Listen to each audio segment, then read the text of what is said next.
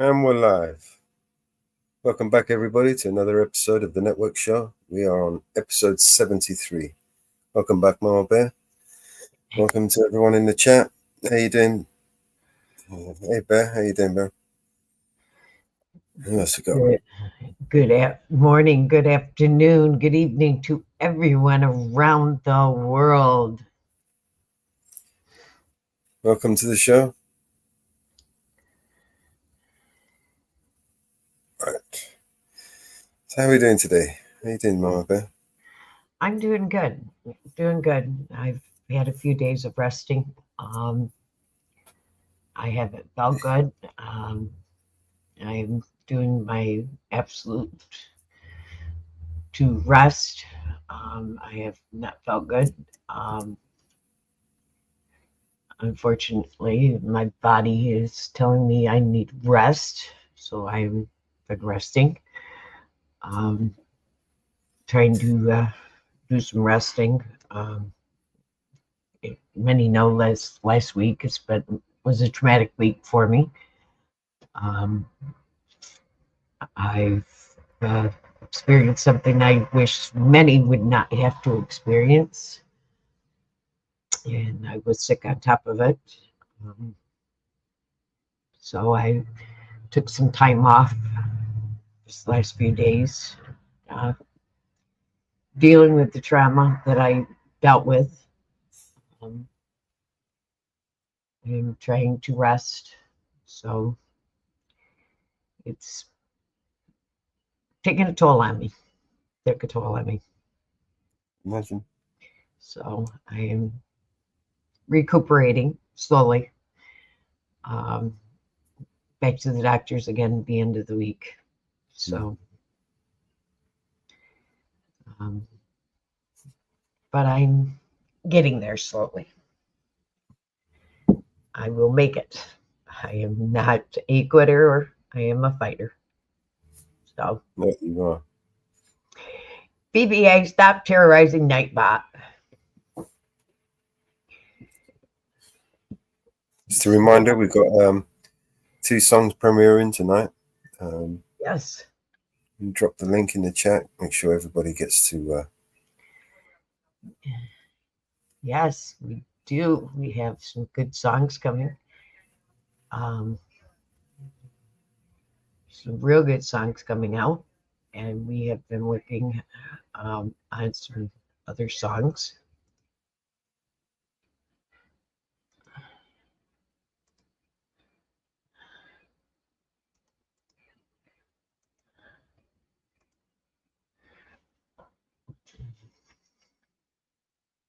There you go. Both the premieres that are on tonight, 9 and 10 o'clock from my time. It would be, I don't know wherever it is for your time, wherever you are. 4 and 5. Yeah. In New York time.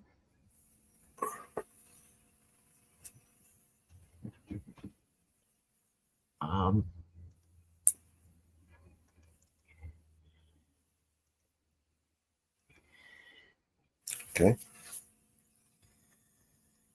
How about we play a song just to start it off? You got it.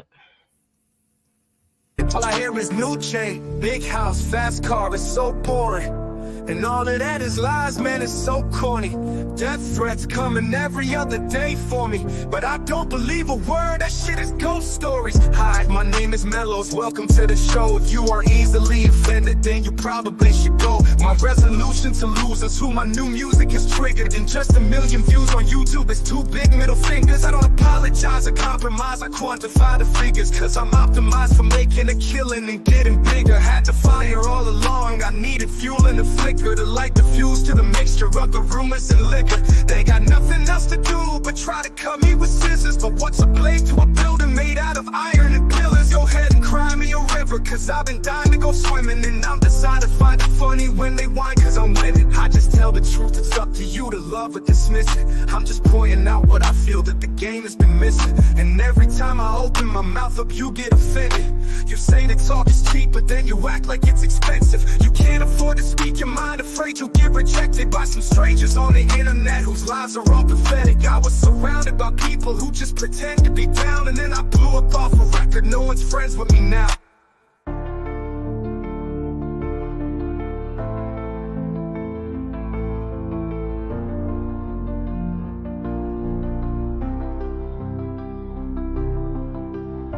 But I hear his new chain, big house, fast cars, so bored. And all of that is lies, man, it's so corny. Death threats coming every other day for me, but I don't believe a word. This shit is ghost stories. Hi, my name is Mellows, welcome to the show. If you are easily offended, then you probably should go. My resolution to lose is who my new music is triggered. And just a million views on YouTube is two big middle fingers. I apologize and compromise and quantify the figures, cause I'm optimized for making a killing and getting bigger. Had the fire all along, I needed fuel and a flicker. The light confused to the mixture of the rumors and liquor. They got nothing else to do but try to cut me with scissors. But what's a blade to a building made out of iron and pillars? Go ahead and cry me a river, cause I've been dying to go swimming. And I'm designed to find it funny when they whine, cause I'm winning. I just tell the truth, it's up to you to love or dismiss it. I'm just pointing out what I feel that the game has been missing. And every time I open my mouth up, you get offended. You say that talk is cheap, but then you act like it's expensive. You can't afford to speak your mind, afraid you'll get rejected by some strangers on the internet whose lies are all pathetic. I was surrounded by people who just pretend to be down, and then I blew up off a record. No one's friends with me now. You say that talk is cheap, but then you act like it's expensive. You say that talk is cheap, but then you act like it's expensive. You can't afford to speak your mind, afraid you'll get rejected by some strangers on the internet whose lives are all pathetic. I was surrounded by people who just pretend to be down, and then I blew up off a record. No one's friends with me now.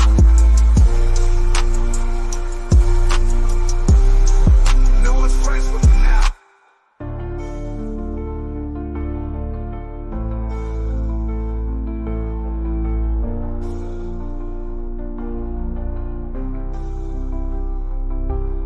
Can't afford to speak your mind, afraid you'll get rejected by some strangers on the internet whose lives are all pathetic. I was surrounded by people who just pretend to be down, and then I blew up off a record. No one's friends with me now.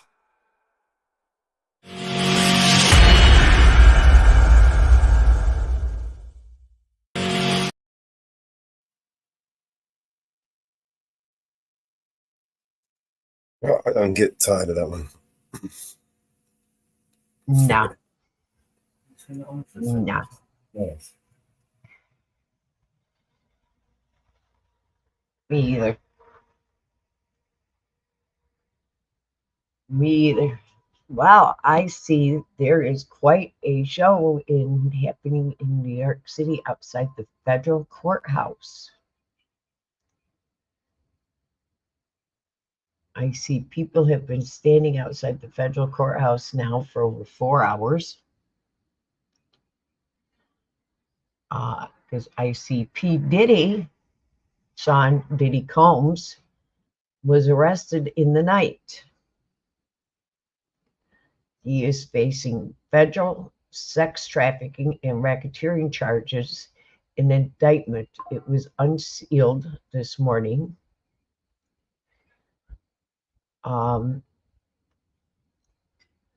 They have been standing many. Do we have a video to go with this?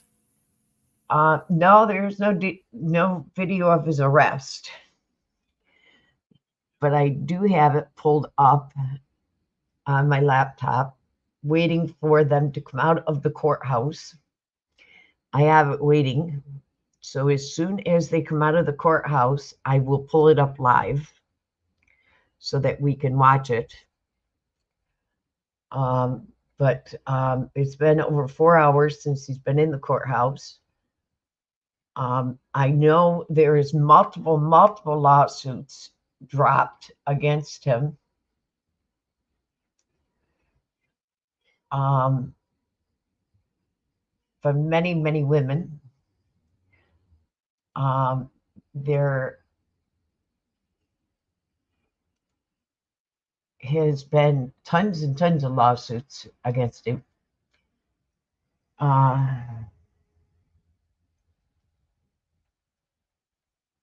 Diddy's lawsuits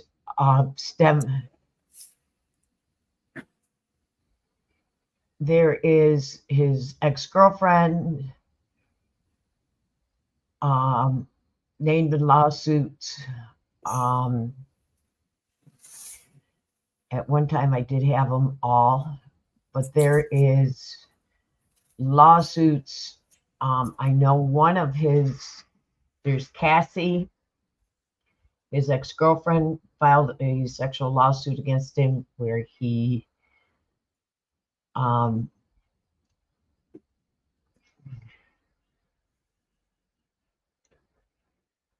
she filed a lawsuit against him where he beat her in a hotel. That's a 35-page lawsuit. And there's videos of that lawsuit.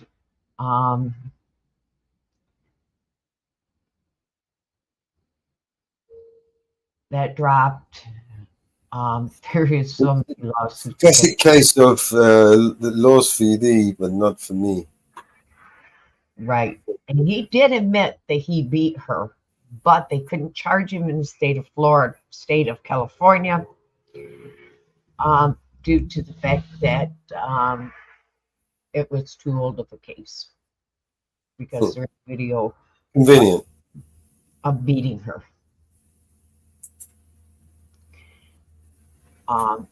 That was too old of a case.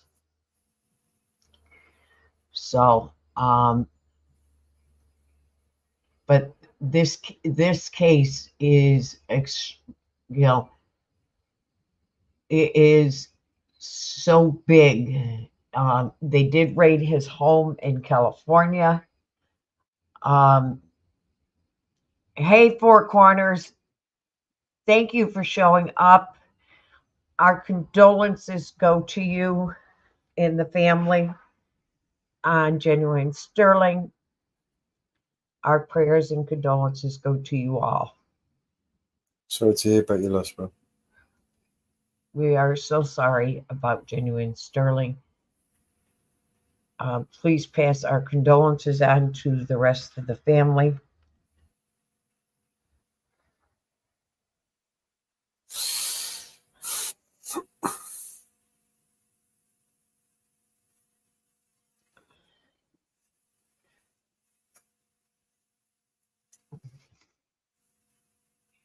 Hey, Dragon.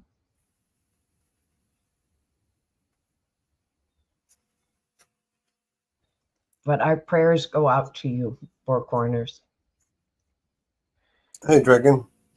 How you doing? Oh. But please, I'm not in the back, so if anyone is trying to come up, the panel link isn't out yet. But JT.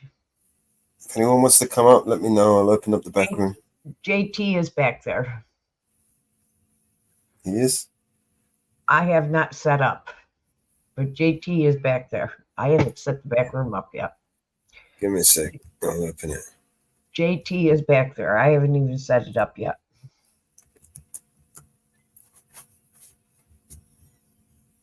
I opened it, but I haven't set it up yet.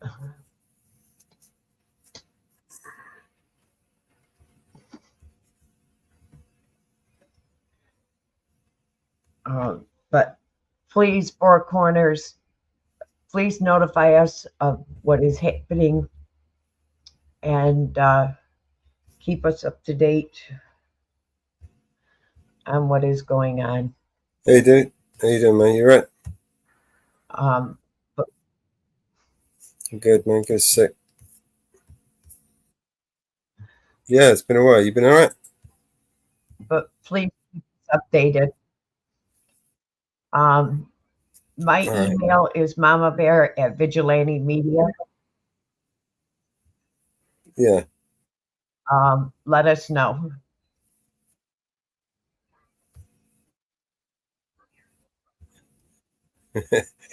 What have I done with it, or when am I uploading it? Hey, Maya. All right, well, come up and we'll play the song.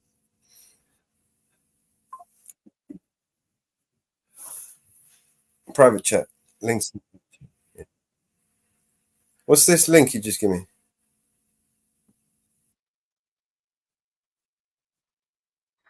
All right, and you want me to butcher it? And you want me to butcher it? Yeah, I can't play it on the level. But what is it you want me to do to this? You want me to destroy this song through the AI?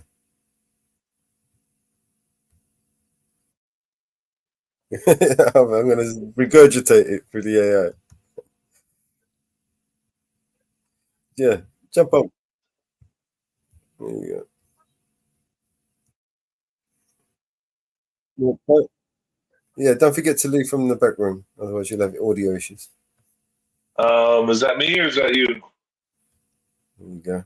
The echo, is that me? Let me just kick you from the room. There you go. There we go. Problem solved. So what have you been up to? Yeah, everything and anything, you know. Making stuff happen. You know. Anything you can do. You know, this world is it's if we're not moving forward, you're moving backwards, you know. Doing some writing, doing some playing, doing some everything I can. Yeah. You know, I got kids, so it's most of it's that, right? Most of it's raising that damn kid because that's the hardest thing you ever do. I'm telling you, man. You think you've done something hard in life? Raise a kid, you learn a lesson real quick. They kick your ass, the little fuckers that kick your ass. Okay, Four Corners. I'll send you an email later today. Oh, Four Corners. Where we at? The chat there? So here's a couple of tunes here. There's a couple of versions I'll play. I'll find the other two. I don't remember where I put the others. Oh, there it is. Oh, you remembered.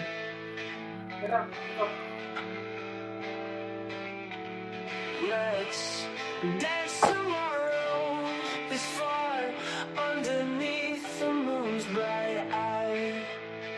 It's almost like a proper blues song. Almost. Feel the beat of our feet on the ground. That's hot. And free. That's hot. The night is young, the world asleep.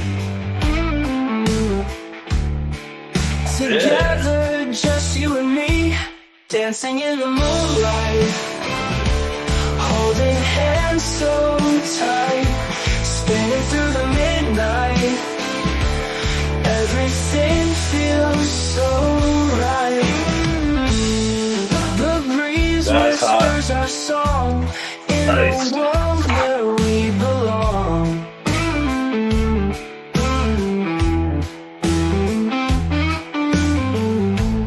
Every moment pure as gold. This love will never grow old. Whoa. Laughing loud, growing Wow. loud. It even kept my tone. I like that. It kept my tone. Soft shadows in the light. Time stops with every twirl. You are a whole.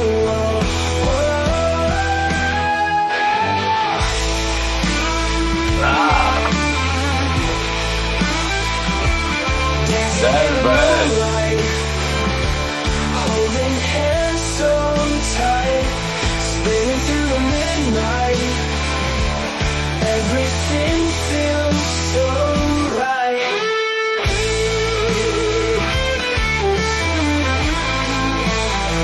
Yeah, I got down with that.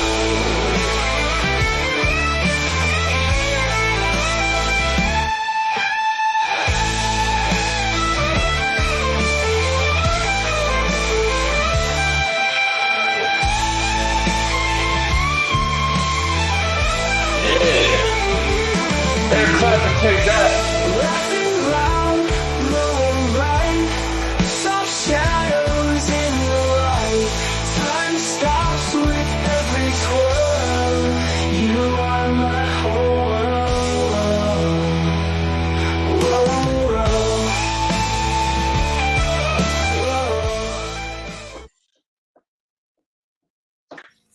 So those That's those tight. people that don't know, That's sorry, tight, JP. dog. That's nice. That is Yeah. nice.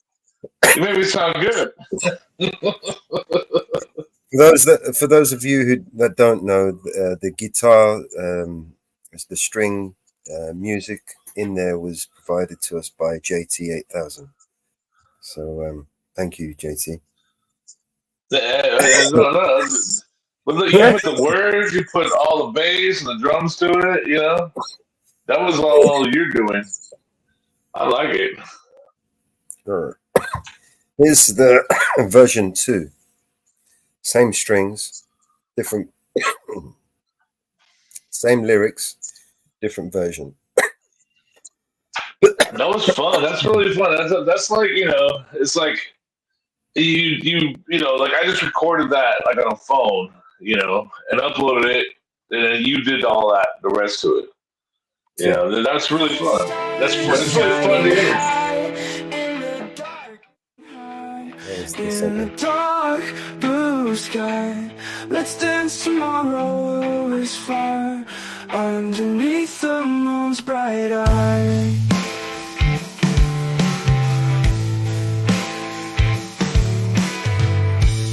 Feel the beat of our feet. Need them mixing together. Those are what I just played. The night is young in the dark blue sky. Anyway, I don't remember which one was which. It's pretty hot though. There was another one. A hit, man. There was It could be a another movie, you know. I can hear that like in American Pie, right? There's another one. There's another song somewhere.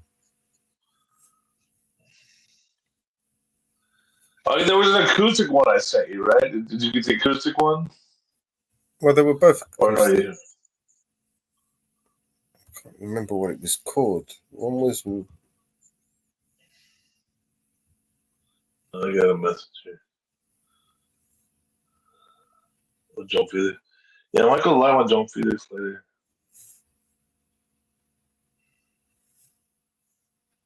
I should rename him.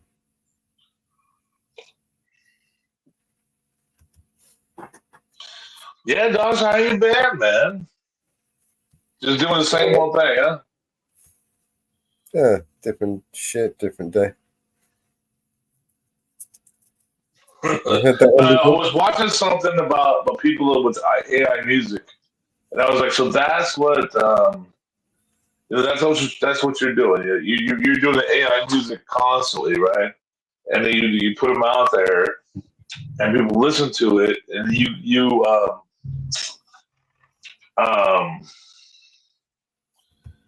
people take what you put out there and they change it, but then you get something out of it, or they listen to it and you get something out of it, right? What, financially, you mean? Yeah. There's no financial reward at all. Oh, okay. At least not like, well, isn't that your ultimate goal? Not my goal. I mean, I'd like to help other people reach their goal, but I mean, my goal is to use it as content to create a show. Oh, okay. Oh, okay. But yeah, because it was like I saw some of these people doing all this AI music, and they're like, they were using it to generate income, and I was like, yeah, I can respect that. That's fine with me. However you make $1, how do you make $1? I got no problem with that. You can generate an income from it. I mean, this is what I'm trying. This is what I'm doing with that's what I'm trying to do. Like help people reach their goals. Using whatever means. Well, that's cool. If it's software, if it's technology, you know what I mean. My primary goal is not motivated by money at all. Well, I don't have a problem with people earning money off of their time and labor. For me, that's you spend time and labor. I think you deserve to earn money. Yeah, it's just I don't see a problem with that. Other people do, but I don't. You know, how you spend your time and your energy, you deserve something for that, especially if it's marketable. You know, then hey, you deserve what you can get out of it. I've never begrudged anybody for making money. For Originally, it was to try and bring, you know, together a community of people who. Well, that's great too. And if you can do that and earn some money too, then what the hell?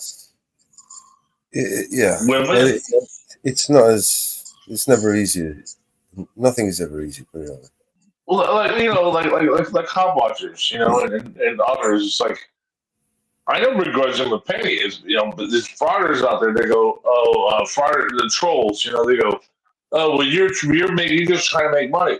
Yeah, and so what? I'm spending my time and energy. Well, they're making money criticizing, right? I mean, these trolls. Right, exactly. Well, they're making money criticizing. Yeah, I get it. Yeah, hypocrisy There's no problem. On another level. However, somebody wants to make money, that's their choice how they want to make money. And you can spend your time and labor to make money, then so be it. I mean, that's fine with me. I don't see why people can just go on with their own shit and worry about their own shit. I don't see why they need to involve themselves in other people's bollocks, you know what I mean? Yeah. Why you open my underwear, man? I'm just, you know, I'm pulling my cock out to take a piss and you're all up in there. What the hell is all this about? Where the fuck is this song, man? I've forgotten what it was called. People got to get up all in everybody's ass about everything. It's like, wow.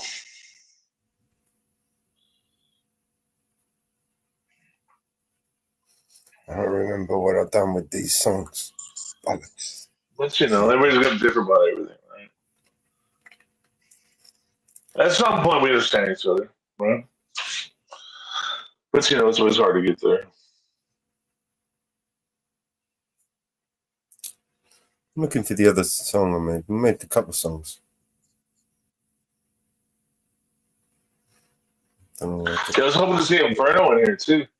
I texted him, see if he'd come up.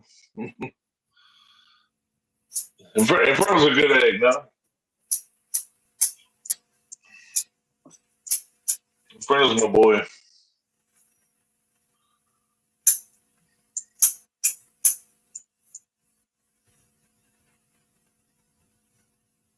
Mama Bear's a good egg too, but she wants to say hi to me. I was doing a couple things here. How you doing, sweetheart? I'm doing good. It's good to hear. It's been a while. I haven't heard from you in a while. Oh, I'm always here. We took a few days off, but I'm usually here. I haven't seen Vigilante up there in a while. That's kind of why I came in, because I haven't seen him in a while. So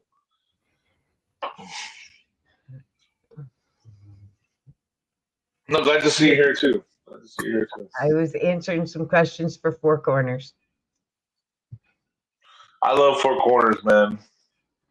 That guy has been through it. Just trying to be an American, just trying to be a good person. That fool has been through the ringer. No. Four Corners, if you hear me, JT sees you, dog. You're a good man. You know that. Love that fool.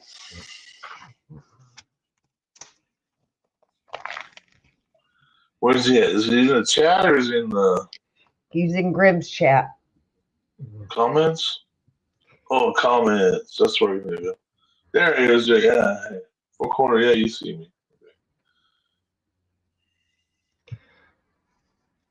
I'm all around. I'm in all the chats, and we're on Kicks, and we're on Rumble, and we're on X, and I'm monitoring what's happening on the Diddy case.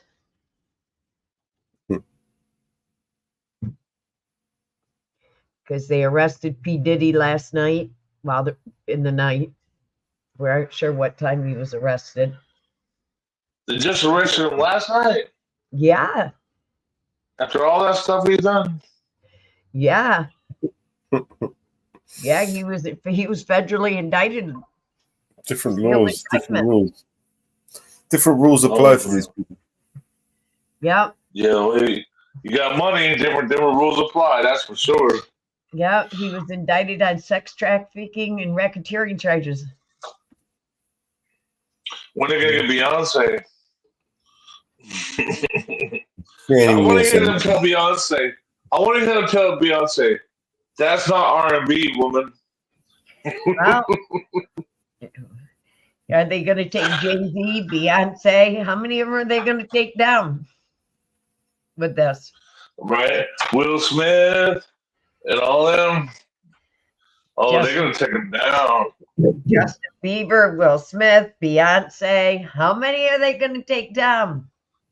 Well, Justin Bieber's gonna testify against them because they done a lot of stuff to him. Right. You know who else is involved? This goes all the way to London. Kevin Hart and now LeBron James is teaming up with Kevin Hart, and I'm like, what the heck is that? Oh, this is even going to take down. This is going to take down even inside London. This is going to take down Harry, because Harry was involved in this. Oh, Harry was involved in this. Damn, even in London. It's going down in London town. London Bridge was That's falling. nasty. London Bridge was falling. Oh, Harry was involved in the city. Timberlake's gonna come back. Timberlake's gonna come out and say, Harry was involved in this. Timberlake's gonna come out and say they did sex me on my back. That's what Timberlake's gonna say. It's gonna go way back. You know that? It's gonna go way back what they were doing. You know, they were trying to be like that 1%ers, right? They were trying to be like the bankers. They were trying to have their own nasty crew, right? They were trying to have their own Epstein Island. I wonder if they're going to seize his airplane. Well, you know, they arrested one of his guys. They arrested one of his guys in Florida right off his airplane. Yeah, they're trying to have their own P. Diddy Island, you know? This is going to go deep. This is doing nasty. Ooh. They got them other fools. Well, look how many recording studios he had. Yeah. Look at that fools looking like the Gimp from Pulp Fiction and shit, you know? Hey, Mellows, we may be able to get a recording studio and do our own.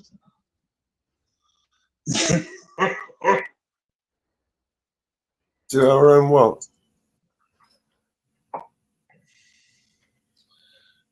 Underneath P. Diddy's skies. How many recording studios did he have? I know his house in California had its own recording. You know, he had cameras set up in every room, in every angle. Which one's the closest? Yeah. I don't want to travel too far, you know what I mean? It'd be too far for me, any one of them. Has he got any over here in London? Probably. I'll bet you he probably owned the Jimi Hendrix studios. Was it the Rainbow Bridge or whatever the heck it is in New York? Well, in his house in California, he had cameras in every room and with every angle. Oh, sure. Well, they raided his house in California. They raided it military style, they said. Imagine they would. Oh, slavery and houses in Florida, New York, and I don't know why he was staying in a motel because he has a house there in New York.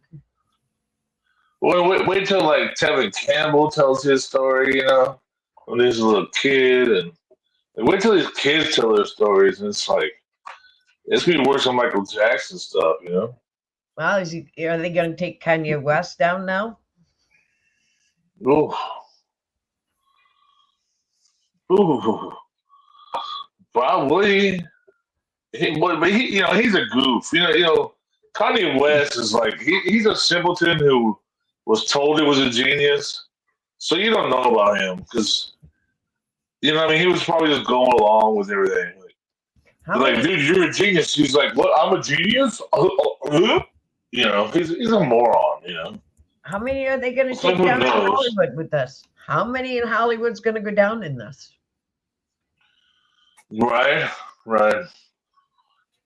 Yeah, I look at Taylor Swift and I'm like, okay, blood drinker. You know, like she's part of it. She's fully part of whatever the hell is going on. Like that person ain't normal, right? And you're just like, well, how many people are with her that are like not normal and know what's going on and are fully, invested in this I can't crap. stand her. I cannot stand her. She just Yeah, loves she's part of it because Ari. she's part of it. She's You know, fully part of it. You know she is.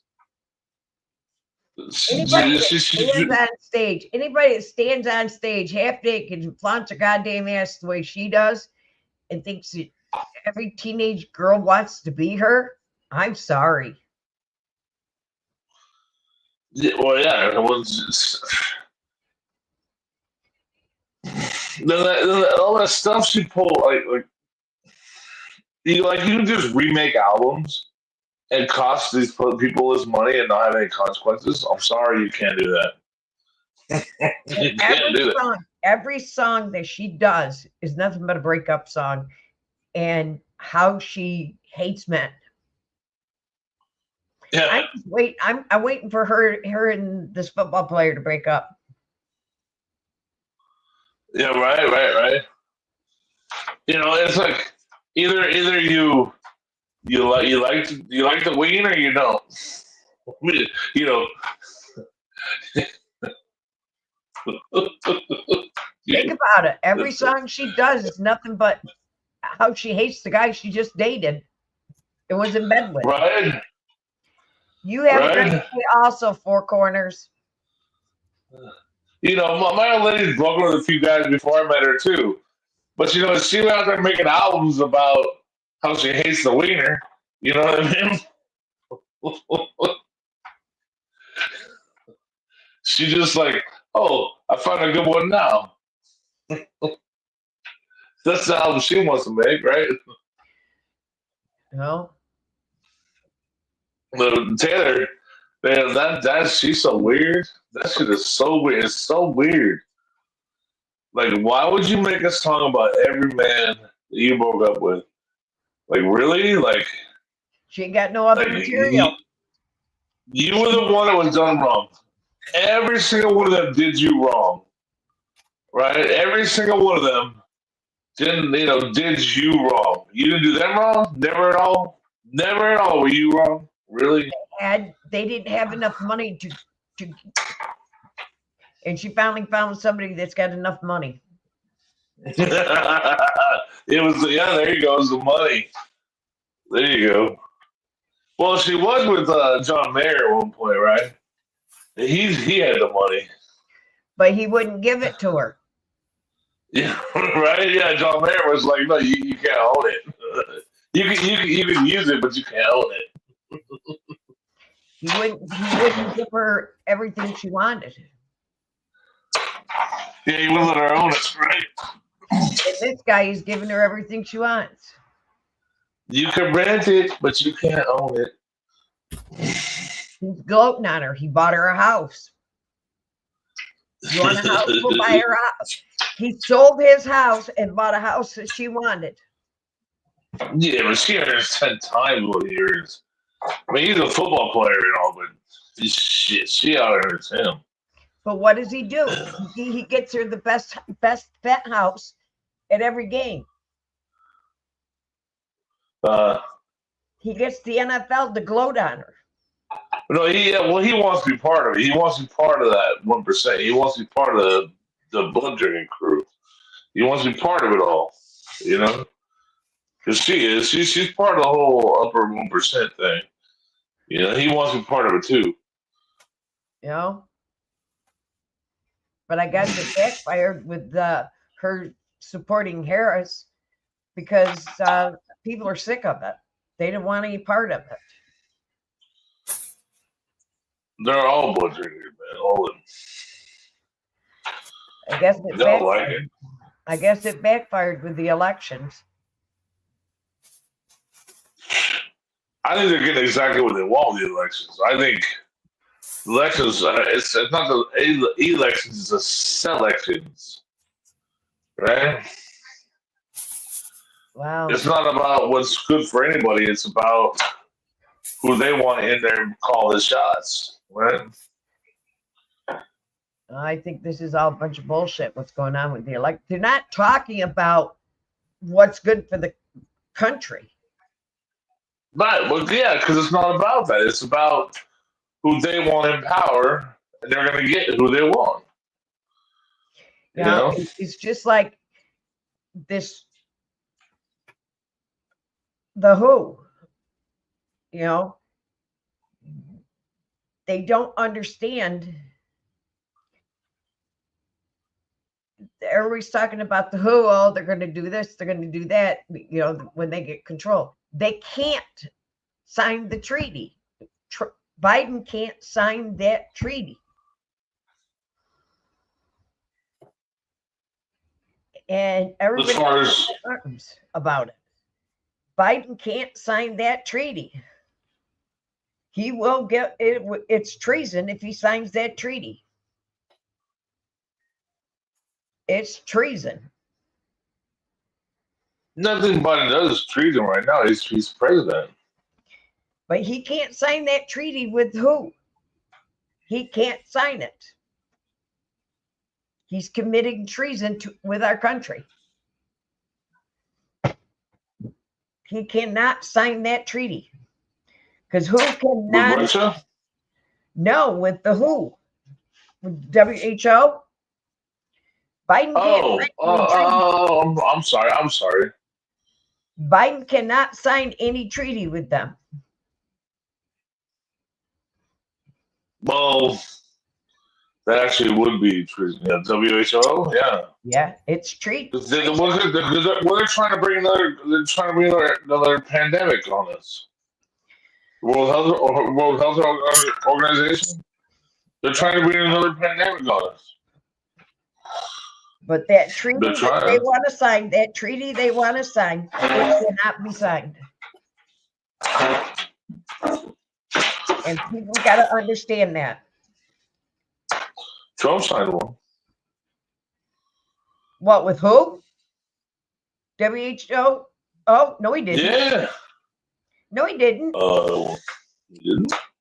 No, they cannot sign any treaty with them. You sure he didn't? The CARES Act? Remember the CARES Act? Hey, Mitch. The $8.8 trillion CARES Act? They gave $6 trillion to the bankers. Remember that? That wasn't with the WHO's. WHO. No, you're right. It wasn't. But before that, he signed the. He signed the. He gave the WHO. Trump's against the WHO.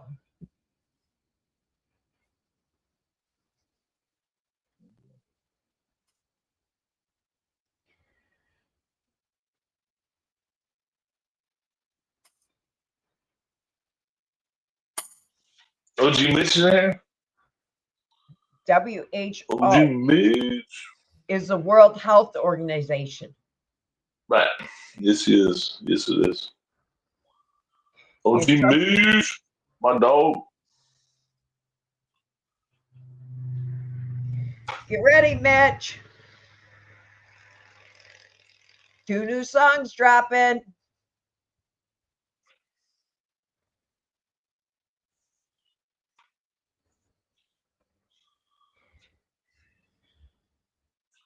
There was a lot of things that Trump did that people don't recognize. It's just You know, they don't see that the bankers own everyone that's elected, and him too. He even had 4 bankers in his cabinet, more than any other president. Um, Bump stock laws, the red flag gun laws, the You know who's behind everything? banks.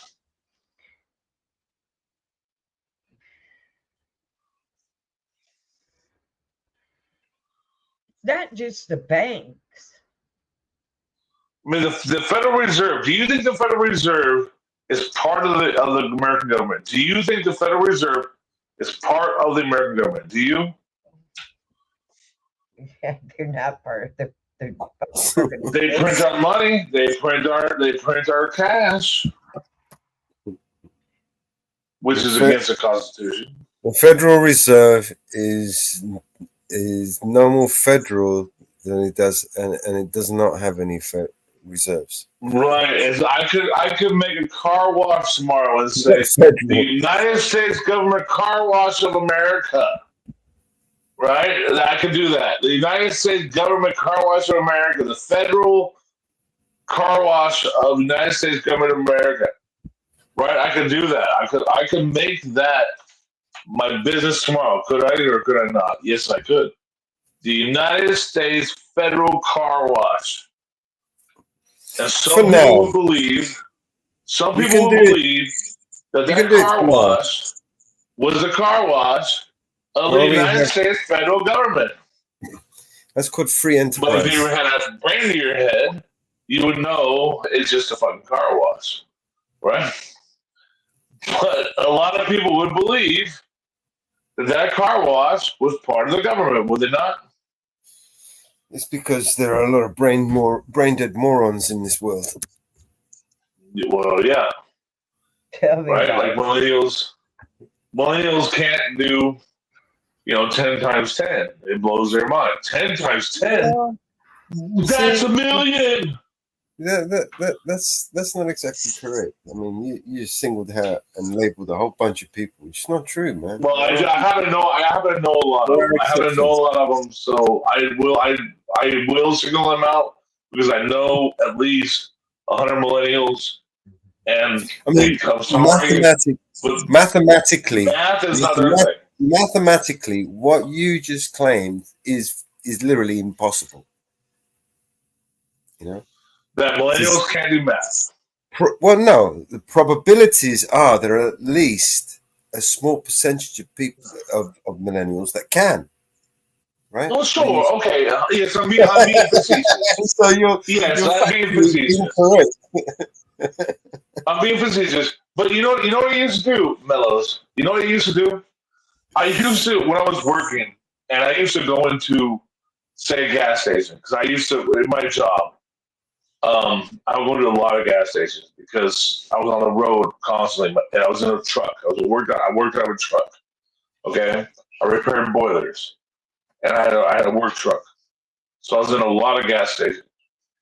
And I used to add up what I was buying, plus tax, and I would go to the register and I would tell them my exact total. Okay, I'd get a soda, a hot dog, a bag of chips, and I'd go, okay, $9.95. That was everything I had plus tax, right? And they would go, they'll bring them and go, oh my God. They would look at me like I was a freaking magician. Why do you think that is, though?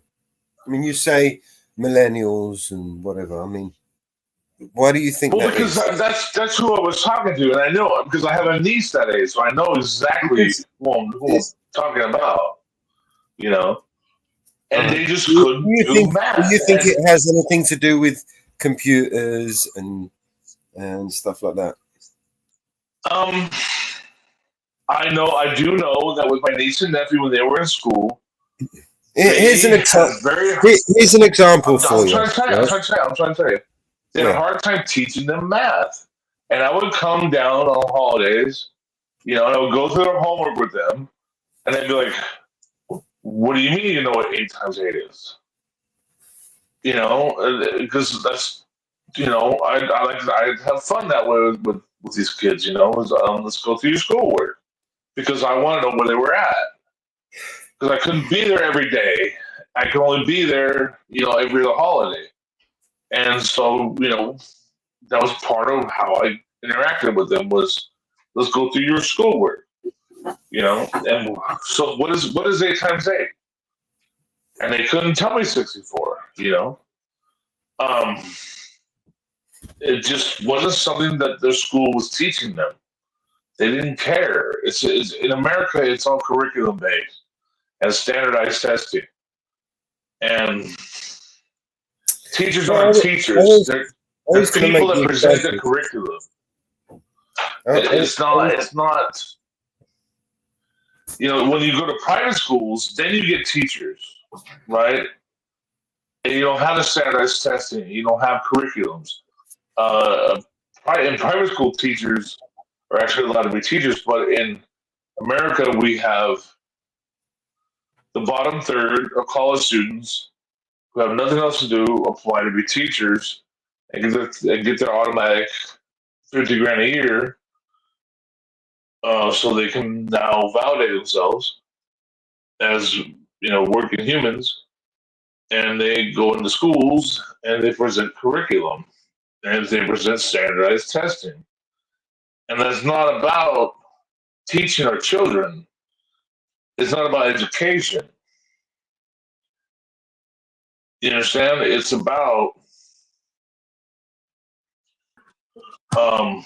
this is a job, and these kids are here, and they're not here to be educated. They're here to accept this curriculum and be graded on their standardized testing, and that's all it goes for. In America, we spend what?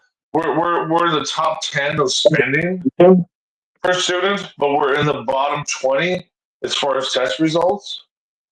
Like, how does that equate? Japan is in the top 2 of spending, but they're also in the top 2 of results because they actually go up to the 14th grade, right? Like in Japan,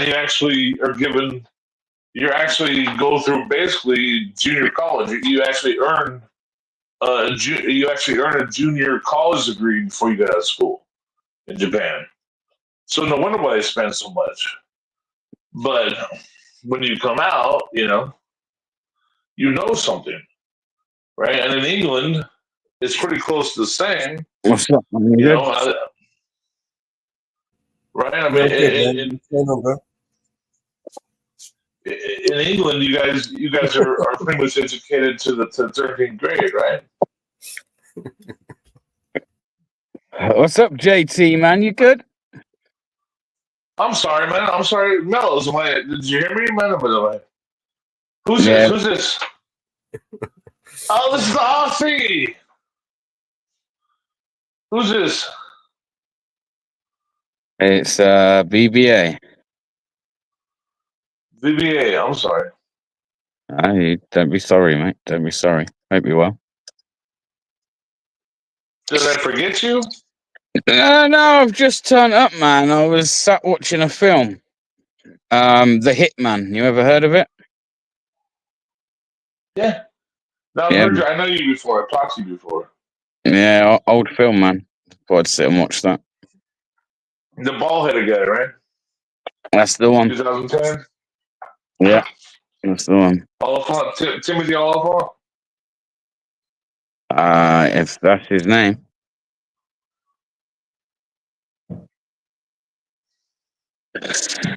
So, what's new? What's new? What's going on? What's everyone saying? Mama Bear, you good? Yep, doing good. How are you? Yeah, I'm good, thank you. Things could be worse. You just getting out of work? No, I had the day off today because it was my daughter's birthday. So, Oh, that's right. Happy I took it birthday. on. Hey, congratulations. Thanks, guys. Appreciate it. Happy So yeah, birthday. she's had some friends around after school. They've had a little tea party kind of thing, you know. If you Yeah. put a buffet out and stuff for them, so they've Cool. enjoyed themselves. Yeah, we worry for our daughters, don't we? Yeah. Cool. The boys can fuck all, but we worry for our daughters. You know, Hell that's yeah. what Mama and Barry don't. Mama and Barry don't know that her daddy wants worry for you. You don't even know. I had 3 girls. Spoiled rotten. Yeah, I know, but my wife, you know, the way she treats my daughter is like, oh, that's old school. I'm like, that ain't old school. I mean, you're assuming she's like you. You know, like that's what I tell my old lady. I'm like, you're assuming she's like you. And if somebody came up to her and grabbed her tit, like she gonna punch him in the face, well, you would punch him in the face. That means she would. You didn't teach her to punch him in the face. You get it? My girls would have laid them out. Damn straight. That's where you gotta go. Keep this world correct. You don't get that without nothing. You gotta Right. earn that. All I know is I know as a male myself what males can be like. So,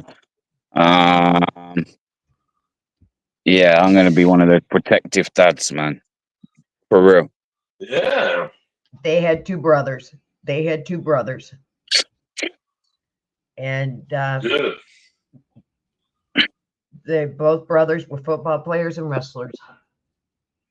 I was a protective brother too, and I was a football player. I almost stabbed a guy from my sister. My sister told me a guy punched her in the face.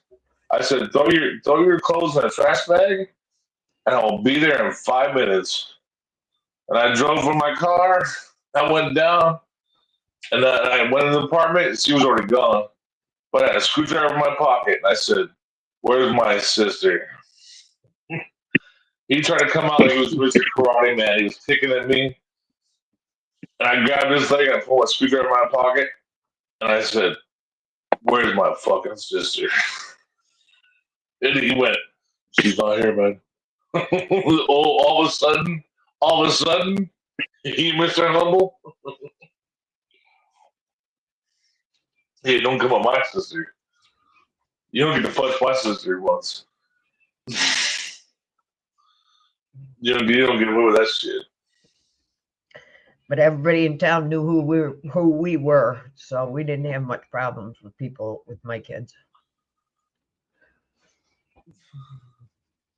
They knew their daddy was a pistol packing daddy. Hell yeah. Yeah, I didn't have the luxury of having the father on the backside, you know.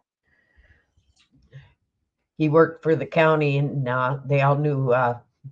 He knew every back road. We were in the fire department, and they knew we were pistol packing. Hell yeah. What do you reckon about what do you guys think of this second assassination Trump on attempt on Trump? Do you think it's a load of shit? A second? Yep. I think he failed. I think the first one was shit. He failed What? They failed on the second attempt. The first one was bullshit. Have you seen how his ear miraculously healed and grew back? I mean, come on now. Well, shapeshifters can, I mean, to be fair, shapeshifters can grow back their ears. Yeah, well, yeah, there you go. Oh, you're onto something, man. This could be evidence. What is Real this, a TV show? life He evidence. nicked my ear. Remember Is this the TV Skinwalkers? show? Are you kidding me, man? Was it Skinwalkers or Body Snatchers? Remember? When it just wear the humans as suits.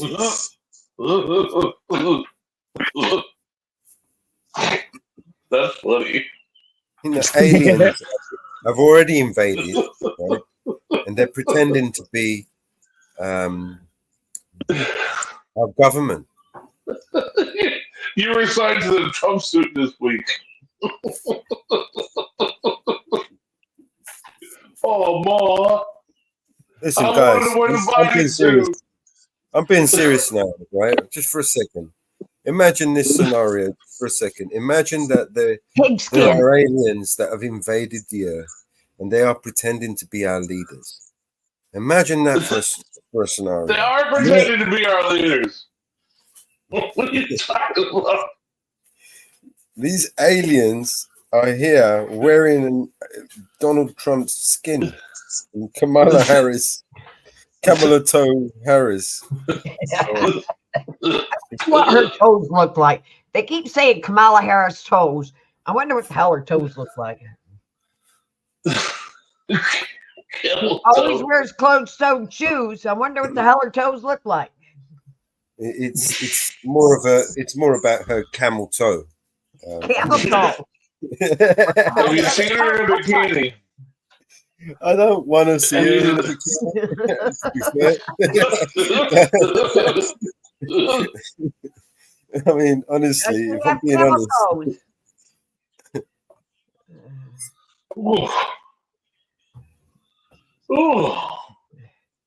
I think those sort of images should be banned off the internet.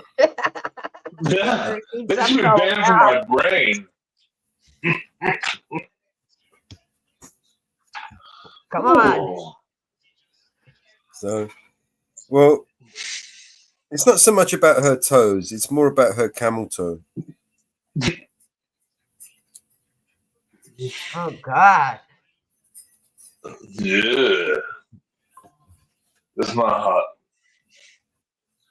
Paris Hilton called. That's not hot.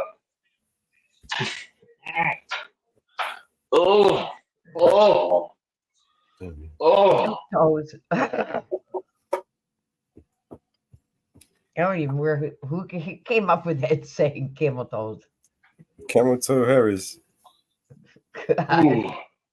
Moose knuckles. Don't eat the cars. Don't eat the dogs. Don't eat the cars. Don't eat the dogs. God, you and that. It keeps coming to my head. Why? I don't think JT has heard it. Oh my Moose God. knuckle? God. Don't eat the cars. Don't eat the dogs. Don't eat the cars. Don't eat the dogs. Yeah, let's see if we can find this song. Don't eat the cars. Hello, Java. You have a beautiful day too. But don't eat the cats and don't eat the dogs. God. Oh God. Oh, God. God. Oh, God. God. Don't eat the cats. Don't eat the Oh, dogs. God. Pots of cod, yard. We don't have the rights to this. They're eating the dogs. They're eating the cats. They're eating the pets of the people that live there.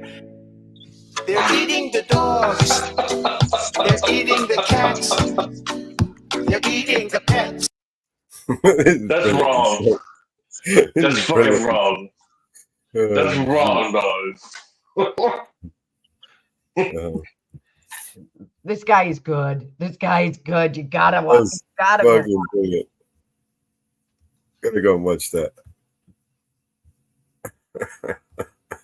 You want to watch that? This song, it should come with a government health warning on it. When you listen to it, it's gonna be stuck in your head, right? You're gonna be singing it, and you won't be able to get it out your head.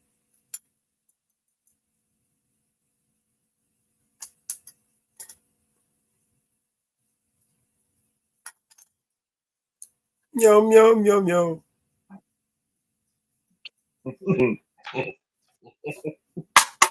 JT, go and listen to that song, man. Click the link. It's only a couple of minutes song.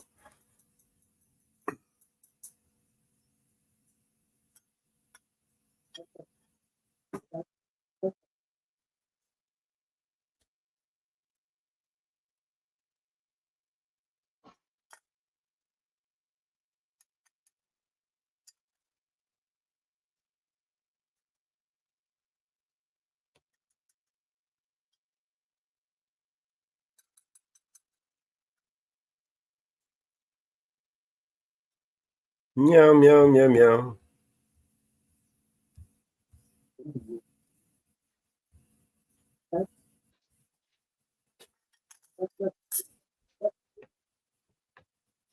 Let's play a song.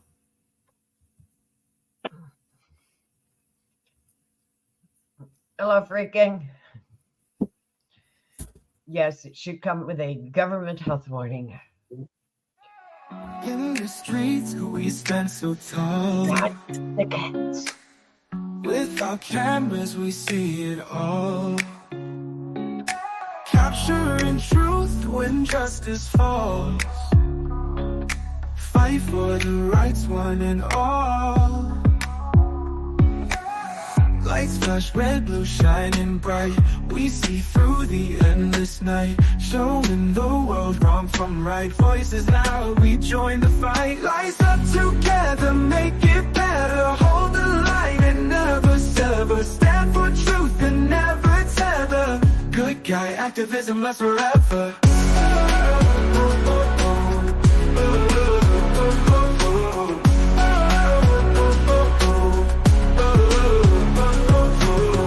Every clip we break the chains.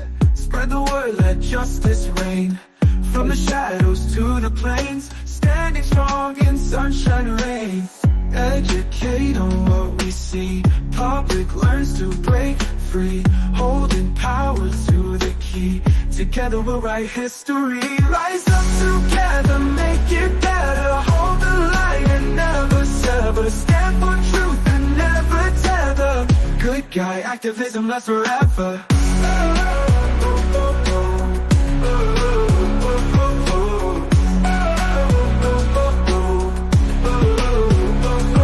Rise up together, make it better. Hold the line and never sever. Stand for truth and never tether.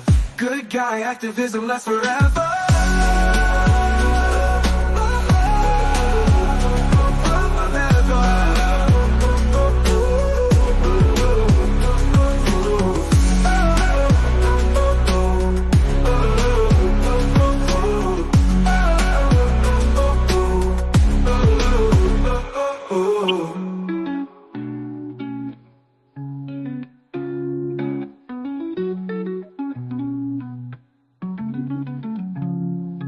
Every clip we break the chains. Spread the word, let justice Big up reign. Four Corner as well, man, if you're still there. Condolences, brother. Condolences. Rise up together, make it better. Hold the line and never sever. Stand for truth and never tether. Good guy activism lasts forever.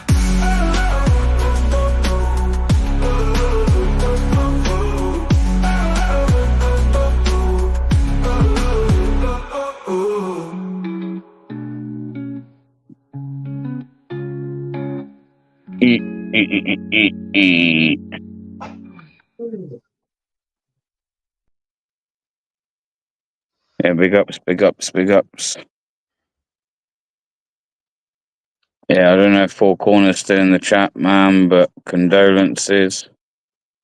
Our thoughts are with you, man.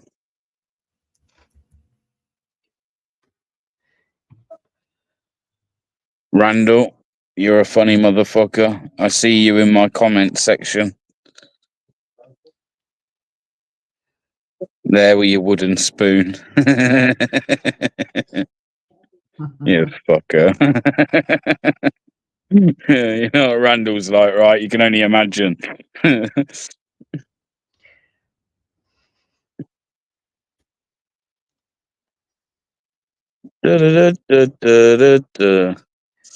You had a good day, Mama Bear. What is it? Afternoon time for you now, right? Yes, it is. It's almost 3 o'clock. 3 o'clock. Yeah, almost 3 o'clock. We're all patiently If waiting. you love Springfield, don't you eat my cat? Why don't you We're all eat patiently waiting something for else? P. Diddy to come out of the federal courthouse. Because P. Diddy was Eating the arrested. dogs, eating the cat of the people that live there. Diddy was arrested in New York. Springfield, don't you eat my cat?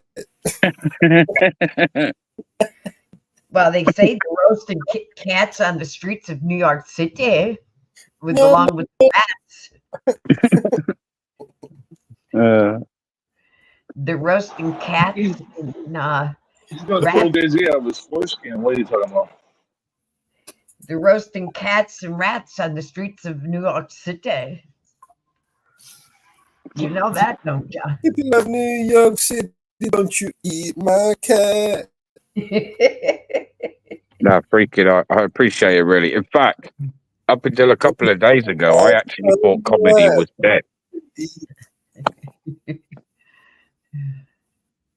Yeah, according to news reports, they're roasting cats and rats in the streets of New York City. Big up Mitch as well. You know, my Asian neighbor has a cat. I was His name's watching Orange Mitch. Chicken. You better watch it. You better keep an eye on that cat. I was watching Mitch this morning, and he was playing some tunes. Yes, he plays our tunes from BNC Records. Yeah, man. Promote him. Out of it.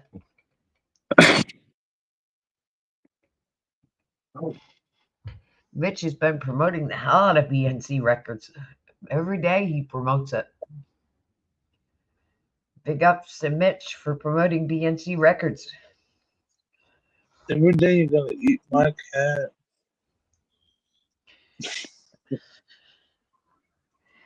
He has been promoting BNC Records to no end. Car Randall, pull up on the paddle, bud. We got some ghosters as well in the chat, man. Don't be shy, man. Don't be shy. Leave a comment. Get involved.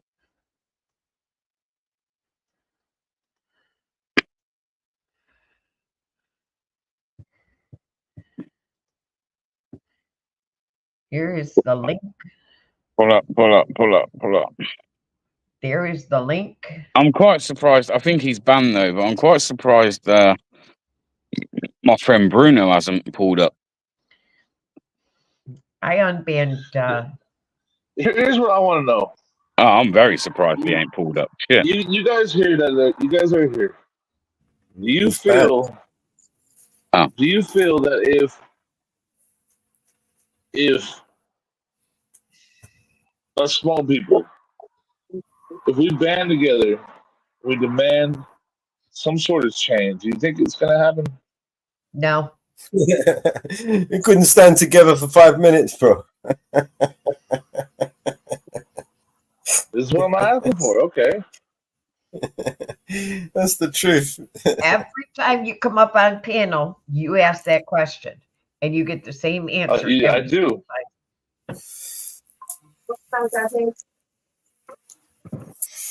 I'm not gonna stop asking it.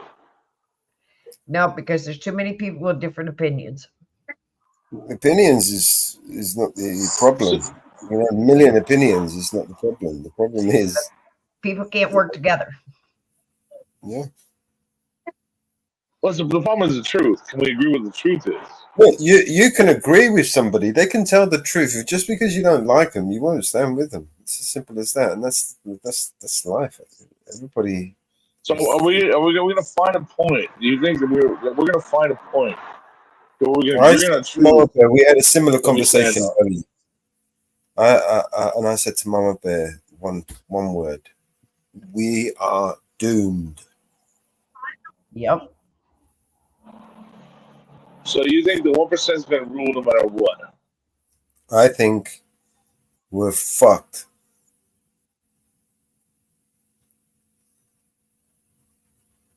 Because our side, even though we've got the majority, It's filled with. So, like every other society on the face of the earth, we're going to fall again. We are fallen. We've fallen. This is too late. If you look at the history of the earth, every society has fallen between the divide between the rich and the poor. Yeah. And that's every society in history has fallen because the divide between the history. If you look at it, it's the rich versus the poor, and it falls. Yep. So that's what's going to happen again. Yeah. This war, the next war, is going to be a war that will make the last previous world wars look like picnics, right? So you think we're gonna fall for another world war? No, we're going to get destroyed by another war. I mean, shit. What better way to depopulate the planet? I mean, you guys forgot that the Georgia Guidestones, where they carved in a big giant megalithic fucking block, right? That they fucking plan to reduce the population of the world to just 500 million. You think somebody who carves that shit and spends millions of pounds to build a fucking megalith saying that they want to reduce the population to 500 million? You think they're joking? You think they weren't serious about that? You think they weren't serious about that? I think they were 100%. It was their plan all along. Why? Because history tells us this is what they do, right? When we get too overmanageable, the people at the top, they're afraid of losing control, so they exact totalitarianism. And then the totalitarianism will eventually breed to rebellion, right, and revolution, and then war. You know, I mean, this is it. This is where it's a cycle that we refuse to learn from history. Because history's been rewritten, we never learn true history, you know, or we only take the time to read one-sided opinion. Which is why they're rewriting it again now. Yep. They're literally in the process. They're literally in the process of like writing a whole new fucking script right now. Those who refuse to learn from the mistakes of the past are doomed to repeat them. And we are fucking well and truly doomed. Right, but we've never been 6 billion. We've never been this high. And we've never been, you know, like hundreds of trillions of dollars in debt either. But that's fake. That's fiat. That's not real. That's not reality. It's very real to those. Let me tell you something about real. It's very real to those bankers. It's very real to Donald Trump and his friends, right, in Wall Street. It's I know that. Yeah. Yeah. So if it's real to them, it's going to be real to you, whether you like it or not. Well, it's not real to me. You know, when I look at a dollar and I see, what does it say? Legal tender for all debts. It doesn't say payments. I want to pay off my house, but this dollar says for debts. You know, well, I want to make a payment. JT, you do know money's not real, right? That's what he's saying. No, yes, that's what I'm saying. I completely understand. Okay, all right. Sorry, yeah, we're on the same page then. Sorry, yeah. Ain't real, man. Like here in the UK, if you look at like a £5, £10, £20 or £50 note, right? It says, I promise to pay the bearer the sum of, and then the amount that note is worth. It's a promise to pay. It's not actually worth anything. Okay, now in the United States it says legal tender for all debts, right? And it's a 1 to 5 or 10, 20 or 50 or 100. We're not allowed to have 500s or 1,000s because we're irresponsible. So we're not allowed to have anything above 100, you know, because the niggas can't catch that. So, you know, we're only allowed to have debts up to 100. But yeah, but it just says for debts. It doesn't say for payments, right? Because what it takes for payment? It takes gold, right? It takes gold to pay something off, which we're disallowed to pay things in gold and silver. And at least in America, I don't know, how is it in the UK? Are you guys allowed to pay things with gold and silver? No. Go and have a look at Bannerman. Well, He's trying to use legal tender in a petrol station, and they won't take it. Yeah, you know what it is. That's kind of like that's where the Royal Mint kind of fuck up, right? Oh no, and I have lots of Britannia silver coins. I got a bunch of them. You're right, but they're like you try and spend them in certain places, man, or most places, they ain't taking it, man. Even though it's Oh legal no, tender. I'm not going to give them a silver Britannia that's worth what was it $31 today that I paid. It's just $2 on the coin. I'm not going to give them the coin that's for $2 that I paid $30 for. That's not going to happen. That's my bullion. I keep that under my bed. It's in my secret safe. Oh shit! I just gave it away. But but you gotta get past my Rottweilers first, okay? Yeah. And it's in my safe, and only my dogs have the combination for it. So you can That's come why ahead. You can go people ahead and give don't them away. realize, man. You know that money, that money there, that fake money is what keeps us enslaved. Right. And so When you what are we think gonna about do it, about that? Because if we do, and that's where people go, oh, let's elect Trump. Let's elect. Are they going to get rid of the Fed? Are they going to get rid of the bankers? Because you know what?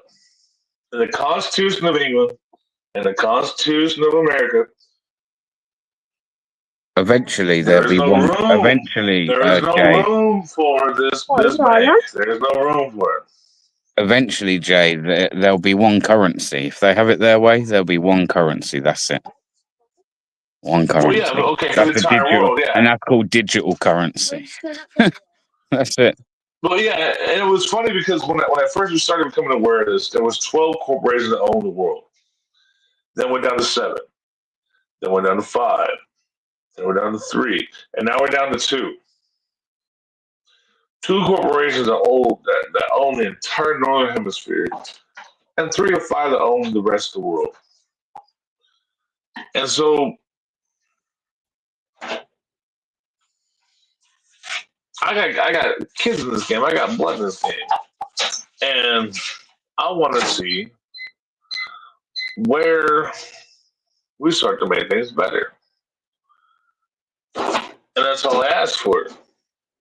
Is somebody say to me where we make things better, and not all laughs and giggles, not all can we do something together, but can we? You want the short answer? No. Well, you're gonna say no.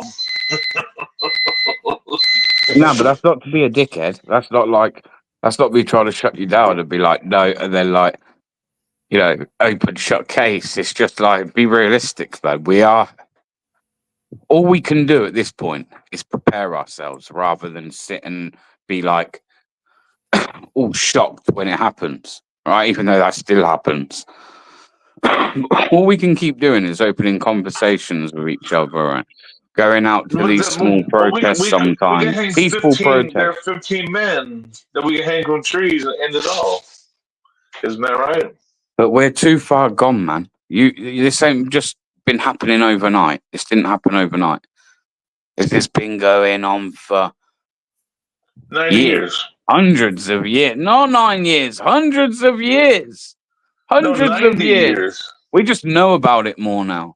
We recognize it more now. 1933, HCR 192 in America. In 1933, HCR 192 is when they instituted, when they took the loan from the federal banks, right? That was in 1933 in America, which actually kicked off the rest of the Northern Hemisphere. Up until then, people were paying with gold and silver coins. That's why these these treasure ships that sunk, these steamboats that sunk in the off the coast of Florida and stuff. They were all had gold and silver. Why is it so valuable when it's not money? Because it was money then, but it's not money now, right? So why is it so valuable? There's a difference because gold and silver have intrinsic value because you have to dig it out of the ground, you have to refine it, you have to turn it, and then you have to mint it. You have to stamp it, right, and present it to people, and it becomes currency. It used to be a dollar bill. You could take it before 1903. You could take a dollar bill down to the bank, boom, and it would give you that much weight in gold, which at the time was what, $30. So if you gave them a 20 and a 10, you could get an ounce of gold. But now, what was it, $2,500? And $2,500 it's ridiculous what they've done. $2,500, they've inflated everything so much. They turned us into a class of beggars. There's no, you got to be a basketball player not to worry about paycheck to paycheck anymore. Now you got to be some sort of sportsman, and people think, oh, LeBron James is rich. He has $1 billion shoe contract. LeBron James is nothing but a mid-class beggar compared to these bankers, right? Mm. They think he's rich. He's not rich. He's completely dependent upon what they do with their policy. It's asinine. And so when you look at what is my dollar worth, how hard do I have to work for it? What is it I need to do to earn one? And what is it I have to do to spend one? I mean, when I was a kid, a candy bar cost 25 cents, and now they cost what, $2? That's ridiculous. That's freaking ridiculous. The same candy bar, and nobody wants to sit there and turn around and go, they don't understand a system of debt. They don't understand the debt system. They don't understand that when you buy a house, okay, they loan you money. They go to a computer. And they go, click, click, click. They loaned you the money. They created that debt, and then to pay the person that previously owned the house, they go, click, click, click, and they paid him up. They double dipped. They just created twice the amount of money. Now our government has to pay the interest on that, but also you're paying the interest on it. So they're doubling the interest as well. And they think this fiat system is something like, oh, it's just okay. People don't understand what it is we're actually in for. They think it's just some sort of, it's money. No, it's not money. It's debt. It's debt. It's continuing debt, and it's doing nothing but devaluing your time and labor, and your children's time and labor, and your grandchildren's time and labor to pay this off. And when are we going to say no? When are we going to say no? When are we going to put a stop to it? When are we going to say enough is enough?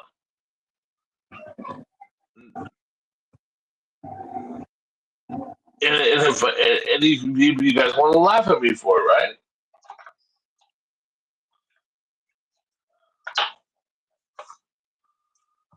You guys want to laugh at me and say, the Marty's correctly, bro. No one's laughing. No one's laughing, Jay. No one's laughing, bro. And so when are we going to actually stand up and say, you know what? I just want what I earned. Give me the grams. Gold and silver. Give me the grams. Let's go back to money.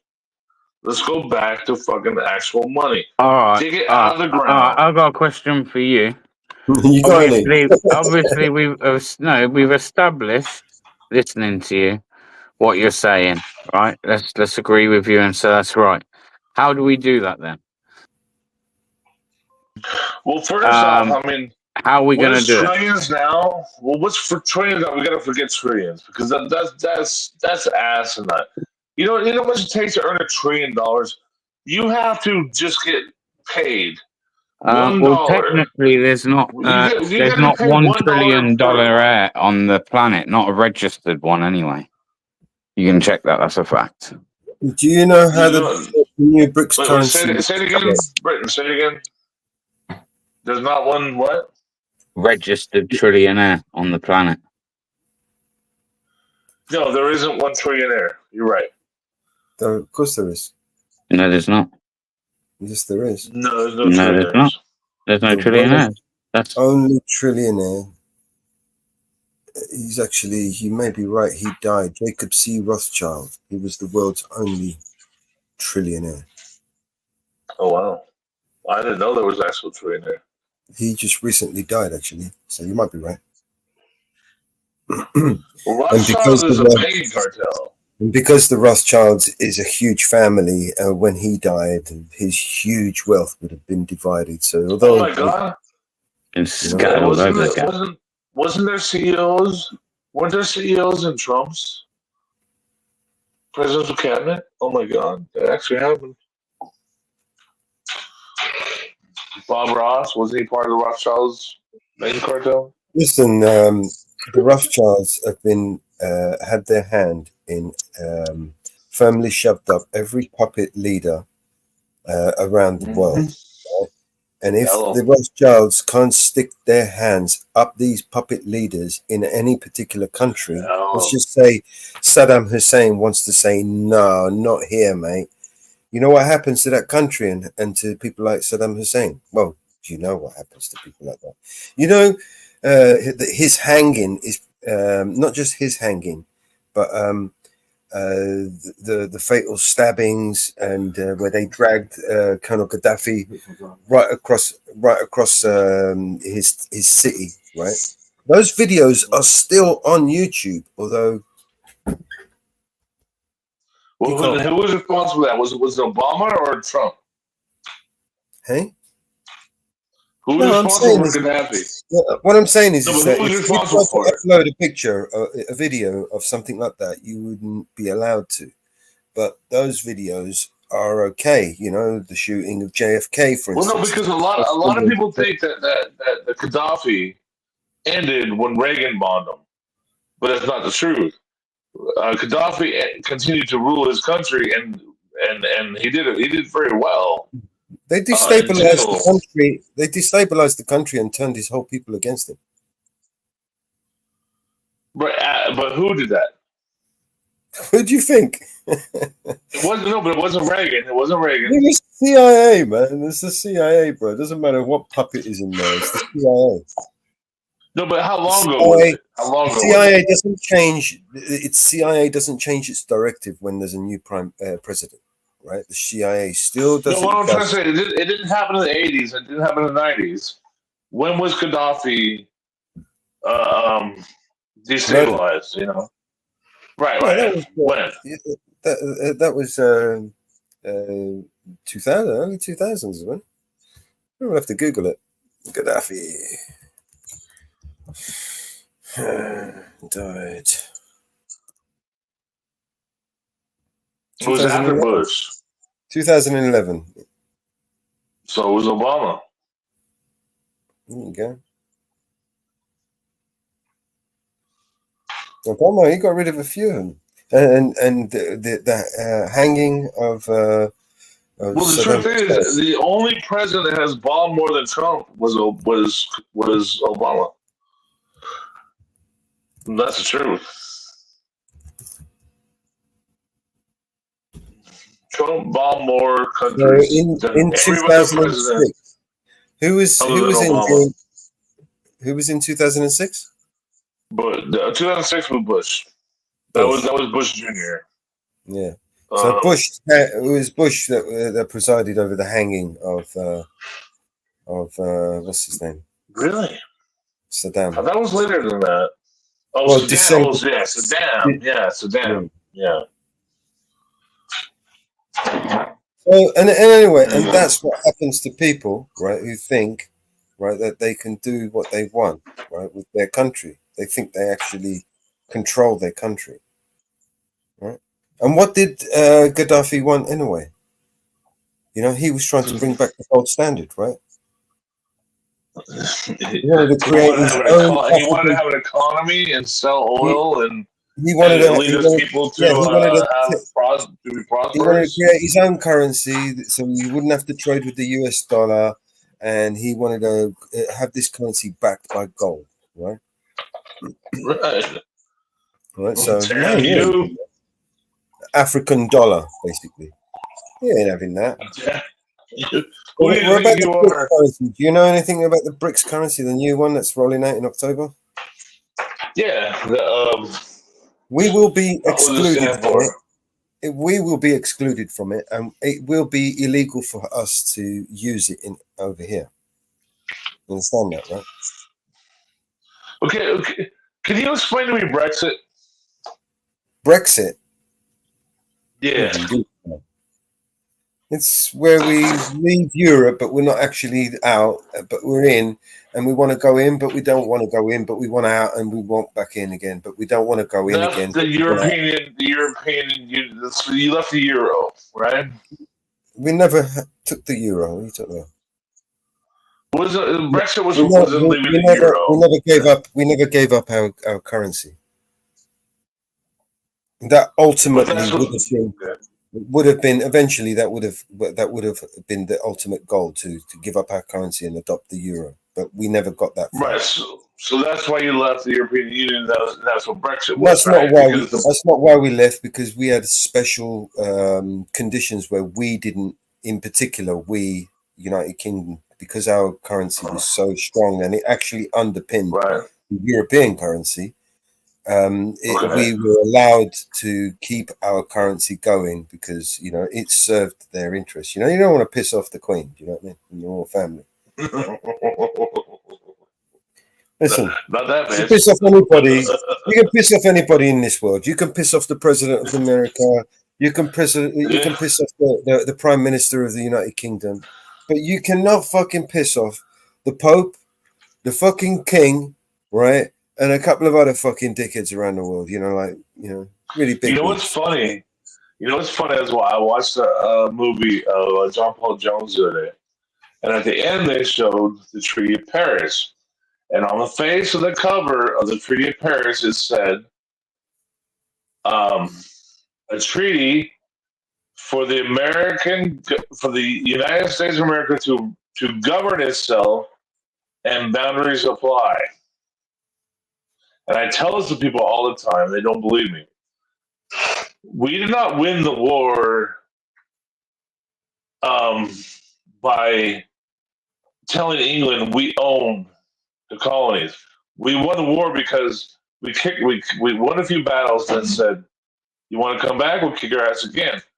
But all we want to do is govern ourselves.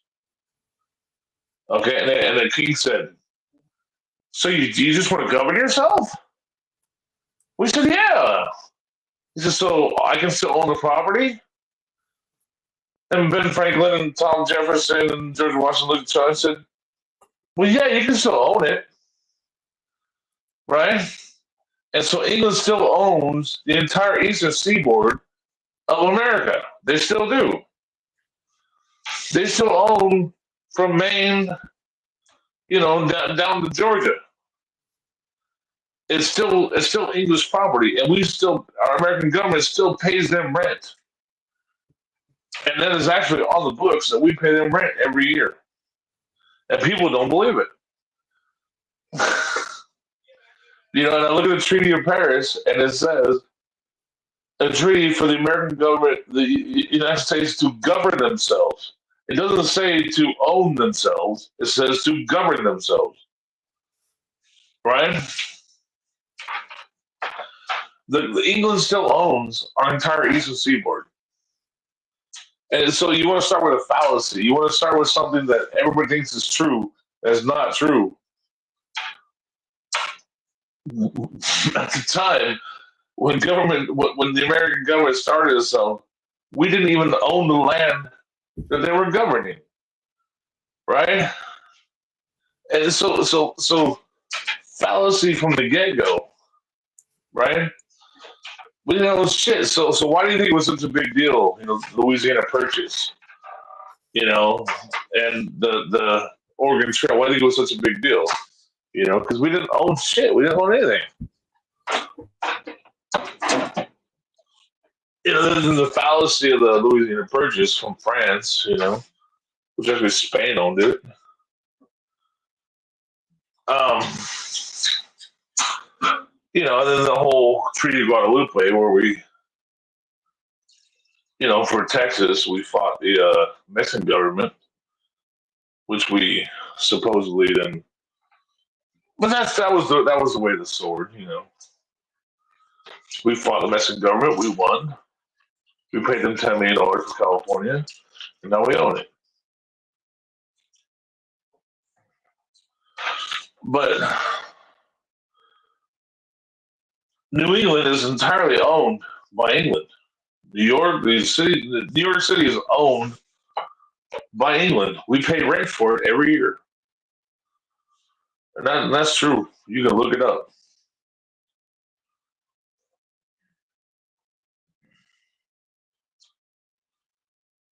See, what you want to start with fallacies. There's your fallacy. That America is America.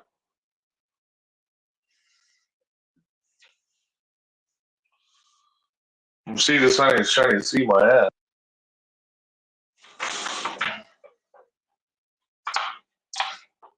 I'm sorry, I killed everything. As usual.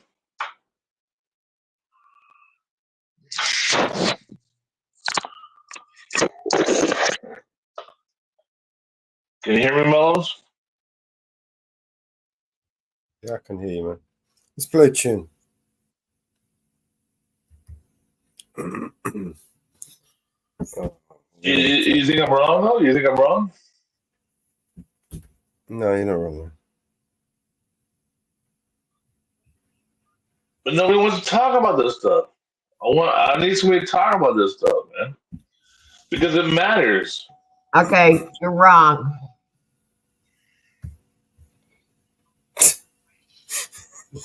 I don't want to argue about it.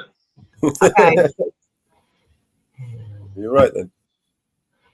The city was under control. The city was under control until 1664, when it was temporarily renamed New York after King Charles granted land to his brother, the Duke of New England, before it permanently renamed New York in November of 1674. We're talking about after 1786, which is when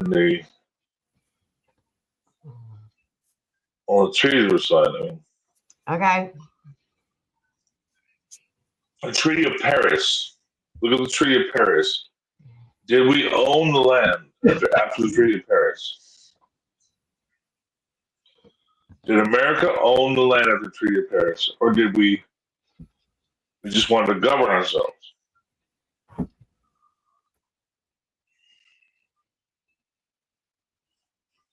Britain occupation of New York City. It was an occupation.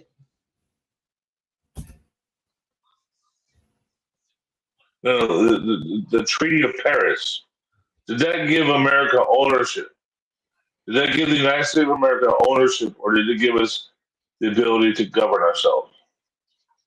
The Treaty of Paris.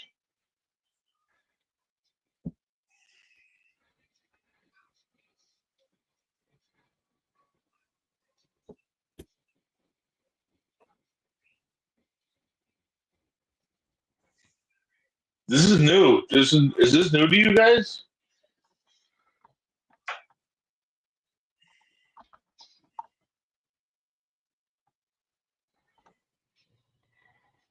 Lamelo's going, frickin' JT, causing trouble again. Come on, Melo. I'm not trying to cause trouble. So I'm not trying to cause trouble, Melo. I'm just trying to say facts. The I Treaty know of you're not. Paris. Did it give us ownership I'm or looking at just the ability to govern ourselves?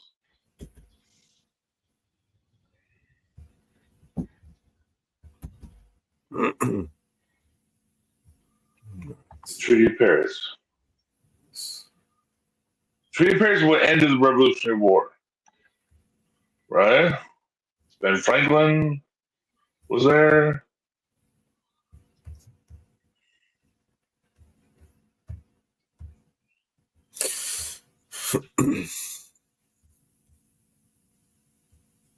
The French came over and blockaded the harbor.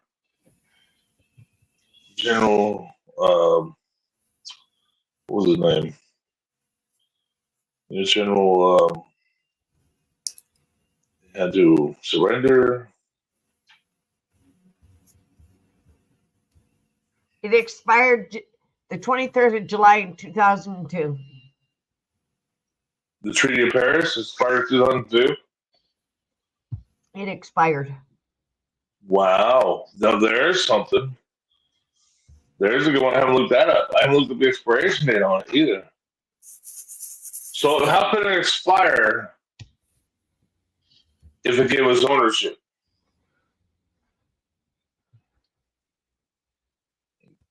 So we don't even have governance at this point. It expired 50 years after it was wrote.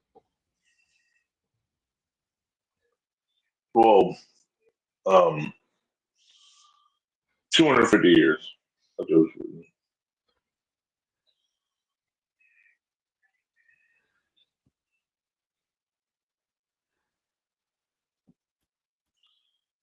(1776) to actually 1786 to 2002.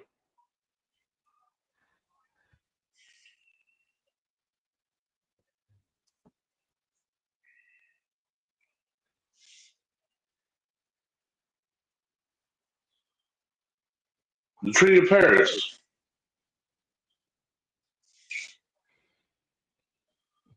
It didn't grant us ownership. It granted us the ability to govern ourselves.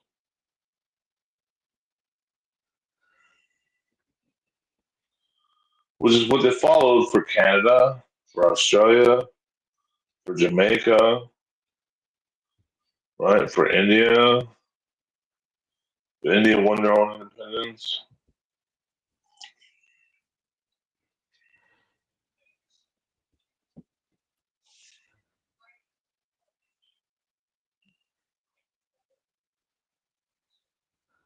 You guys are busy Googling? Or what?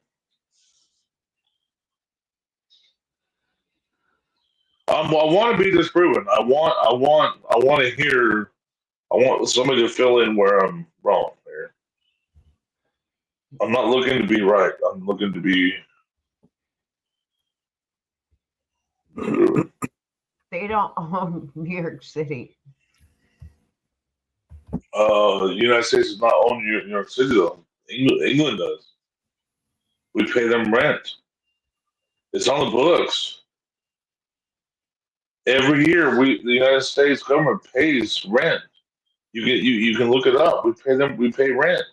The UK, we do. We pay rent to the crown. Then why am I paying taxes to New York City if I? Why have you got anything? Where's the proof? Show you? Where's the link or something? I don't right now. I've looked at it before and I've seen it.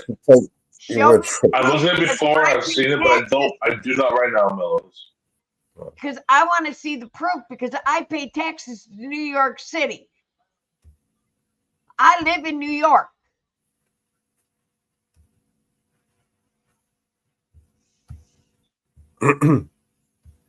And my taxes are being paid. Well, they're being paid, yeah. And they're fucking being rent paid to New York City to UK. I want to know about it. So because the UK goes the same banking system we are. So it's just a transfer of debt. Mellors knows that, right? Mellors, you know we have the same bankers, right? Huh? The UK has the same banking cartel that the United States has. We're the same fiat system, right? It's the same bankers, and so it's just a transfer of debt. Is all it is. It's a transfer of debt. Yeah. It's the same. It's the same thing as a home loan. It's the same thing as renting a house.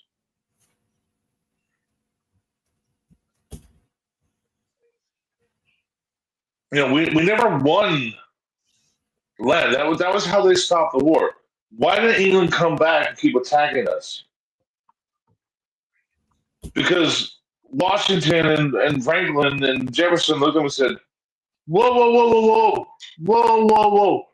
Okay, look, you can come back next spring and attack us, but hey, look, we don't want to own it. We just want to govern ourselves.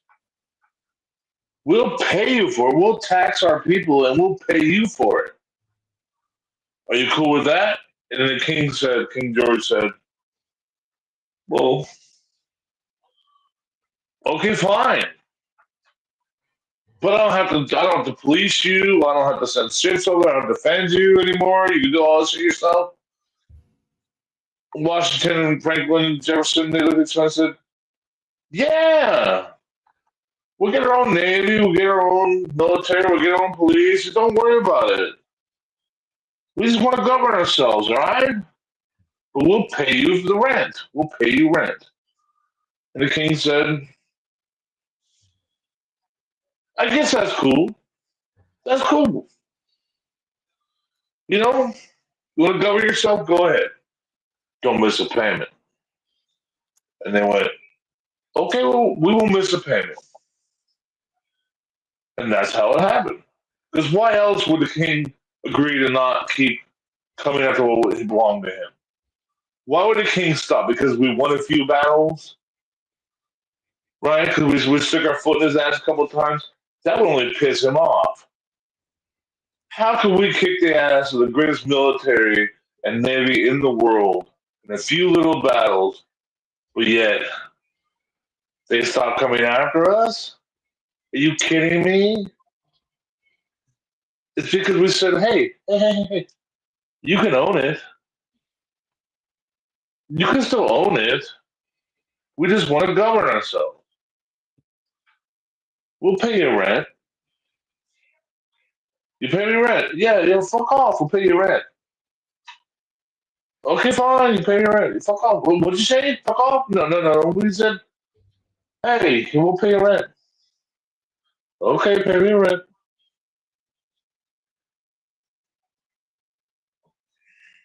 And the king said, okay. So look at who owns the apartment building in Boston. It's some dude in England.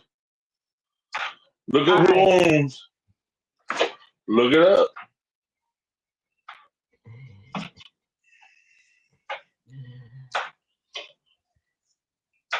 Can you play some music, Mama Bear?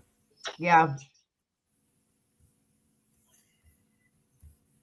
You know I'm right, huh, Mellows? No, you're not. Okay. I'm never right.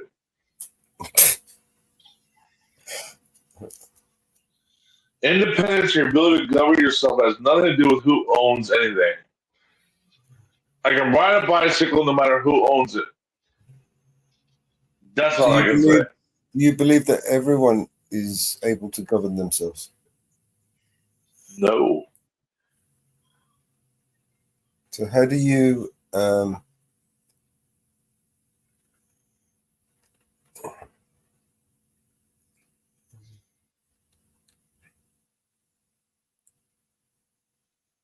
What's the word I'm looking for?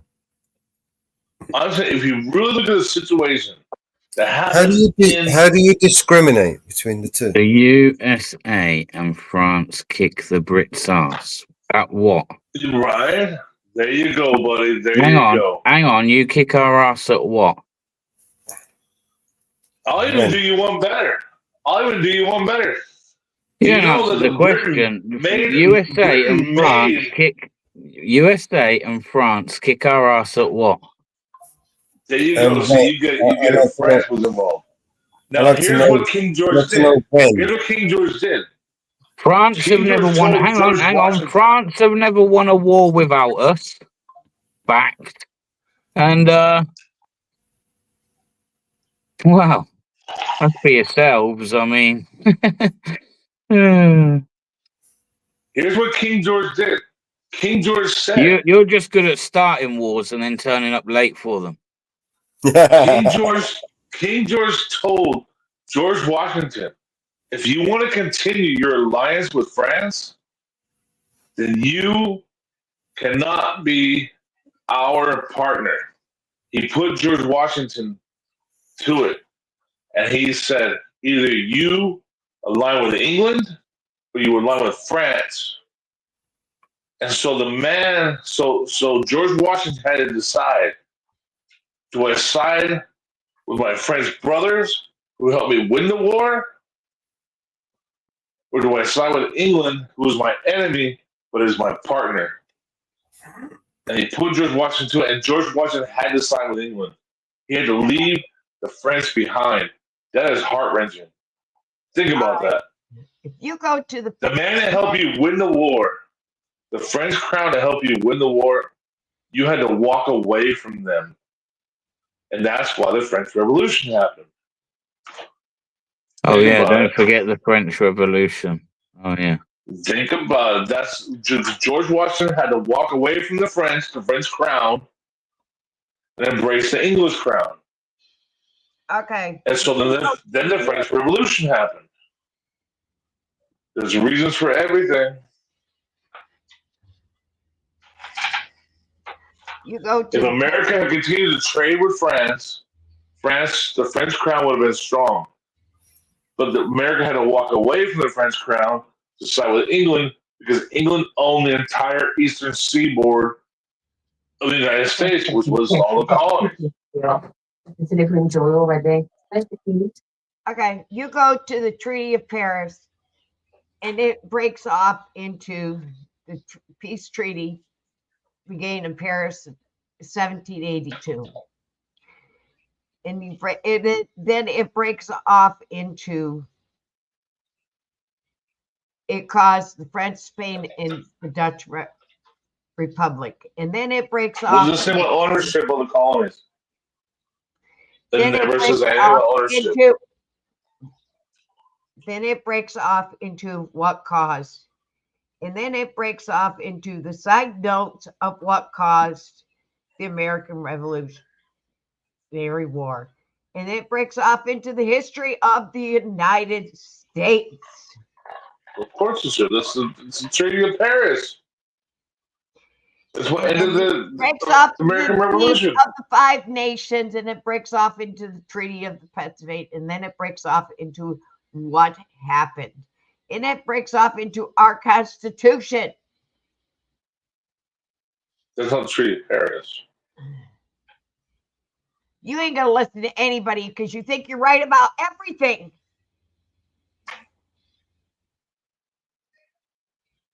Okay. Because our Constitution supersedes everything.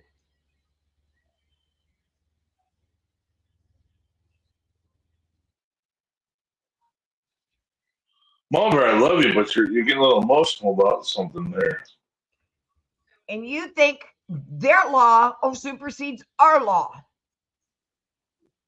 No, I didn't say anything of the sort. But they can't come in and make laws for us. I never said they could. So what happens in New York City And I have never, ever heard, and I've looked at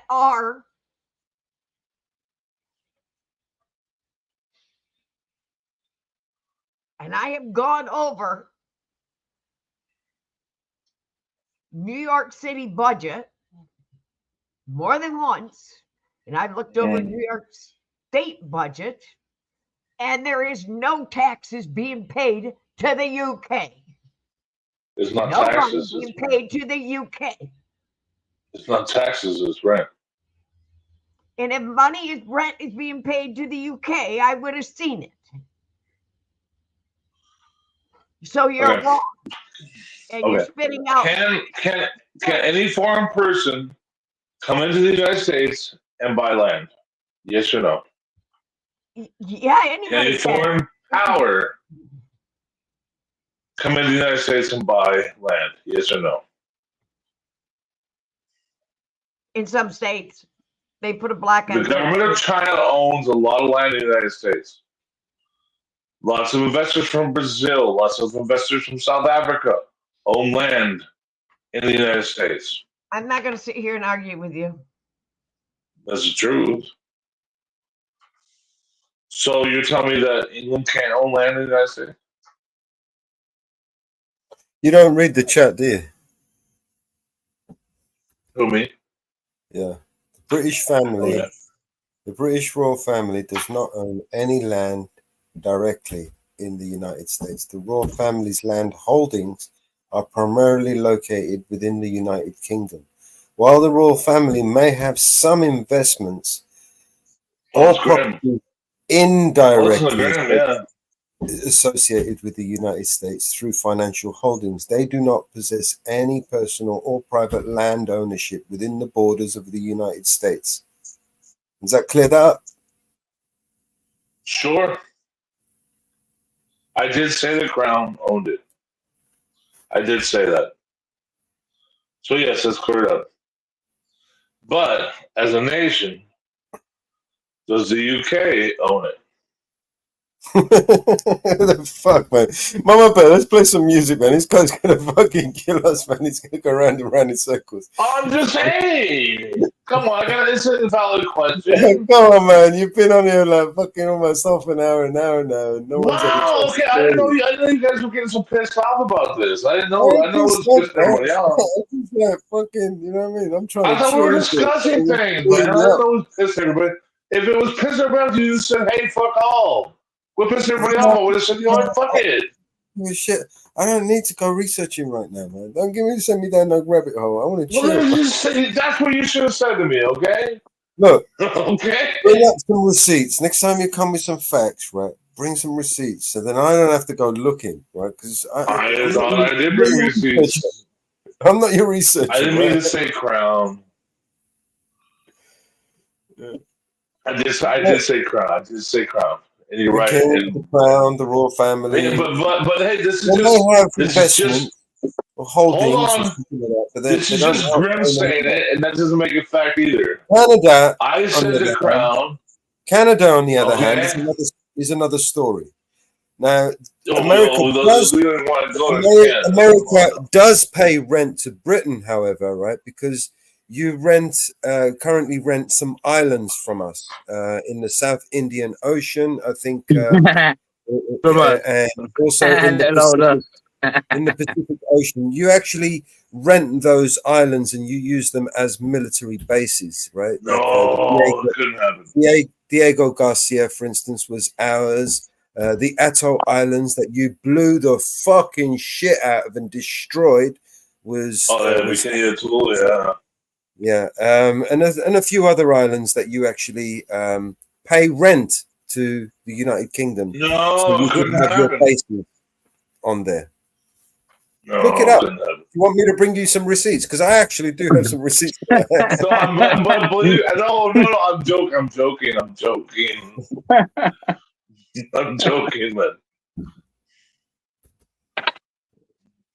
I'm being business because I said the Crown owned it, and Grim says they don't.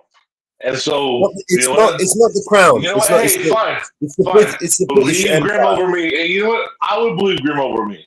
So you know what? Believe him over me, okay? It's the British Empire, basically, for the former British Empire, which basically these colonialists, right? They became the I don't know. I suppose the unified version of But you have to the understand that over time, European things and the could have British transferred. combined Right? with the corporate interests of America and created this new entity that we now know as the Federal Reserve and the Right. So from International King Monetary George, Fund. what King George It's used to the same own could have empire. maybe It's the same transferred, right? people. Let someone else talk for 5 seconds. Breathe. Do you know how to breathe? Go on, mate. Just breathe. Just breathe, man. I mean, please give us a second to talk. Oh, fuck it. Go on, keep talking. We've got another 10 hours of this. You can keep talking, man. Fuck it. I'm gonna smoke another joint.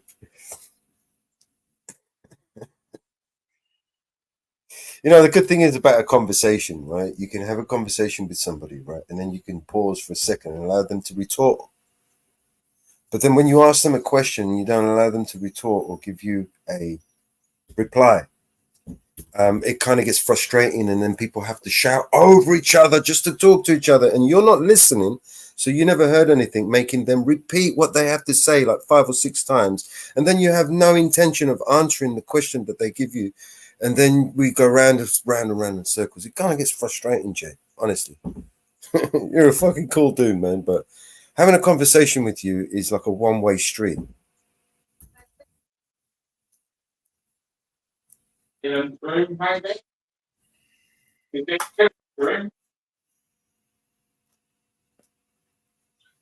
a lot of pointing fingers, man. Come on. Just a FYI, man. But we're chill, man. I want to try and have a little chill session. Let's play some music, have a little laugh. Let's joke. Fuck these fuckers. There's nothing we can do about them right now. But I'm right. You're right, man. We should stand up. And this time we all fucking said no and all this shit. And, you know, fucking being an activist for almost 25 years now, you'd think I'd know something about fucking trying to stand up to my government. But unfortunately, we're doomed, right? And the reason why we're doomed is because the world, right, is filled with I don't see that's what I don't morons. accept it. The fucking I world don't is filled take with being fucking doomed. morons. And But because I the don't world take is being fucking doomed. jam-packed with total fucking morons, we're all doomed, right? And that's the reality. See, now you want to talk Grab a over it. beer, I some don't popcorn. take being doomed. I don't We're take doomed. it, man. We're doomed, mate. Those nukes are on their way, man. It's just a matter of time, honestly. I don't take it. They Do you can ever nuke watch my Doctor house. Strangelove? Do you ever watch Doctor Strangelove? Yes, I have. We're watching it right now in real time.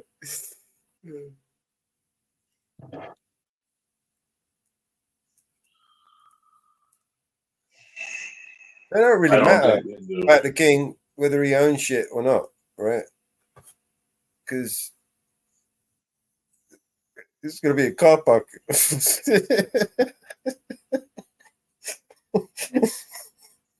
The fucking thing's going to be a car park. Then why do you bother? Why am I bothering what? Then why do you bother at all? Did you see my avatar? It's a new avatar I've got. Why do you bother? Do you see my new No, avatar? I looked at it and I can't actually. It looks like 2 middle fingers. I don't know. Is it bunny? What does it say? I don't give a shit. Show. That's exactly right. I've been there, brother. I've been there. You know, me having an I've been argument there, with you brother. over this shit right now, right? Ain't But gonna I've fucking been make there, any brother. difference. It's just gonna raise my blood pressure for no reason. You Right? hear Mama Bear? Do you think she don't give a shit? Well, I'm trying not to right now. I'm gonna smoke another 2 joints and maybe I might get there. But we got some videos we can play if you want to give a shit show. Some good ones.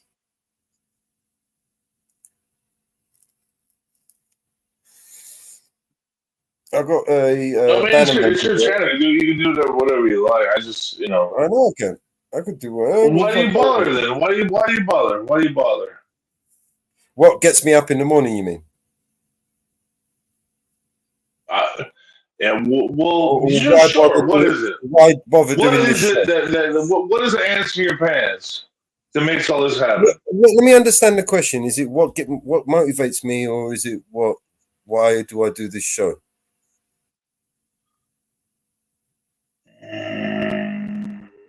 Because I don't know what your motivation is. I don't know what your motivation is towards. We'll get you in the morning. I don't know. What is it about activism? What is it? That's a good What question. is it? Yeah. What is activism?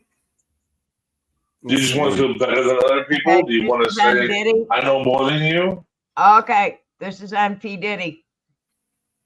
Okay, they've come out, yeah? No. We got any volume on this? There's no audio. Hold on. It's unmuted.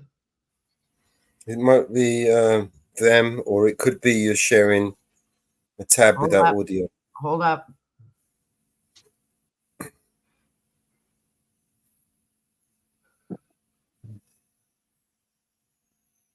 Might be them muting the mic, not ready to talk yet.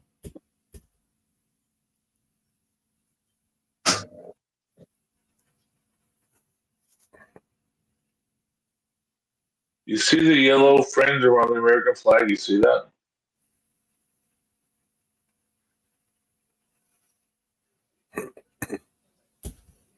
Mike That's Test, not supposed to be on there. Combs press conference, September 17th, 2024. Does anybody need me to keep going? Is everybody set in the back? Look at the American flag. You see the gold fringe around the American flag? Hold up, Jag. 6. You just came in from the left. Are you okay? Okay. Thank you.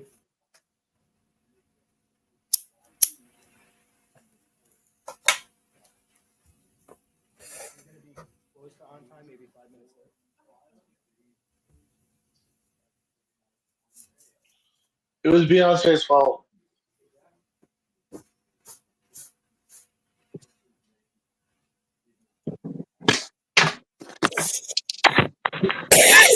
What's this we're watching?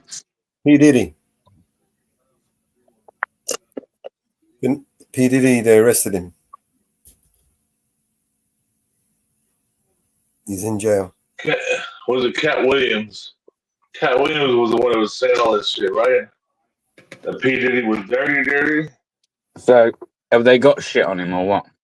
Yep. Well, they put the cuffs on and they dragged him away, so they must have. It went. They raided all of his homes, and they went through all his computers and his hard drives. Federal indictment. They questioned Beyonce and Jay-Z and Will Smith.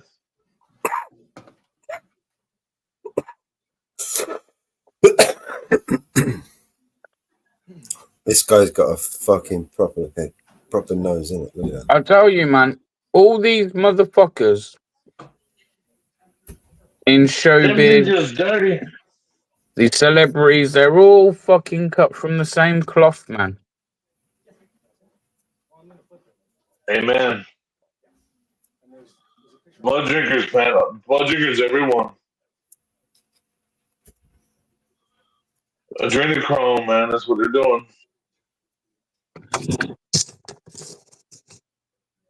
What, is this live? Yeah. It just ended a few minutes ago. I just found out.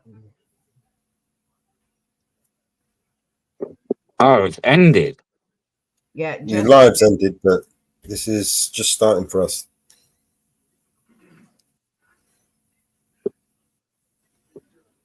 It's TMZ.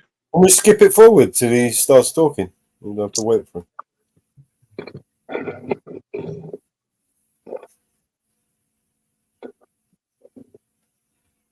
2 minutes. If you have any questions about presentment, I'll come back out and we'll go over. Today, I'm announcing the unsealing of a 3-count indictment, charging Sean Combs with racketeering conspiracy, sex trafficking, interstate transportation for prostitution. The indictment alleges that between at least 2008 and the present, Combs abused, threatened, and coerced victims to fulfill his sexual desires, protect his reputation, and conceal his conduct. As alleged in the indictment, to carry out this conduct, Sean Combs led and participated in a racketeering conspiracy that used the business empire he controlled to carry out criminal activity, including sex trafficking, forced labor, kidnapping, arson, bribery, and the obstruction of justice. Annette, who were the clients? Let me say a little bit more about the charges. I want to know the clients. The indictment alleges that Combs abused and exploited women and other You can't be people black for and do years, that. and in a variety of ways. As alleged, Combs used force, threats of force, and coercion to cause victims to engage in extended sexual performances with male commercial sex workers, some of whom he transported or caused to be transported over state lines. Combs allegedly planned and controlled the sex performances, which he called freak-offs, and he often electronically recorded them. The freak-offs sometimes lasted days at a time, involved multiple commercial sex workers, and often involved a variety of narcotics, such as ketamine, ecstasy, and GHB, which Combs distributed to the victims to keep them obedient and compliant. As alleged, when Combs didn't get his way, he was violent, and he subjected victims to physical, emotional, and verbal abuse so that they would participate in the freak-offs, and that Combs hit, kicked, threw objects at, and dragged victims, at times by their hair. On one occasion in March of 2016, that conduct was captured on video and later reported in the media. Specifically, Combs kicked, dragged, and threw a vase at a victim in a Los Angeles hotel when the victim was attempting to flee. As alleged, these assaults often resulted in injuries to the victims, which took days or weeks to heal. In addition to the violence, the indictment alleges that Combs threatened and coerced victims to get them to participate in the freak-offs. He used the embarrassing and sensitive recordings he made of the freak-offs as collateral against the victims. And the indictment alleges that he maintained control over the victims in several ways, including by giving them drugs, by giving and threatening to take away financial support or housing, by promising them career opportunities, by monitoring their whereabouts, and even by dictating their physical appearance. Because of all of this, the indictment alleges that the victims did not believe they could refuse Combs without risking their security or facing more abuse. The indictment also alleges other acts of violence undertaken by Combs and others, including violence against witnesses to his abuse, kidnapping, and arson. The indictment alleges that on more than one occasion, Combs carried or brandished firearms to intimidate and threaten victims and witnesses. Now, Combs did not do this all on his own. As I mentioned, Combs has been charged with RICO conspiracy. He used his business and employees of that business and other close associates to get his way. Those individuals allegedly included high-ranking supervisors in the business, personal assistants, security staff, and household staff. The indictment alleges that those individuals facilitated the freak-offs. They booked the hotel rooms and stocked them with the supplies, including drugs, baby oil, personal lubricant, extra linens, and lighting. When the hotel rooms got damaged, they helped clean it up.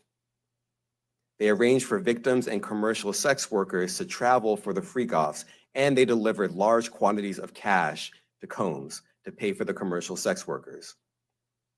The indictment also alleges that they helped Combs cover up his crimes. During the March 2016 incident at the LA hotel that I mentioned earlier, a member of the hotel security staff intervened, and Combs attempted to bribe the staff member with a stack of cash to make sure that what happened was kept quiet.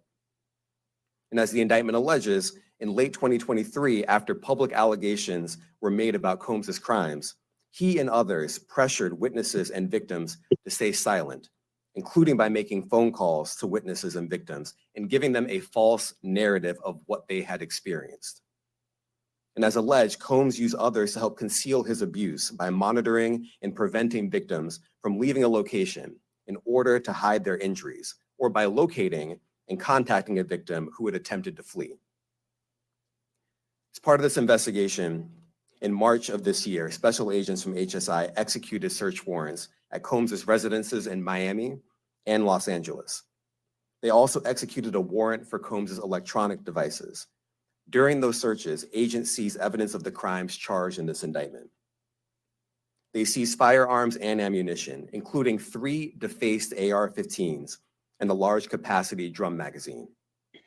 They also seized evidence of the freak-offs, electronic devices that contain images and videos of the freak-offs with multiple victims.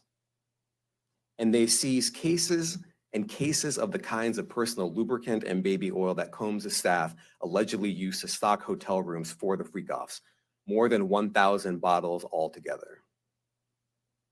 Here are some of the items that we recovered during the searches.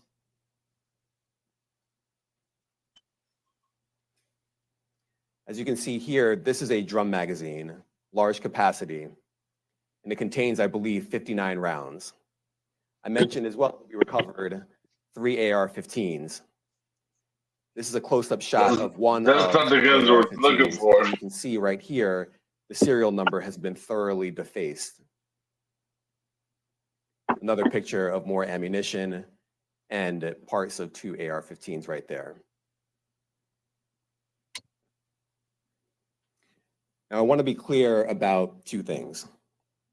First, this office is determined to investigate and prosecute anyone who engages in sex trafficking, no matter how powerful or wealthy or famous you may be. No one should doubt our commitment on that. A year ago, Sean Combs stood in Times Square and was handed a key to New York City. Today, he's been indicted and will face justice in the Southern District of New York. Second, we are not done. This investigation is ongoing, and I encourage anyone with information about this case to come forward and to do it quickly.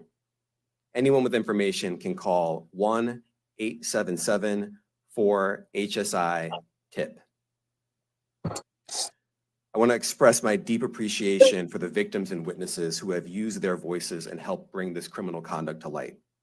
We would not be here without them. I also want to thank the dedicated case agents on the HSI Trafficking in Person Squad in New York.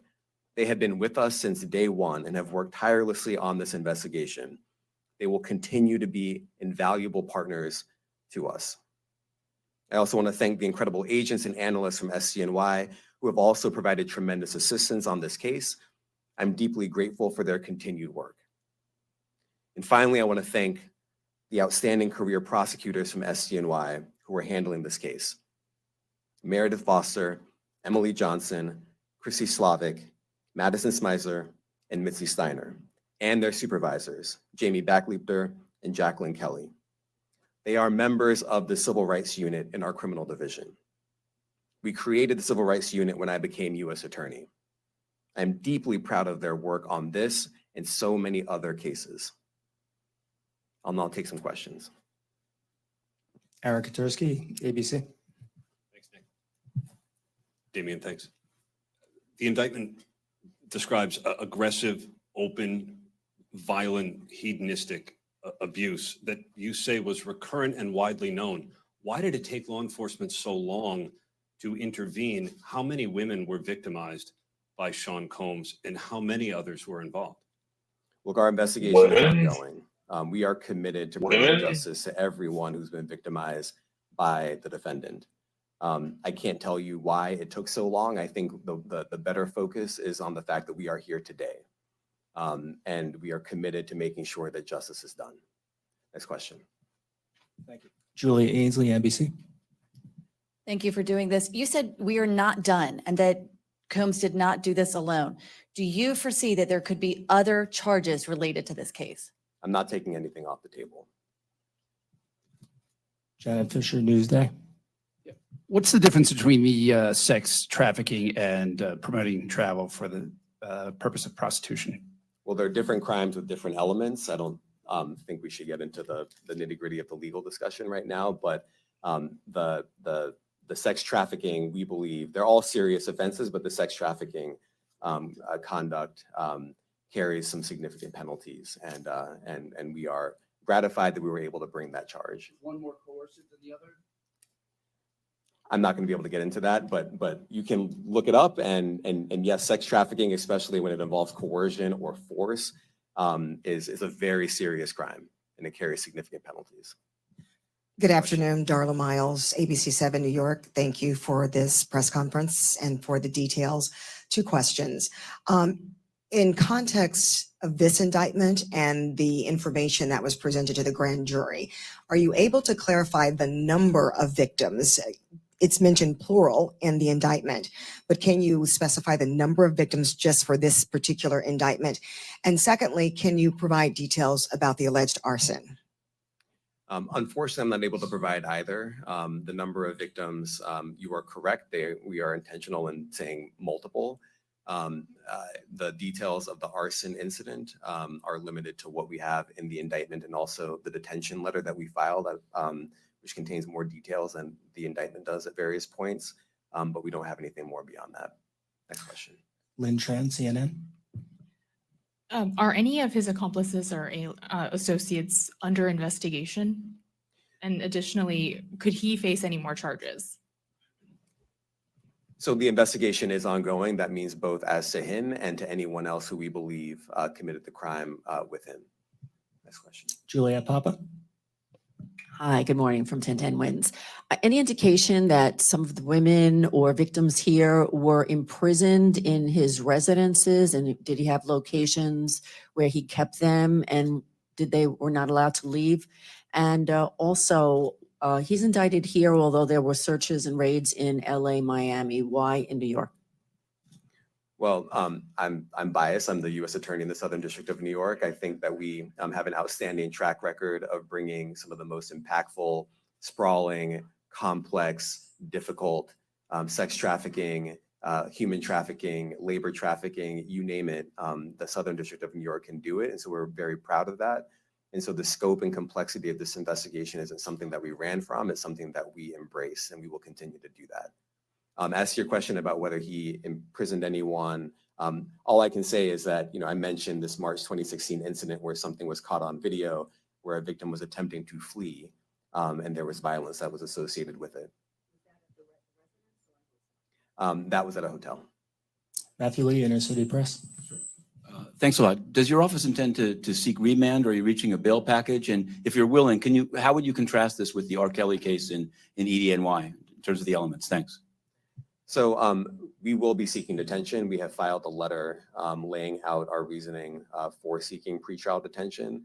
I'm not going to be able to expand beyond what's in the letter, but it contains all of the reasoning, and it contains the law as well.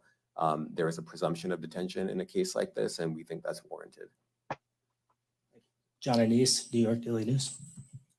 Thank you. I was hoping to get some more detail about the searches of his residence, the guns, the cases of lubricant, and the videos. Where were they found amongst his residents? Were they all scattered around the houses in one place? I kind of wanted to just get a better picture of how that stuff was found. Well, look, I think that some of the details that you're seeking are in the detention letter. So, for instance, some of the AR-15s, 2 of the 3 defaced AR-15s were found in his bedroom closet in Miami, broken down into parts along with magazines with ammunition loaded in them. So some of that detail is in the detention letter. Beyond that, I'm not going to be able to get into where other items were stored. Ben Kochman, Post. Hey, thanks for doing this. Your office was the office that had been prosecuting Jeffrey Epstein before he died in custody. I have not read your detention memo yet. It's the first thing I'm going to do after this ends. But does the memo address, or is your office concerned with Combs's safety in custody given given what happened with Epstein? So we are concerned with anyone's safety whenever they are detained prior to trial. It's part of our obligations to keep people safe as well. It's part of the criminal justice system. So, but I do not draw any sort of connection between Jeffrey Epstein's suicide and what may or may not happen to any other defendant while they are detained pre-trial. And of course, the decision whether to detain the defendant will be up to a judge. Our position is that pretrial detention is warranted under the law and based on the facts of this case. And I'll leave it at that. Are some of the prosecutors on this case some of the same prosecutors that had been handling that or that worked on the Maxwell case? So I'm not going to get into the staffing. I will say that this team, this group of AUSAs, this incredible group has been working on this case around the clock, and they've had their hands full. Next question. Gus Rosendale, NBC News. Good morning, sir. Combs' attorney said that his client has been cooperative with investigators. He said that this morning. I was wondering if you would have a reaction to that. Let me just say this. I think that generally and with increasing frequency, the word cooperative or cooperating has taken on tremendous elasticity and it no longer really bears any relation to what the word means when we use it in a very specific context. So responding to lawful process and the like does not qualify as cooperation when we use that term here. Mike Sisak, AP. Thanks. To that end, was there any discussion of Mr. Combs surrendering? I understand he was taken into custody at a hotel in Manhattan last night, and maybe that wasn't the plan. Can you elaborate on how that came about and why that was? I'm not going to be able to get into any sort of operational details as to how he was taken into custody and when. He is in custody right now. He will be appearing in court later today. Was there any discussion of him surrendering, given they claim he's cooperating? I'm not going to be able to get into law enforcement tactics or operations.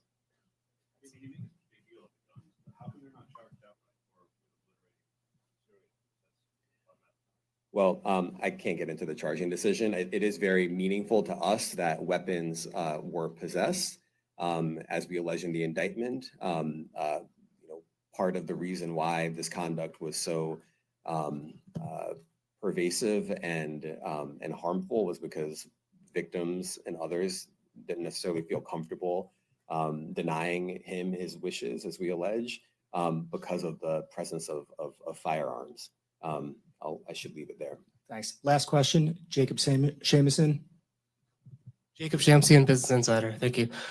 Given that he's the sole defendant in this case and that you allege he's part of a conspiracy that involves members of his companies, do you anticipate a superseding indictment that bring allegations against other members of his companies or other co-conspirators as well? Again, I can't take anything off the table. Anything is possible. Our investigation is very active and ongoing. And I think a lot of you who cover this office know that when we say such things, that developments are certainly foreseeable, but I cannot predict them sitting here today. All right, thank you, everyone. Thank you.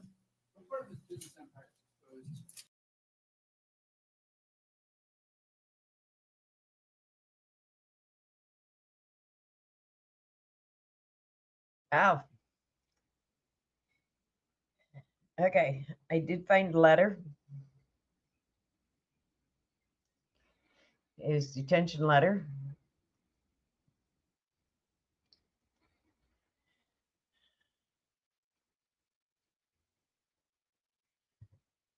Let me pull it up bigger.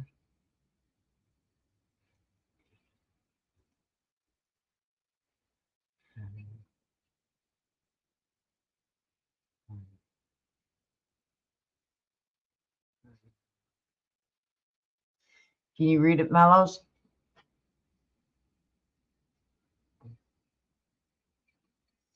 It's a bit small, but if you drop the link, I can zoom in on my side. Okay, hold on.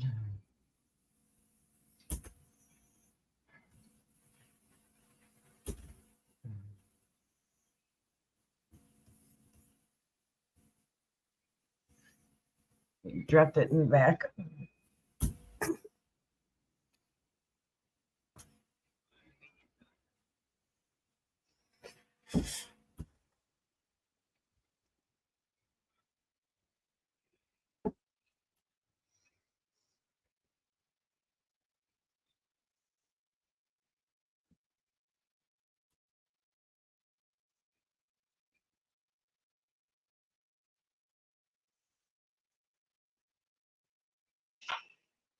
Hey, where'd Bear Britain go? Bear Britain, get your ass up here. Today's his daughter's birthday.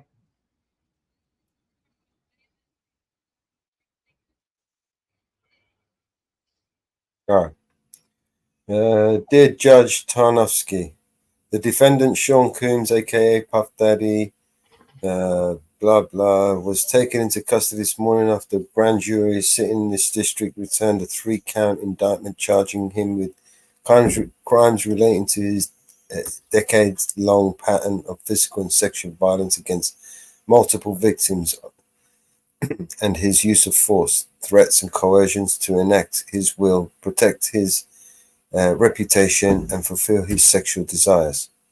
The government respectfully submits this letter in anticipation of the defendant's appearance before the court later today and in support of the government's request for the defendant's detention pending trial. As set forth below, there is no condition or combination of conditions that will reasonably assure the appearance of the defendant as required and the safety of others and the community, not to mention the integrity of the proceedings, as reflected by the gravity of the charges in the indictment of the defendant is dangerous and possesses an ongoing threat to safety of the community. If released, he remains a serious risk of flight despite the conditions offered by his counsel. Most glaringly, the defendant also poses a significant risk of obstructing justice. Indeed, as set forth below, during the course of the charged conduct, the defendant has attempted to bribe security staff and threaten and interfered with witnesses to his criminal conduct. He has already tried to obstruct the government's investigation of this case repeatedly, contacting victims and witnesses and feeding them false narratives of events, as described in detail below. There are simply no conditions that would ensure that defendant's efforts to obstruct and tamper with witnesses will stop. The defendant therefore cannot overcome the statutory presumption in favor of detention, and the court should order him detained. Wow, no bail. They want no bail. There is pictures. I don't know what the pictures Well, are. every prosecutor wants no bail, to be fair. They want no bail. No bail. Every prosecutor wants no bail or very high bail. That's the truth. On September 17, 2024, an indictment returned by a federal and grand jury sitting in the Southern District, New York. The indictment was unsealed, charging the defendant with racketeering conspiracy from in or about 2008 through on or about the date of the indictment in violation of 18 U.S.C. 1962. Yeah, racketeering. You don't compete with the government. Don't compete with the government. Sex trafficking from in or about 2009 through to 2018 in violation of 8 U.S.C. 18 U.S.C. 1591 and 2. Yeah, he had that kid. What was that kid's name? The fucking that kid rapper. He had two of them actually. What was it? Tevin Campbell and the other kid. Yeah, he was after them kids. That fool. Yeah, that fucking yeah, that goes back to 2009. Yeah, he was after them kids, man. Everybody knew it too. Justin Bieber. That's one of them, yeah. And Bieber even said, you know, they did me dirty. They were like, oh, you know, did they? You know, he was like, well, I'm not telling you what they did, but they did me dirty, you know. And the girls too, like even his girlfriend Selena Gomez, and they were after all of them. They're nasty. Will Smith and all them, they were all in on that shit. Kevin Hart, they were all in on that. Allegedly, until they are indicted and proven, it's allegedly, Jay. Well, they can sue me all they want. Jay, it's not your show. No blood from a stone. Jay. Yes, it's not my show. Allegedly. Thank you. They can sue me all they want, though. And Beyonce and Jay-Z, they're nasty. They're allegedly nasty. Allegedly nasty. It's allegedly. It ain't the old days, man. It ain't the old days. Like James Brown might have been a little nasty, James Brown, he might have got out of pocket of his pickup truck and went down and bet a waitress or two, but you know what I mean? It's a whole different world, This is a whole different thing, man. This is this is wow, This is a whole different thing. This is a world of Oh, let's play a song, Mellows, because it's 420. Oh, there you go. Yeah, it's morning, but the vibe's kind of bleak. Rolled out of bed, you're in New York, yeah. When I check my stash, yo, it almost made me weep. Just a little bit left, ain't enough to get me deep. I hit up my phone to find some relief, calling all around, feeling like a straight up thief. First Northwoods, the mountain girl in the zone. Well, fucking will, but everybody's busy, so I'm feeling all alone. Woke up high on B&C vibes, low on THC, only got a little bit of weed, that's my plea. Making calls around, yeah, like a mad decree. My guy Mellow, yo, you gotta come and rescue me. But the line's dead, feels like a catastrophe. Please don't be a scam, he's questioning my identity. I'm like, no, it's me, I swear, no scam, steady. But the silence speaks, Mellow hung up already. I'm yelling, hello, hello, why you leave me on red? I'm just here stressing, need some green for my head. Who's out there? Can you hear my plea? Need a hero now, with a little bit of weed. Now it's chaos, feeling like the end of days. No callbacks, caught in this forsaken maze. Shout out to the void, hoping it ain't just a phase. Got a little weed, need more, my continuous craze. Northwood said that's right, but Mellow didn't see. Caught in the suspicion, thinking it's a trickery. Now I'm all out here, voice on higher degree. Shouting please, just someone come and help me. Man, it's just a wake and bake. What's it got to be hard?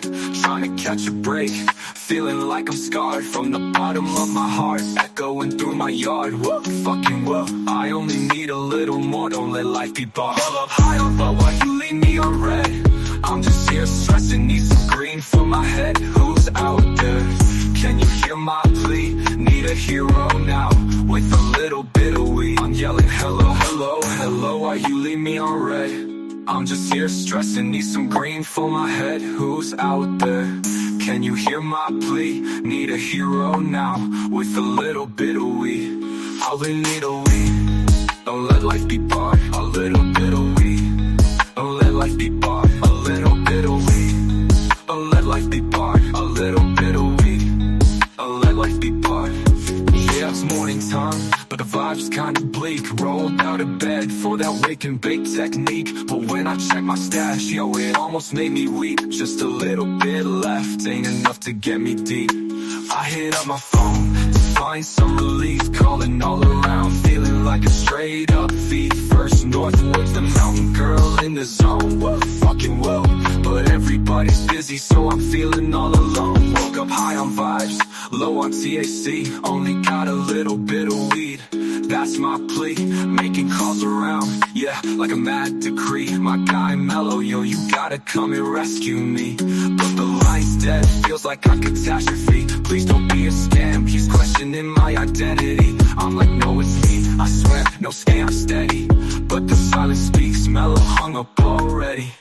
I'm yelling, hello, hello, why you leave me on red? I'm just here stressing, need some grief for my head. Who's out there, can you hear my plea? Need a hero now, with a little bit of weed. A little bit of weed, a little bit of weed, a little bit of weed. Please can someone give me some fucking weed? A little bit of weed, a little bit of weed. Please can someone give me some fucking weed?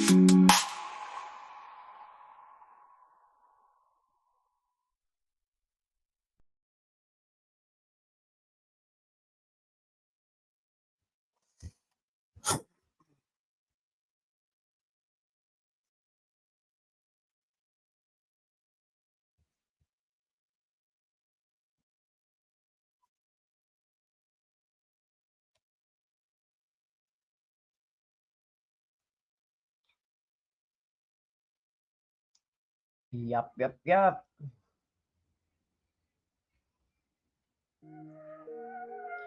Hey, good preview at 4 o'clock. Another head hangs slowly, child is slowly taken. And the violence caused such silence. Who are we mistaken? But you see, it's not me, it's not my family.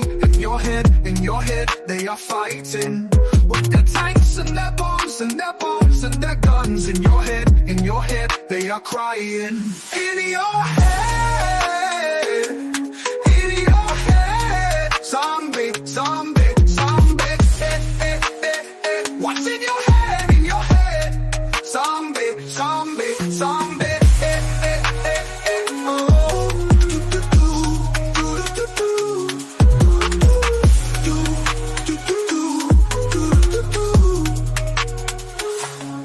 Another mother's breaking heart is taking over.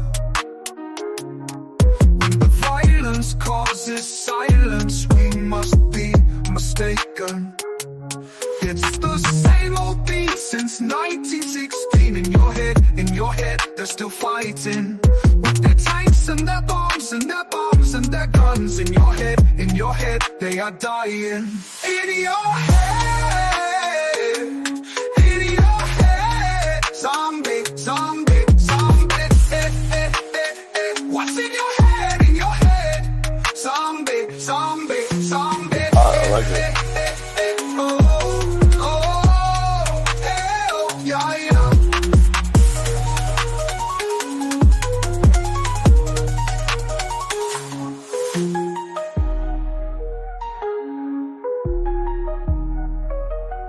Yeah, that singer, she's well missed.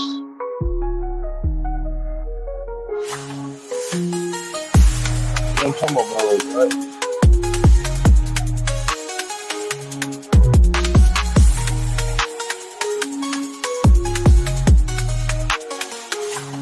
In your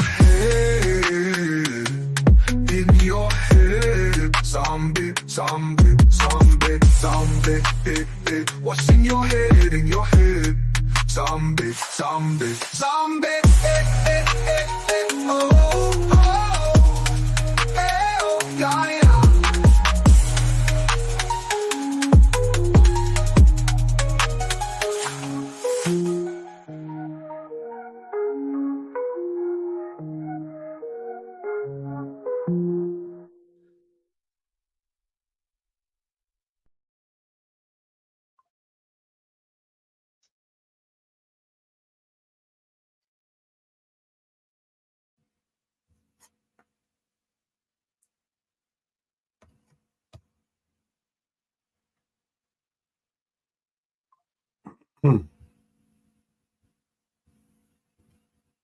All right. What else we got? Well, did you hear about that Lee County Sheriff? It's under investigation. No, I think I got to see that one.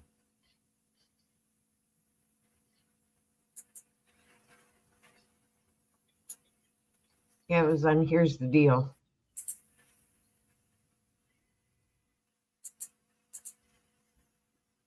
Not had a chance to watch it yet. Yeah, it's big. Um, pull it up.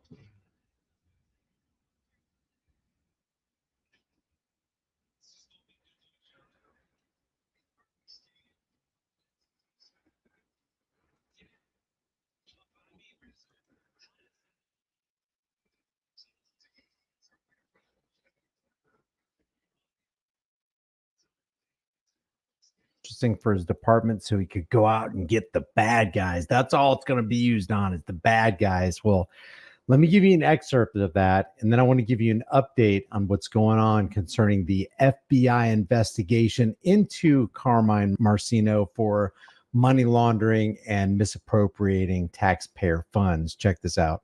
First door, Lee County, many more to come. So I met up with Sheriff Marcino himself to figure out why they spend so much money, where it goes, and if it keeps people more safe. Oh, this is your office. These guys. Yeah, let me just continue playing this. You got to check out, if you have not seen this video, I'll leave the link in the description for you, but you got to look at the type of equipment, the technology. They have robotic dogs. They've got drones in the air. They've got micro drones. They've got Bearcats. Look at these guys. They got the military in Lee County coming up against you. They got robotic dogs. We're going to see the drones that they put in the air. We're going to see the combat micro drones that they launch against us. People more safe. Oh, this is your office. This is sick. Oh, look at this. We will have law and order. That's your mantra. We will. That's right. And seemingly a rare mantra these days. Who's law and who's going to initiate the order? Check out this office. It's the proliferation of the police state in America. Mansion, right? Look at this nerve center. Crazy. So let me just show you right now. It says Lee County Sheriff Carmine Marcino is accused of laundering money and misappropriating funds. Let's watch 2 news segments. Tonight, Lee County Sheriff Carmine Marcino is facing serious allegations of money laundering and inappropriately spending taxpayer money. Thanks for watching ABC7. I'm Megan Miller. And I'm Christy Soto. 2 former paid staff members say they've reported the matter to the FBI. They claim they were questioned and are ready to see this to the end. So the corrupt officials of the Federal Bureau of Investigations are going to investigate and see whether Carmine Marcino has been doing anything wrong. Good job, folks. And wants someone to be held accountable. ABC7's Dave Elias started working his sources Thursday and hasn't stopped since. Michael Hollow was a 17-year veteran of the force and now a write-in candidate for sheriff in November. He says with permission, he recorded honorary deputy Ken Romano, who was being paid a hefty salary as a consultant. But Romano claims that Marcino wanted some of that money to be funneled to his family to pay for lavish gifts. I don't know if these allegations are true, and I'm not saying in this video that these allegations are true. But if we find out one day that they are true, I won't be surprised. Why? Because power corrupts and absolute power corrupts absolutely. And more importantly, power attracts the corruptible. And it just seemed like it's all gone to Marcino's head. Every month I would just give his father the money and take cash. Ken Romano is the former consultant and honorary deputy who claims Marcino paid him $5,700 a month and then instructed him to take $1,700 of that money and help pay for some lavish gifts. I gave him tons and tons of jewelry. His grandmother, a $40,000, $45,000 ring. I did a lot of good things for him. Then Romano says he realized things didn't seem right. I said, can that be considered money laundering or misappropriation of, taxpayer dollars? And Box was like, yeah. I said, that's great. Now the kid just involved me in a crime. 17-year deputy Mike Hollow says he legally recorded the conversation, then turned it over to the FBI. Eventually, Mr. Romano and I sat down with the FBI in May of this year, May 21st of 2024. The FBI telling NBC2 they will neither confirm nor deny an investigation. Meanwhile, former Sheriff of Lee County Mike Scott telling me today these are serious allegations and Sheriff Marcino is best suited to address them as if he... Guys, all these individuals are corrupt. all of them are on the take. They've got the ring of power. They're abusing their authority. They've been in the Fraternal Order of Police and the National Sheriff's Association for a long, long time. They've seen corruption. They've committed crimes against humanity and against Americans. And now they're going to wax virtuous on a news story saying, no, these are some pretty serious allegations. How many people has this particular sheriff, Mike Scott, I don't know if you can see his name right there, Mike Scott, how many people has this person particularly put into jail cells, sitting in jail cells, innocent people that have done nothing wrong? How many people have been left as victims in his wake of terrorism? Chooses to do so. I prefer not to speculate. Marcino was first appointed to that seat by then Governor Rick Scott, whose office had no comment today. There are people on social media that say they don't believe this, and you are doing it simply because you have an axe to grind. I don't have an axe to grind. Well, that's a good point. It's a conflict of interest because he is running as a sheriff against Marcino in the next election.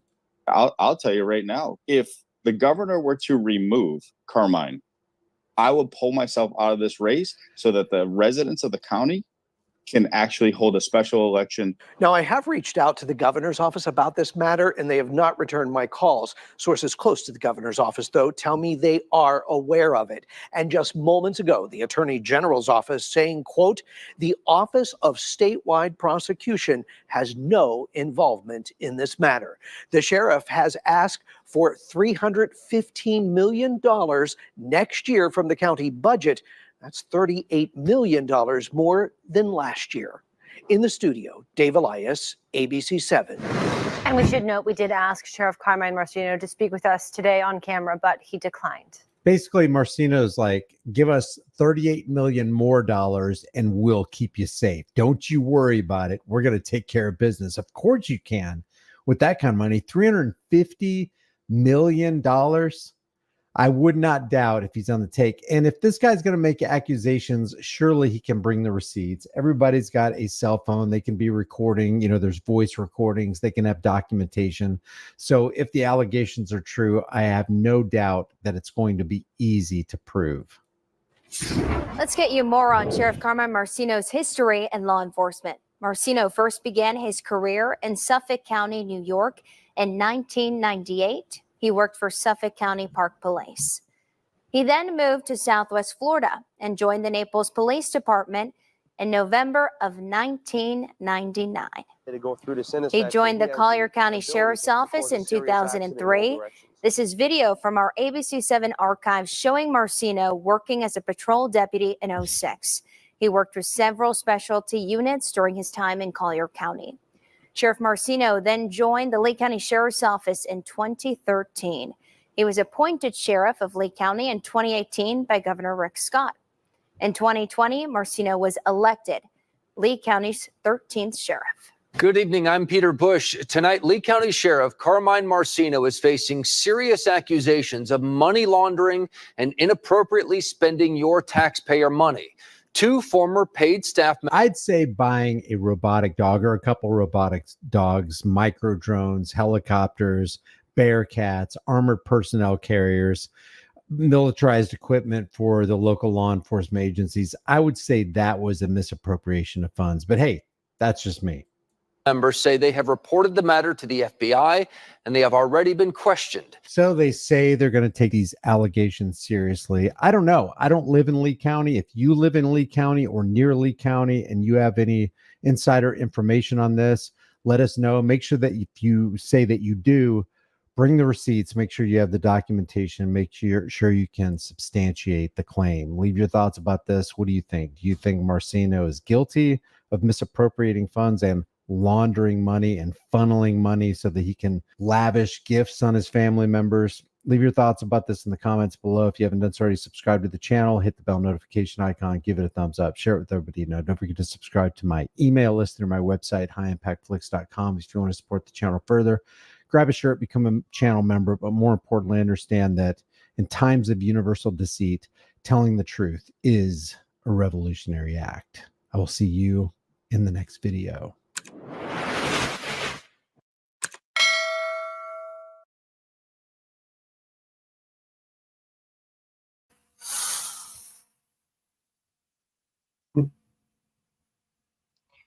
Interesting, huh? All right.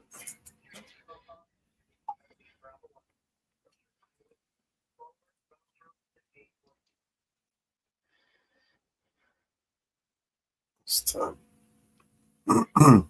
You got any more for us? Oh, I got lots. Lots happening in the state of Florida.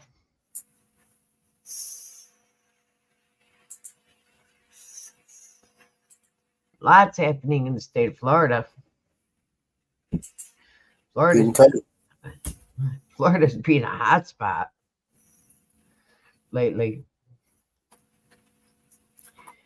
Florida is a hot spot lately. It is a hot spot lately for news. Did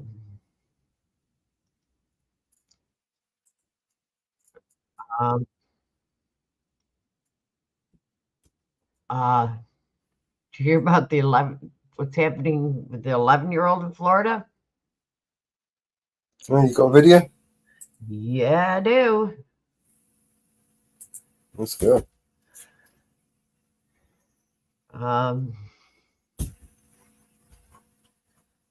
on. This one shocked me.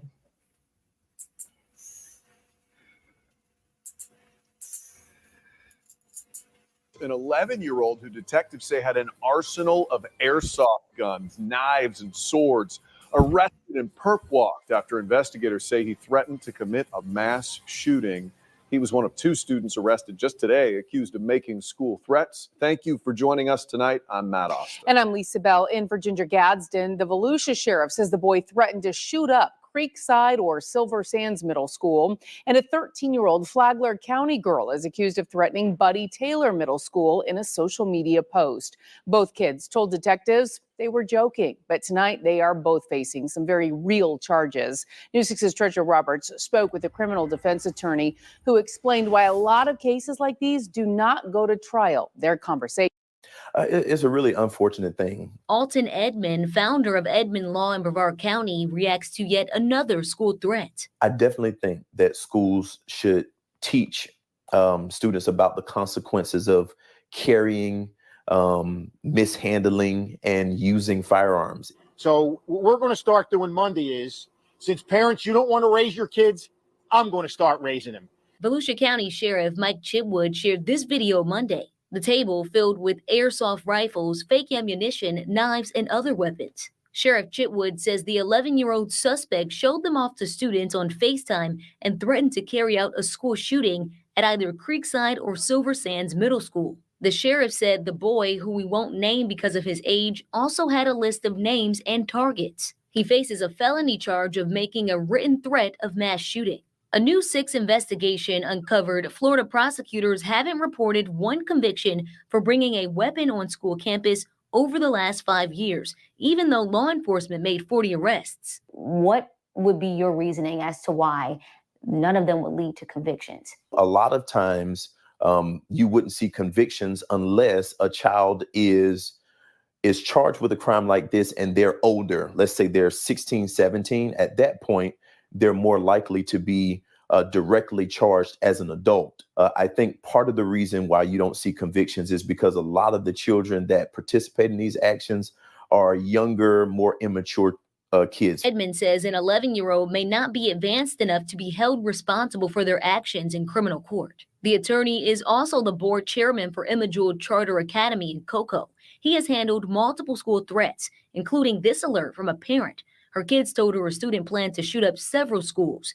Even if the threats don't lead to convictions, Edmond says it doesn't mean there aren't consequences, like expulsion. To prevent some of these issues, attacking the root causes might be helpful. And so, Treasure, did he say what some of those root causes might be? Yeah, the attorney said a lot of times the kids that are making these threats have either been bullied or harassed by other students. Now, he's not saying that makes it okay to threaten anyone, but he is asking school staff to take it seriously and find a way to prevent bullying. It's just insane the number of threats that school districts across Central Florida have been dealing with, especially in the past couple of weeks. We have seen a lot lately, an uncomfortable amount. Treasure Roberts, thank you.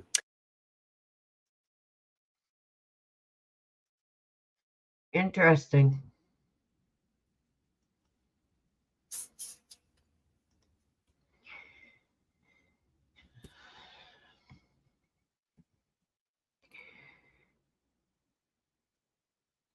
How the sheriff is taking that perspective.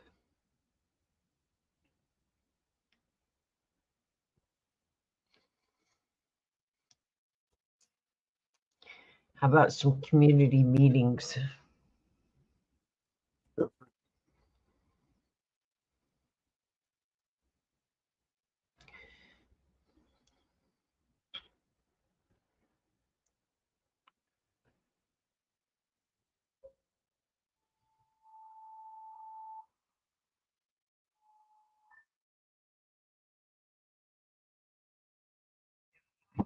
How about the schools dealing with the bullying issue?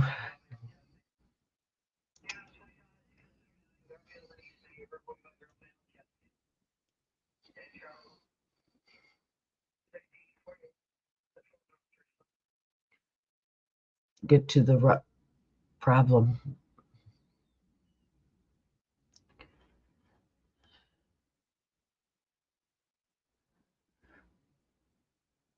What's going on?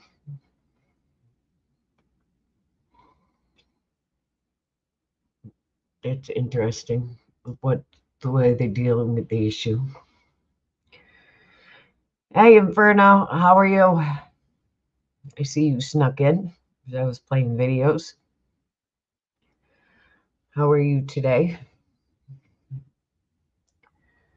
Inferno, come up.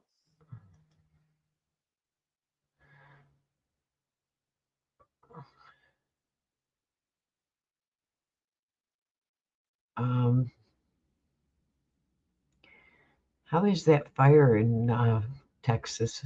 It's still burning?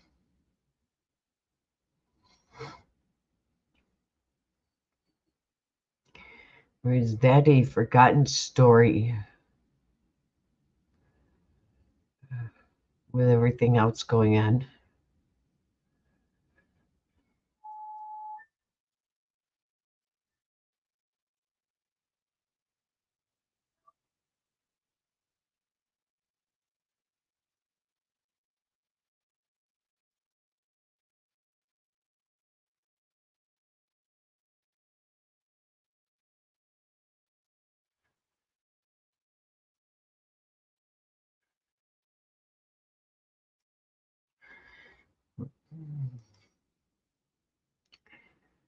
Is the fire been put out yet?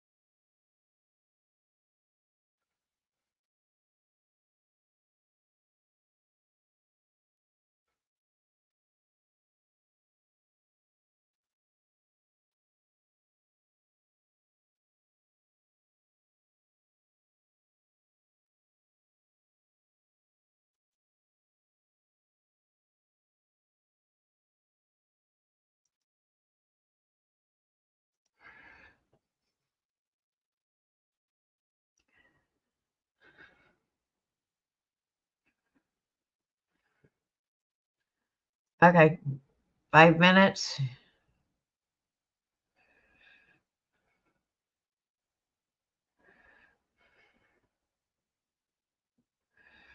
Okay. Let's play a couple songs. I know here in just a few minutes, we've got another song getting ready to drop.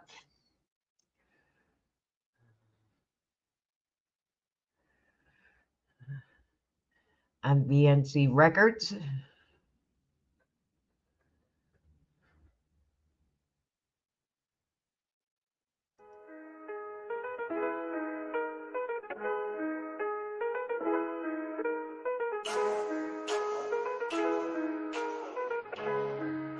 Yeah.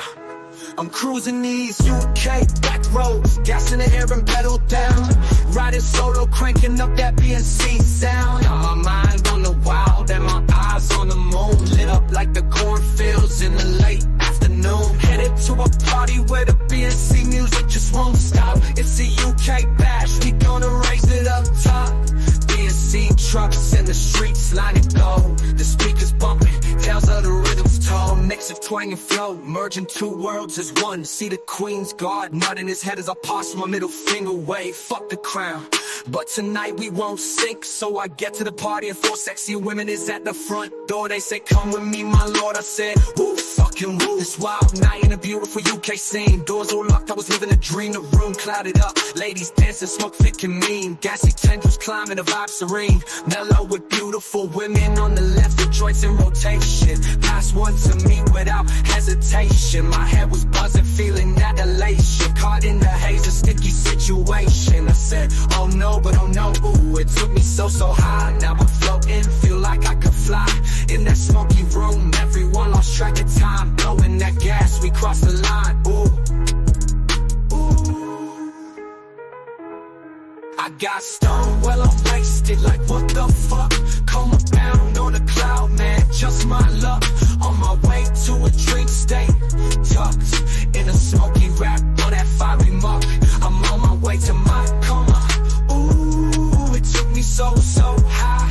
Now I'm floating, feel like I can fly. In that smoky room, everyone lost track of time. Blowing that gas, we crossed the line, ooh. From a whisper to laughter, the night slid by.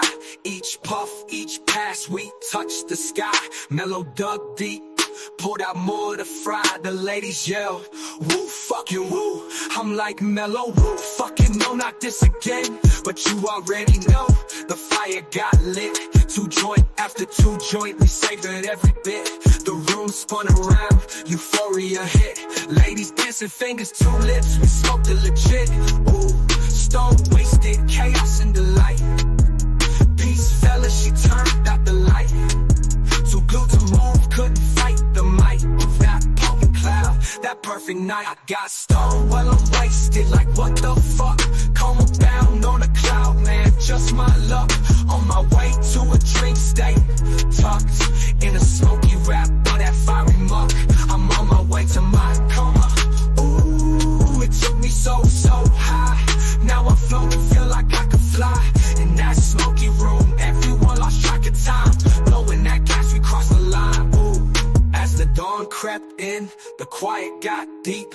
Slid into a coma, a peaceful sleep. Fucking woo. I'm on my way to my coma, I repeat. Night wraps around the silence complete. Coma deep in the zone. Whispered goodnights in a tone all our own. Smoke stuff into a hum, a gentle moan in that UK party where nothing was known. Ooh, I'm wasted, what the fuck?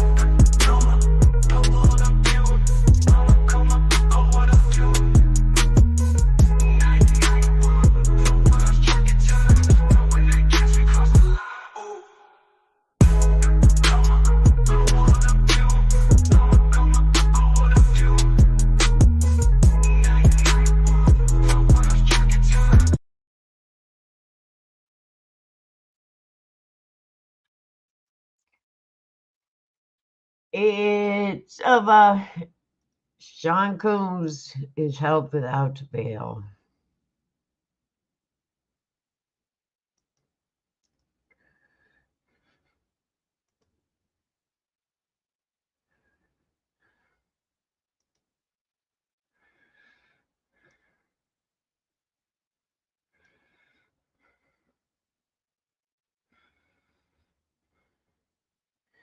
They swooped out very quick, very fast. I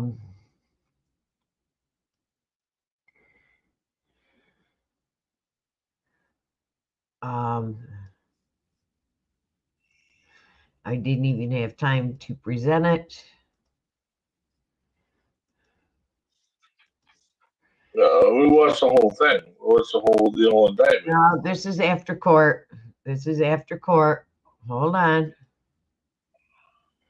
This is after court. This is after court.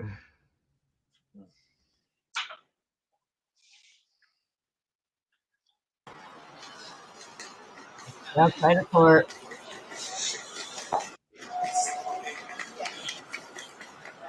My soul feels like the way he wants. I know. That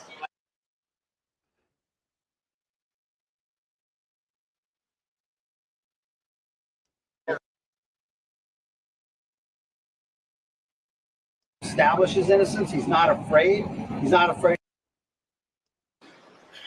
These are some of those guys for sure. I can't see the signs exactly. Some of them crew.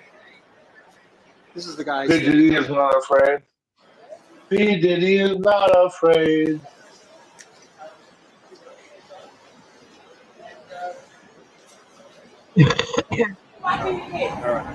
So this was the first step. We have a bail appeal scheduled for tomorrow at 3:30 in front of Judge Carter, the district judge assigned to this case. I think that we made the points that we've been wanting to make. I think it came out. Mr. Combs is a fighter. He's going to fight this to the end. He's innocent. He came to New York to establish his innocence. He's not afraid. He's not afraid of the charges. There's nothing that the government said in their presentation today that changes anyone's mind about anything. He's been looking forward to this day. He's been looking forward to clearing his name, and he's going to clear his name. And we're going to stand by his side as he does. We believe in him wholeheartedly. He didn't do these things. This was a 10-year relationship. There's no coercion. There's no crime. There's basically just, someone who brought a civil case and now is finding themselves as a witness in a criminal case. And we're going to fight this case with everything we have, as is he. And eventually he's going to be shown to be innocent. And so tomorrow we fight again, and we'll fight every day until we don't have to fight anymore. Why did the arrest happen last night instead of today as planned? I don't know. The question is, why did it happen last night instead of today? I don't know the answer to that question. Are you going to be I just want to make one point very clear. We have no power. All we can do is show good faith. He got on a plane and he came here.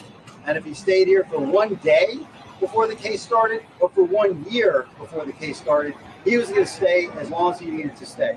It ends up being only 12 days. That's fine. That's what the government wanted to do. The government didn't want him to turn himself in. He came here to turn himself in. Why doesn't the government want him to turn himself in? Because then they can't ask for detention. So they go and they arrest him. They arrest a guy who came to New York to turn himself in. But we're going to make all these points again tomorrow, and we'll make it as much as we can until we get him out. Will you appeal the bail? So that's all I have. How is he feeling? Will you appeal the bail? Yeah, tomorrow. But what was the question? Will you appeal the no bail? Will you appeal the no bail? Yeah, we're no bail. No bail. Where are you appeal? Oh, I'm sorry. We're appealing the decision to hold him without bail. When is the next court hearing? Tomorrow at 3:30. Otherwise, 3:30, same place. Bail. It's like Pulp Fiction, man. Tomorrow 3:30, same court, different judge. He's doing fine. He's a fighter. He's a fighter, and he's going to fight this. All right, I'm going to go. Where is he getting held? I don't get into that stuff. Okay. How about where's the support? Guys, you gotta move it. You gotta move it. Use your legs.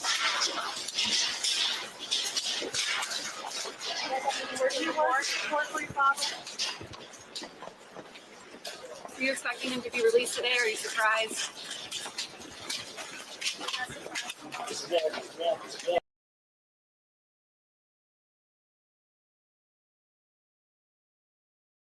Well, so they fight again tomorrow.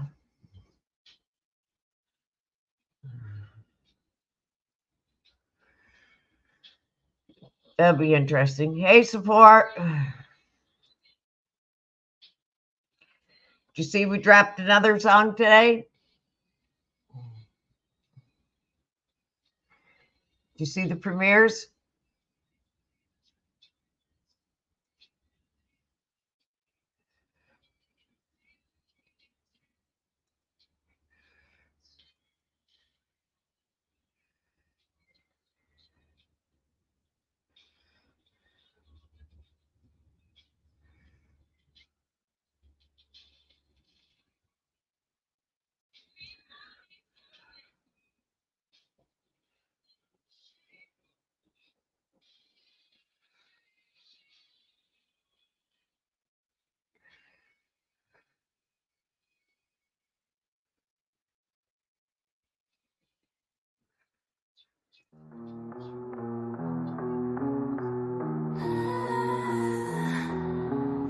I'm looking for a love gangster, someone to be my master.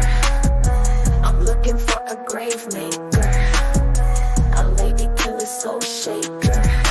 It's not that I want him to die, dying is just a way to live. Just wanna choke on his tie, one step away from the gift. Ain't nobody's gonna love you like I do. Ain't nobody gonna ever love you like I do. I want him bad as they come, easy is easier for some. I'm in the mood for some fun until the damage is done. I want him hard as he came, wearing a bone for a cane. Nobody dares to complain, he owns your soul in your name.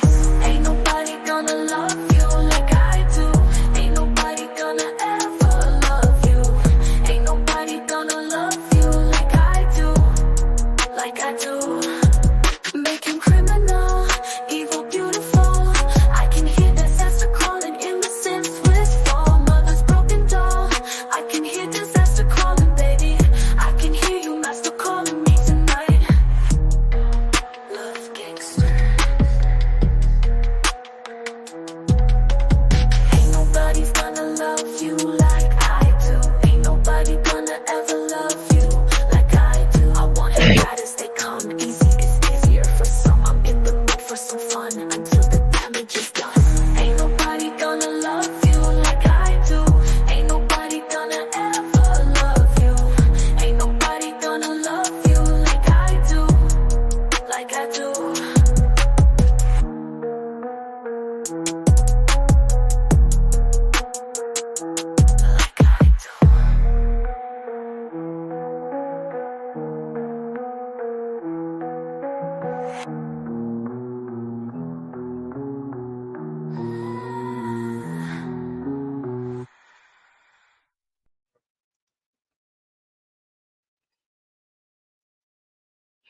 Thank you, support. Second one just dropped.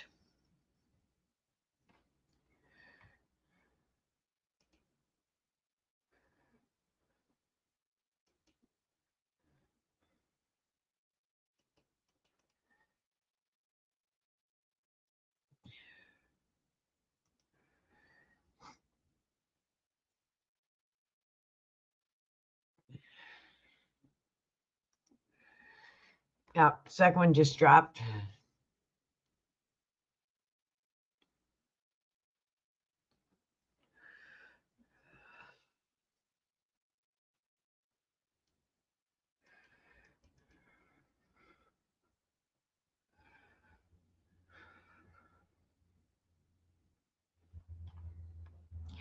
Yep.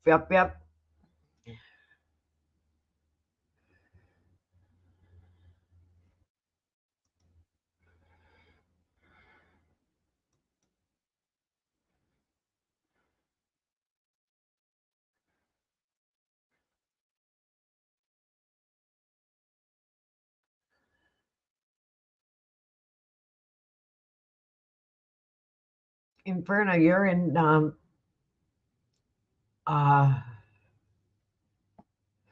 Texas. How's that fire going on down there?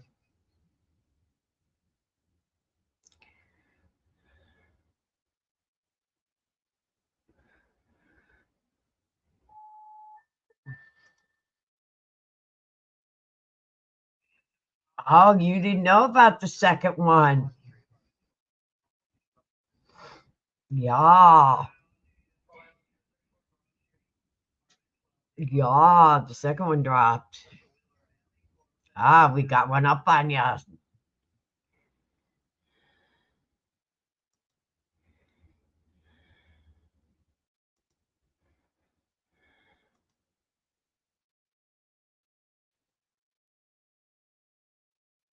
Got one up on you today.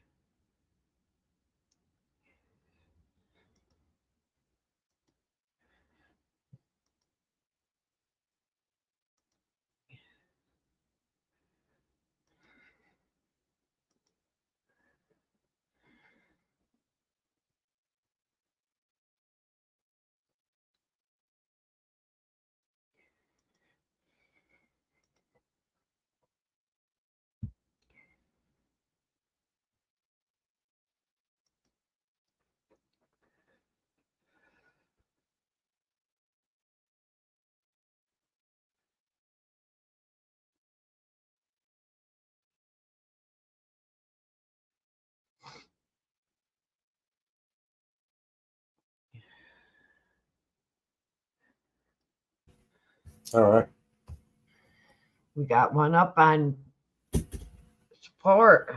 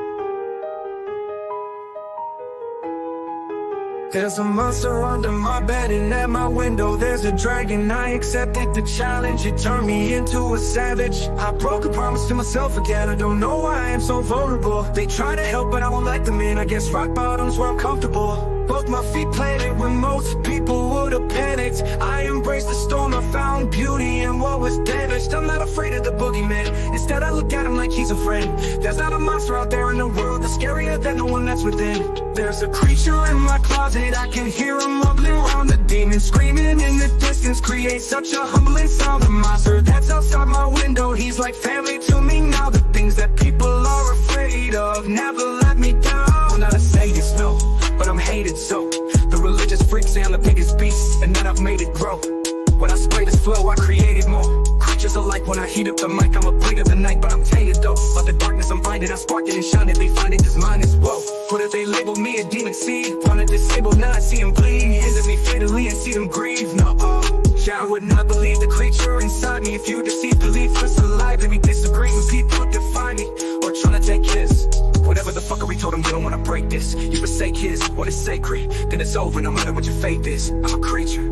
There's a creature in my closet, I can hear him rumbling around. The demon screaming in the distance creates such a humbling sound. A monster that's outside my window, he's like family to me now. The things that people are afraid of never let me down. Yeah, I managed to get myself in trouble, all of this pain. Yeah, I'm down in the double dose and liquor's always to blame. If I could keep myself sober, I keep my hands to myself. I take a shot and it's over, that's how I end up in hell. I do.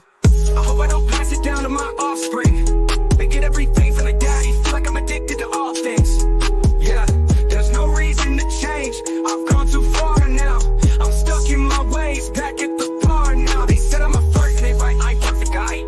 So when I'm thirsty and perking and purpose, they searching for something that's hurting me so I can stay back up and go. I just back out of it slow, that's how it go. I'm not the back out of her, and next night act on no. Okay, they be laughing at me, hands be grabbing at me. Feel like God let it happen to me. That be blasphemy, these bad desperately. Okay, yeah, I think I better let it go.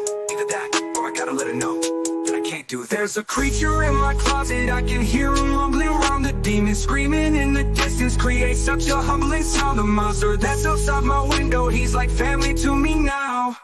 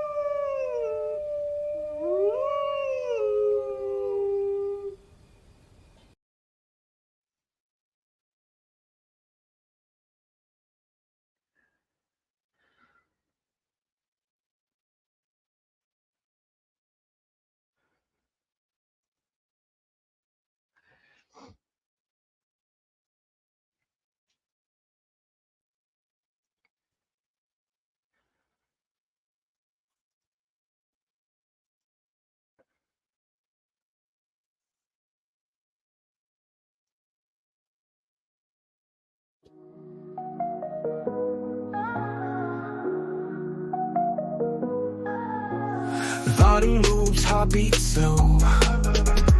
Feel the rhythm, let it flow. Whispers in the night they call. Feel the pulse within us all. Touch the sky with fingertips. Feel the magic through your lips. Every beat a new unfold. Feel the fire in your soul. Body and soul, we dance tonight. Lose control in the moonlight. Body and soul, feel the vibe. Let it roll, stay alive. Heartbeat racing, breaking ground. Feel the passion all around. Every step in time we swim. Diving deep, we jump right in. Loving life with open stars. Feel the wonder making scars. Every note of life untold. Feel the music lose the hold. Body and soul, we dance tonight. Lose control in the moonlight. Body and soul, feel the vibe. Let it roll, stay alive.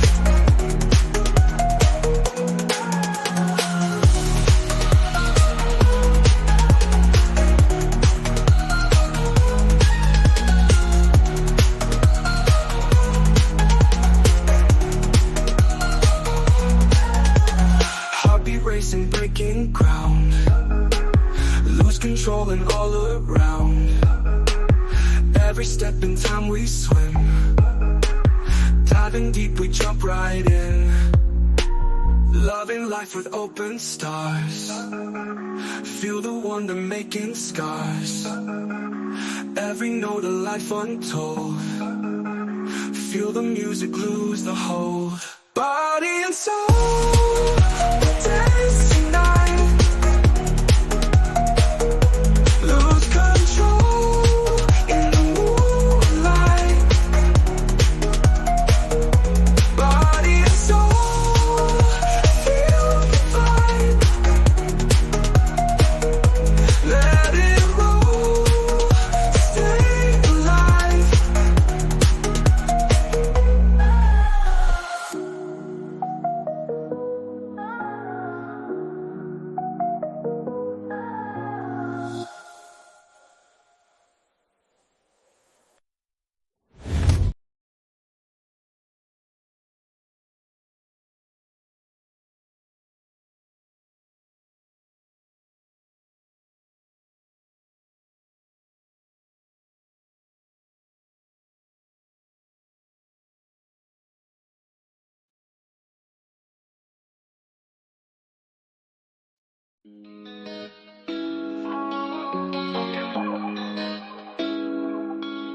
Yeah, it's morning time, but the vibe's kinda bleak. Rolled out of bed for that wake and bake technique. But when I check my stash, yo, it almost made me weep. Just a little bit left, ain't enough to get me deep.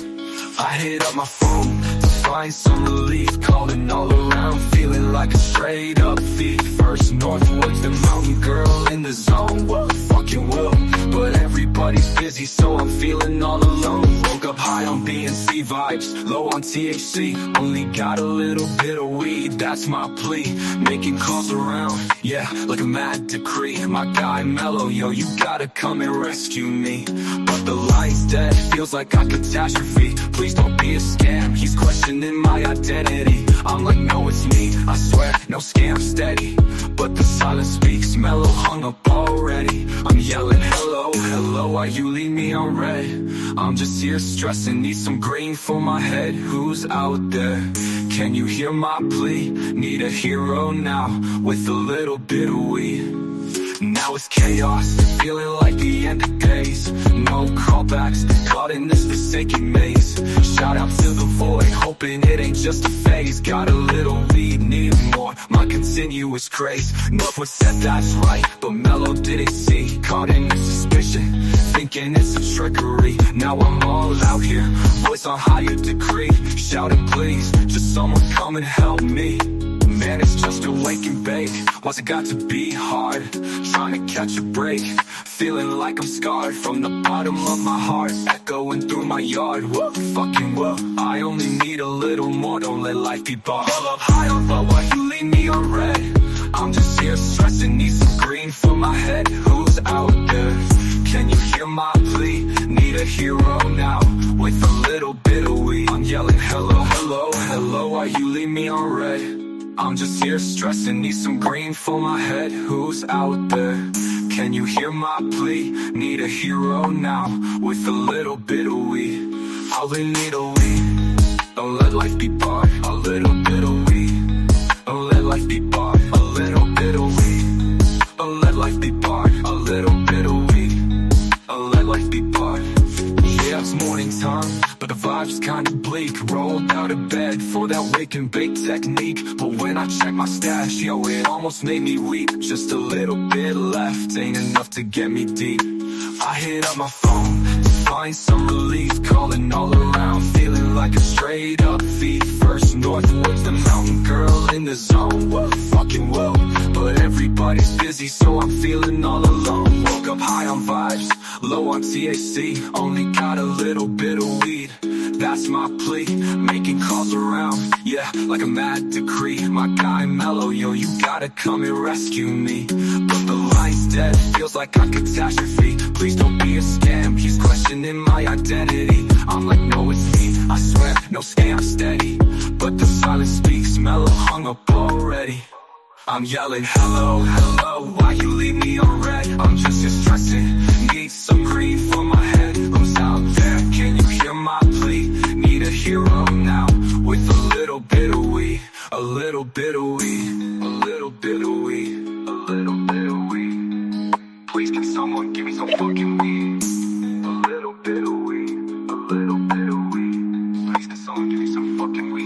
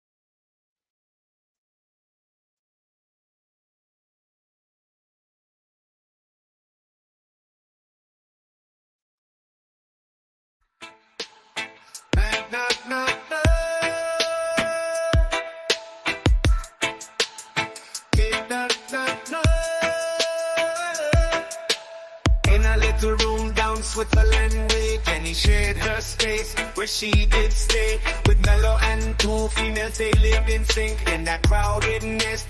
What do you think? Mama Bear always curious about their spree. The herbs they shared as free as can be.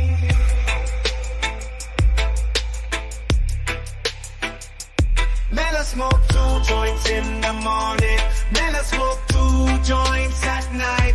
Mellow smoked 2 joints in the afternoon. It makes him feel alright. Mellow smoked 2 joints in times of peace and 2 in times of war. Mellow smoked 2 joints before he smoked 2 joints, and then he smoked 2 more. Small room stories under the sun, tales of the smoke and all the fun. Spliff passing left and right, in the haze their hearts take flight.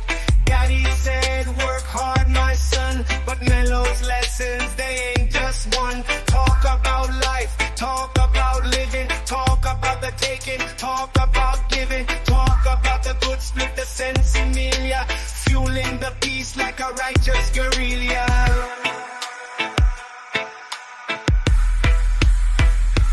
Mellow smoke 2 joints in the morning, mellow smoke 2 joints at night, mellow smoke 2 joints in the afternoon. It makes him feel alright. Mellow smoke 2 joints in times of peace and 2 in times of war.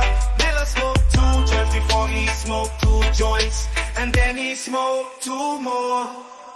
Wisdom passed down from the old to youth. Mama bears words full of truth. Mellow, do your best, as clear as the day, but remember to chill in your own way. Met my guy for the first time who made it clear. Hard work's fine, but first steer clear.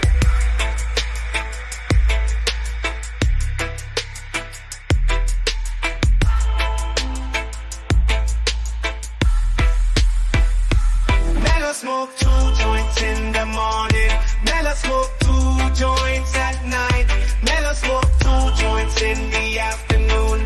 It makes him feel alright. Mellow smoke 2 joints in times of peace and 2 in times of war. Mellow smoke 2 just before he smoked 2 joints, and then he smoked 2 more. Whoa, smoke 2 more for the soul. Keep the vibes, let the good times roll. Leaving that tiny room where the tales unfold. Jenny and her crew are heading to Davos. As Davos nears, we shift our gears, but the rhythm stays the same. Every joint we've shared, each moment there, playing life like it's a game. So here's to the highs and clearer skies, where our dreams they dare to flock. In this ride, we find our vibe, and together we rock the block. So as we roll, let the story be told of laughter, love, and song. Jenny, Mellow, and company, where the high and the mighty belong. In every smoke, every toke, we find our freedom's door. To Davos we head, with our spirits fed, always ready for peace and war. Mellow smoke 2 joints, 2 more. Mellow smoke 2 joints, 2 more. Mellow smoke.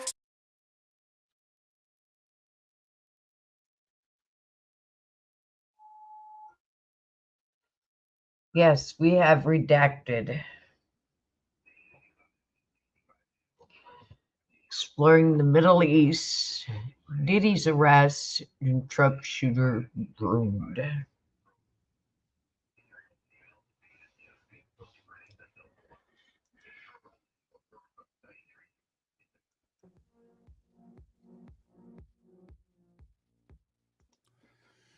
Wake up, everybody. Welcome into Redacted on this Tuesday. I'm Clayton Morris. I'm Natalie Morris. And on this show, we cover the stories the mainstream media largely ignores, or we have to sift through a big pile of propaganda on a lot of it. We've got a lot of questions today, and this may be one of our busiest shows we've ever had today on this Tuesday, because just a few hours ago, a massive launch of pager explosions across the Middle East that tore through the hands and heads and hips of thousands of individuals in Lebanon and other areas, which we're still accounting for.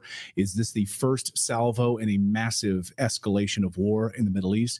We will talk about that. Plus the Diddy indictment. It's gross. It's deep. You're going to have to sit through it because there's things we need to know. How deep does it go in the entertainment industry? We're going to take a look, you guys. Hold on. We're going there. And new details in the Trump shooter and the CIA connections. This guy did not act alone. I think that's abundantly clear. We're going to look at some of the major new revelations as to how this guy was groomed, potentially by the intelligence state, whether it was the FBI, the CIA. How was this guy groomed? How was he there with thousands of dollars, being able to fly around in first class?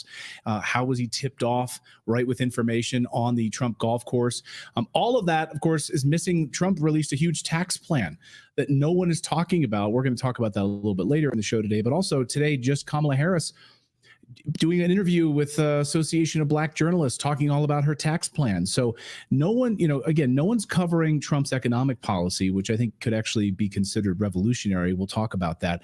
But now the mainstream media trying to turn the page as quickly as they can away from Trump, get it focused on Kamala with only 48 days left until Election Day. So welcome in, everyone, on this Tuesday. Busy show for you. David Rauch in our chat. I like him. David says, my house is where several of my friends come together to watch Redacted every Monday through Thursday. We have a game we play where we all put our bets on what color shirts you guys will be wearing. I'm sure it's going to be easy for you to pick what shirt I'm going to be wearing. For Clayton, it's usually black. It's almost never not black. That's right. So it's pretty easy. Hopefully I'm not the one that you're putting your bets on. But I can help you game it. What do I get? I'll give you an inside track if you want. Tell you what I'm going to wear next.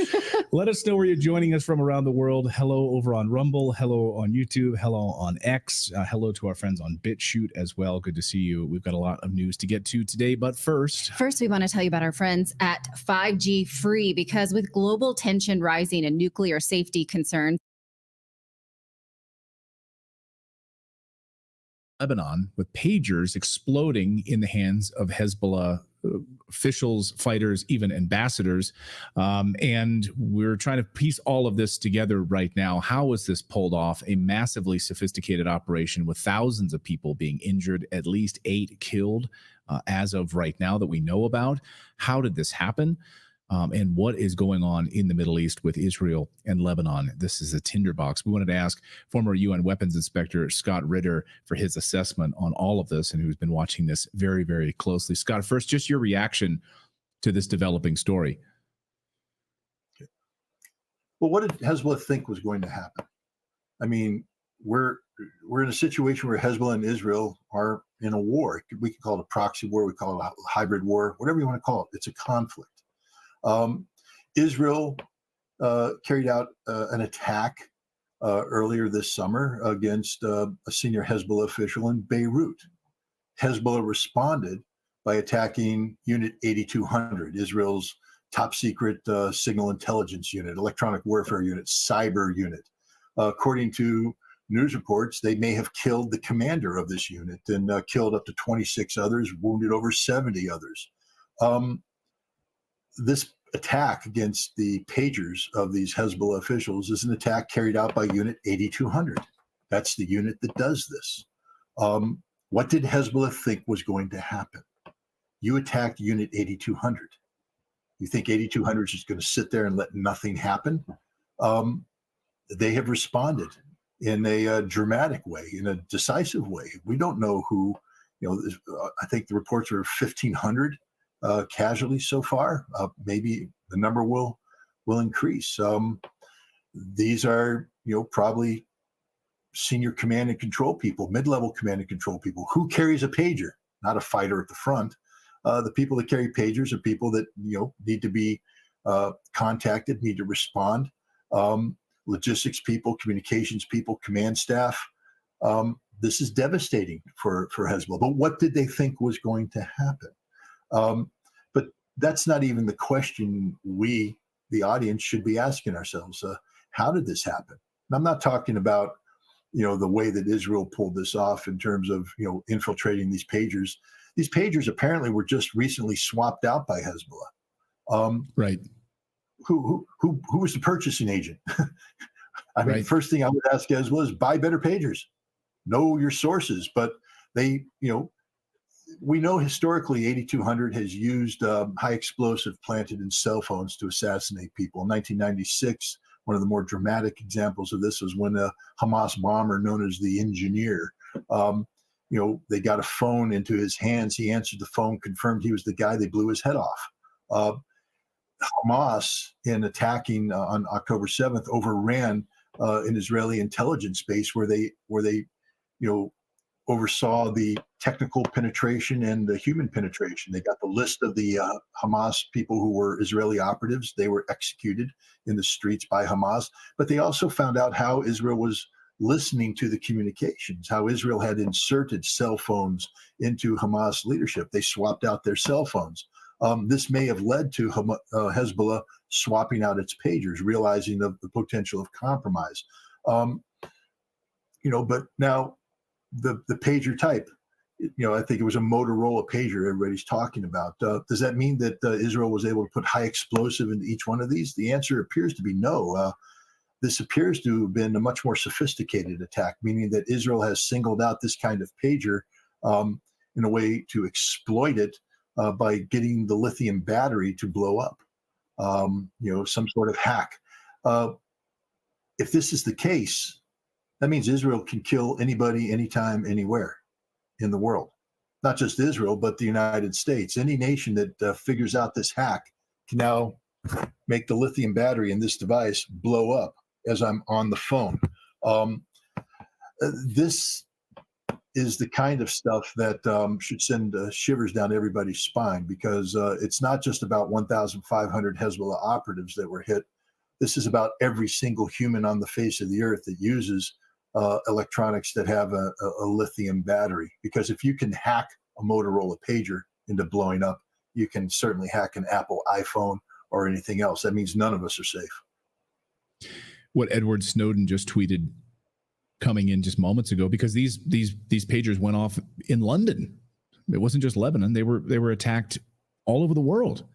Edward Snowden tweeted just moments ago, what Israel has just done is via any method reckless. They blew up countless numbers of people who were driving, meaning cars out of control, shopping with your children or in the stroller, standing behind him in the checkout line, etc., indistinguishable from terrorism.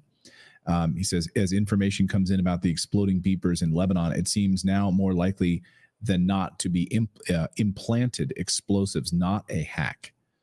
Why? Too many consistent, very serious injuries. If it were overheated batteries exploding, you'd expect many more small fires and misfires. So, and sources I've spoken to this morning have said that could have been in the works for a long time to get these types of specific pagers in the hands of these individuals with explosives built in. So that doesn't make me feel any better, but well, it makes me feel a little bit better, to be honest. Because, I mean, I guess to know that they can't launch a lithium-ion battery attack at a whim, well, we bring down there. We go back to the old Israeli practice. Now we're seeing again. That's how they assassinated the engineer. They put explosives in his cell phone. That's how they've assassinated people over the ages, to get a device in the hands. But this shows something far more sophisticated. This isn't about inserting an individual device where you need it. This is about infecting the entire supply chain.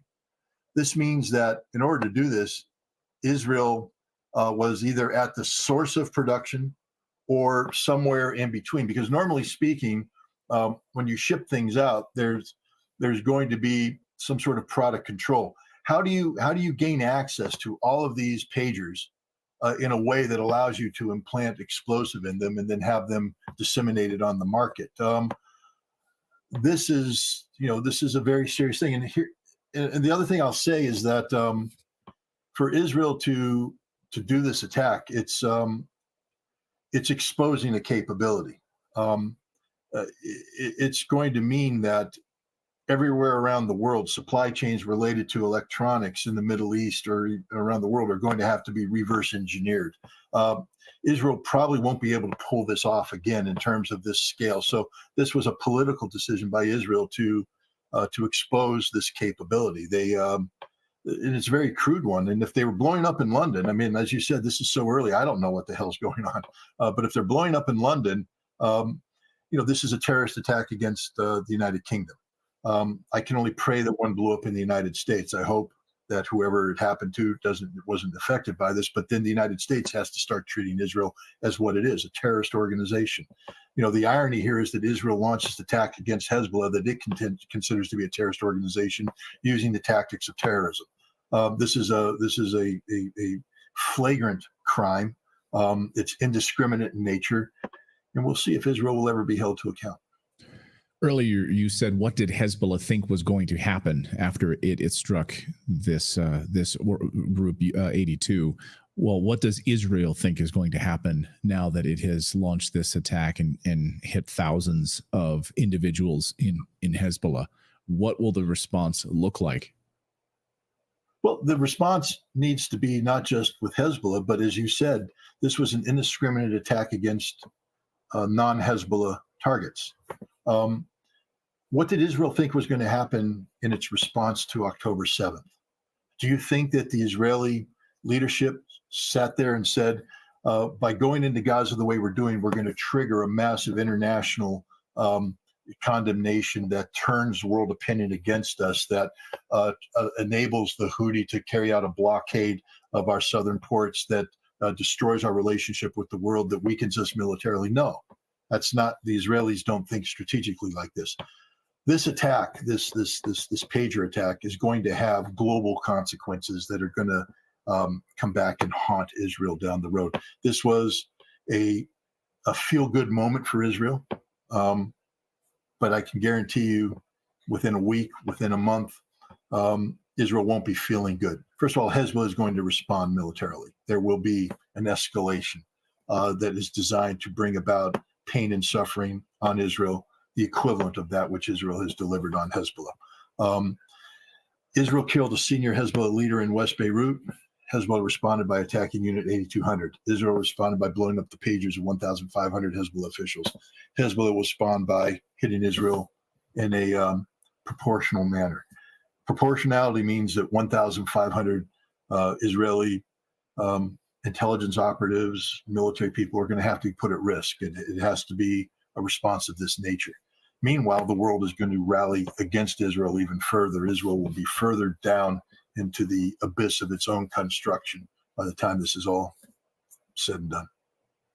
The numbers right now, 2,750 people wounded as a result of these pager explosions across Lebanon, and 9 killed. So this number keeps going up. Keeps going up. This number keeps going. Yeah. I'll get you out of here on this, Scott, which is over the weekend, we saw the Houthis fire a hypersonic missile at Tel Aviv. They could not shoot this down. They didn't shoot it down. They were incapable of shooting it down. The Jerusalem press comes out and says that it wasn't hypersonic. Of course, it begs the question, then why didn't you shoot it down if it's not hypersonic? But I think all evidence to the contrary that it was a hypersonic missile fired at Israel. What do you make of the Houthi side of this and the hypersonic missiles fired into Tel Aviv?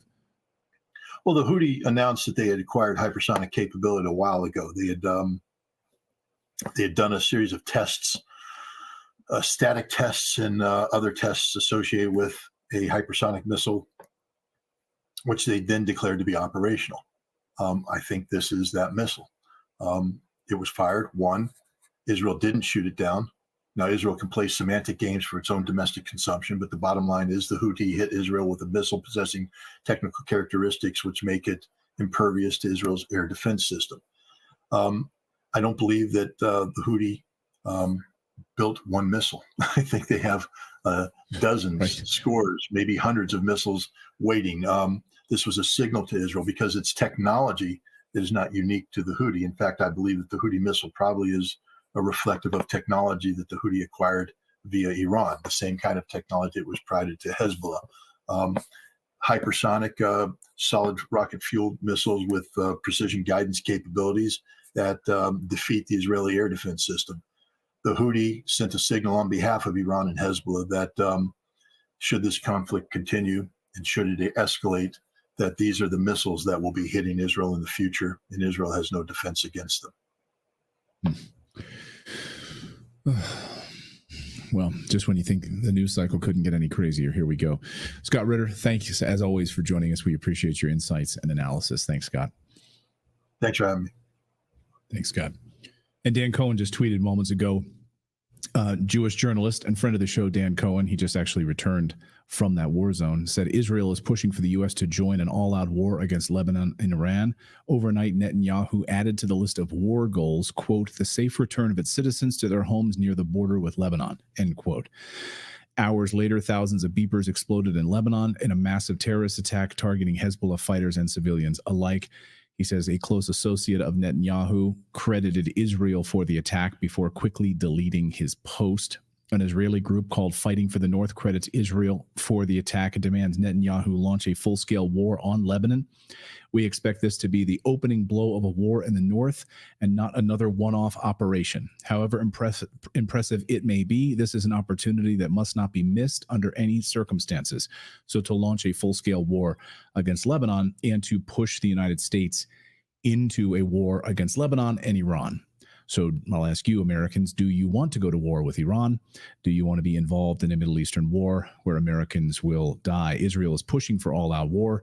I mean, no, because look how dirty this can get. That means all of us at risk for our mobile devices blowing up while we drive, while we're in the grocery store, while we're walking around, not just bad guys, but collateral damage too. Who will raise their hand for that? Who says, yes, I feel motivated to make that kind of sacrifice for innocent civilians? Okay. Let us know in the chat. Actually, maybe we put up a poll here. How many of you think Americans should die in the Middle East right now in a war against Iran or in a war against Lebanon? I mean, this is exactly what they're pushing for.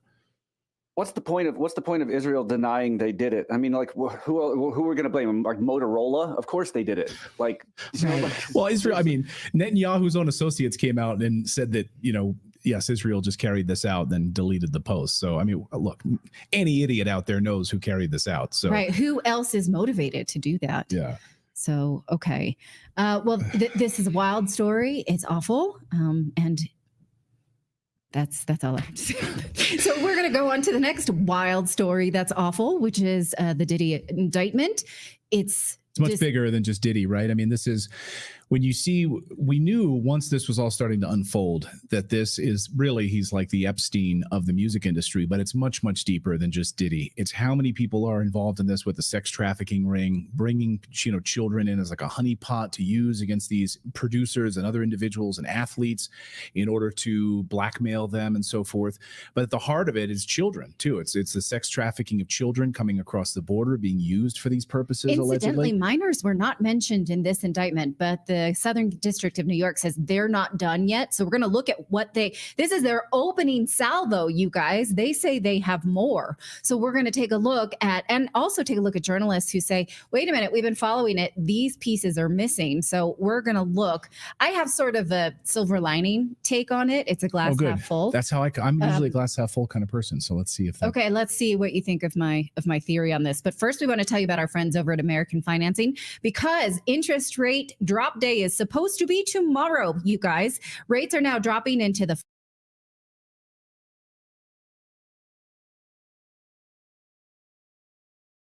more involved in the and now it keeps going between 7 and 8%. Who's the 8% that wants Americans to die in the Middle East? That's our CIA audience. That's our CIA Mossad audience. Yeah. Okay.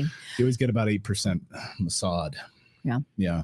All right. But maybe they are. Maybe there are people out there who legitimately think Americans should die in the Middle East. It'd be interesting dinner conversation. I don't, everyone's entitled to their own opinions. I just would be really curious what justification you have for the Americans dying in the Middle East. It'd be interesting to hear. All right. Here's dinner conversation we won't be having tonight when our children get home. We're going to talk about the Diddy story. I think I should put a disclaimer on this. I didn't want to do it, and Clayton made me do this story. So yes, we're going to do it, and we're going to take a look at it, and it's yucky, you guys. So you got to put on your big boy pants to see this stuff. I'm ready for further questions of what's left out, what the government knows and doesn't know, but we're going to go through it. So here we go. Sean Diddy Combs was arrested by Homeland Security agents at a New York City hotel on Monday, and the indictment was unsealed this morning. Today, that's Tuesday. And you guys, this stuff is dark and it runs deep, as in every song you may have ever liked in your life that you listen to on the radio may be connected to a demonic sex ring. Yes. So brace yourself. This is the worst case scenario. Okay. Okay. All right, you're upset about this, that maybe there's music that's not connected to this. You think that your taste is not engineered? I listen to a lot of 80s music. I listen to a lot of jazz. So hopefully there's not crazy. Okay. I mean, I like a lot of polka. Hopefully there's no demonic polka rings, but we'll see. That's actually true. I love Pink Floyd. I hope they're not associated with this in any way. Okay, well, we're going to see. So brace yourself. The government has thrown the book at Diddy for prostitution, coercion, enticement to engage in prostitution, narcotic offenses, kidnapping, arson, bribery, and obstruction of justice. All of that is listed in this indictment. Here's what it looks like if you want to take a look for yourself, so you know I'm not making anything up. Now, not listed here is anything related to minors, and we're going to get to that in a second. Worth mentioning, though, that this is what the government alleges. This is what they think they can successfully prosecute. They present evidence to a grand jury, and the grand jury decides if they can arrest this person and move the case forward. Now, Combs will have the chance to defend himself, and his lawyer says that he's innocent of all of this. So if he fights this and says, I didn't do it, the government will say, well, here's a big steaming plate of evidence. And so will he actually do that? The lawyer says he will fight like hell to get his client released on bail. That's not likely, but we'll see. I mean, it would be $1 bajillion. I would think they've already taken his passport. The government says they have copious amounts of evidence since their extensive raid on his properties and his electronics. Here is prosecutor Damian Williams summarizing that evidence. During those searches, agents seized evidence of the crimes charged in this indictment. They seized firearms and ammunition, including 3 defaced AR-15s and a large capacity drum magazine. They also seized evidence of the freak-offs, electronic devices that contain images and videos of the freak-offs with multiple victims. And they seized cases of the kinds of personal lubricant and baby oil that Combs' staff allegedly used to stock hotel rooms for the freak-offs, more than 1,000 bottles altogether. Here are some of the items that we recovered during the searches.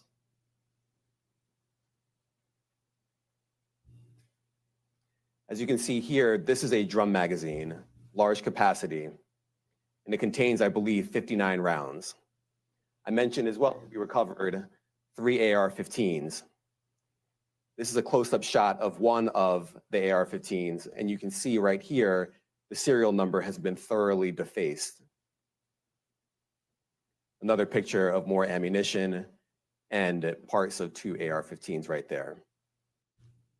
So people in the chat are saying freak off. What did he say? Freak off? Oh yeah. So okay. that's I'm in the gonna indictment. show you what that is right now. At first, I heard free Goths, and I was like, is that like Visigoths or the? I was like literally thinking like Germanic tribes of medieval, but okay, freak off. Yeah, freak offs. And freak offs. Okay, here we go. Let's let him explain it. You don't need to. The prosecutor does a pretty good job. Go ahead.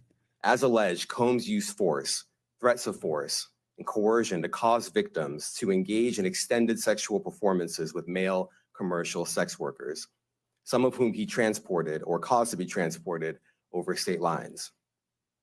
Combs allegedly planned and controlled the sex performances, which he called freak-offs, and he often electronically recorded them.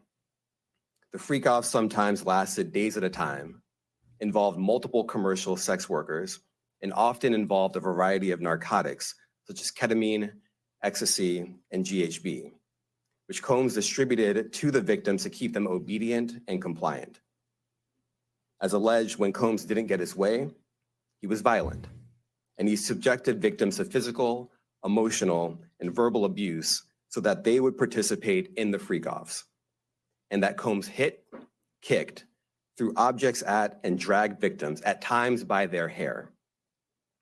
On one occasion in March of 2016, that conduct was captured on video and later reported in the media. Specifically, Combs kicked, dragged, and threw a vase at a victim in a Los Angeles hotel when the victim was attempting to flee.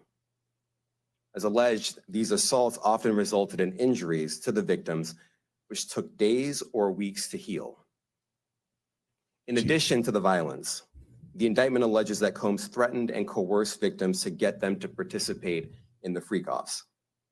He used the embarrassing and sensitive recordings he made of the freak-offs as collateral against the victims. And the indictment alleges that he maintained control over the victims in several ways, including by giving them drugs, by giving and threatening to take away financial support or housing, by promising them career opportunities, by monitoring their whereabouts, and even by dictating their physical appearance. Because of all of this, the indictment alleges that the victims did not believe they could refuse Combs without risking their security or facing more abuse. The indictment also alleges other acts of violence undertaken by Combs and others, including violence against witnesses to his abuse, kidnapping, and arson. Okay. So the least of it seems to be the guns. Like, who cares about the guns at this point? It was just the method to which he kept all that going. I mean, when you have so many sex orgy parties that you have a name for them, like, do you put that in your calendar? Like, hey, I'm going to need to clear a few days for a freak off. Can you please? And it was so organized that he had his staff setting it up. Yes. Like, I need all the baby oil. Well, that's and my the thing. wipes. Who on his staff is like in charge of the cases of baby oil? And then they would go in and clean it up afterwards. Now, it was such an exertion for these victims. Victims that they were just, I guess, continually graping without a G, that they had to have IVs. In fact, here's what the government says is that after these freak-offs, Combs and the victims typically received IV fluids to recover from the physical exertion and drug use. So not only did they have all this set up, they had a freak-off kit that included IV for Combs himself because it was such an Olympic event. It's wild. Now, the government says that they have seen this for themselves. We heard about these in other court cases, but the government says they've seen it based on what they seized in the raids. Now, as a taxpayer, this is when we need to acknowledge that we appreciate law enforcement because they watched this and they took action. So at least we can give credit where credit is due. They say, again, that this is the stuff of nightmares. But important question is, how long have they known? Because this has been going on allegedly since at least 2008. Someone in the chat brings up a good point. Remember when JLo says she didn't know that he was involved in gang activity, but she was in and around a shooting when she was dating him in the 1999 and 2001 to 2001, I believe. So some people knew he was involved in some bad stuff for a very long time. Who, why, and who was kept from it? Now, interestingly enough, he was arrested on September 15th, 2024. 1 year ago, September 15th, 2023, he was in New York City getting the key to the city from Mayor Adams. Watch this. He already has the keys to some pretty exclusive places, and now Sean Diddy Combs can add New York City to that list. It's Diddy Day in the city. Videos have been playing on the Jumbotron for TSX Broadway, and the crowd waited. Then around 11:30, the doors opened for the mayor and the artists.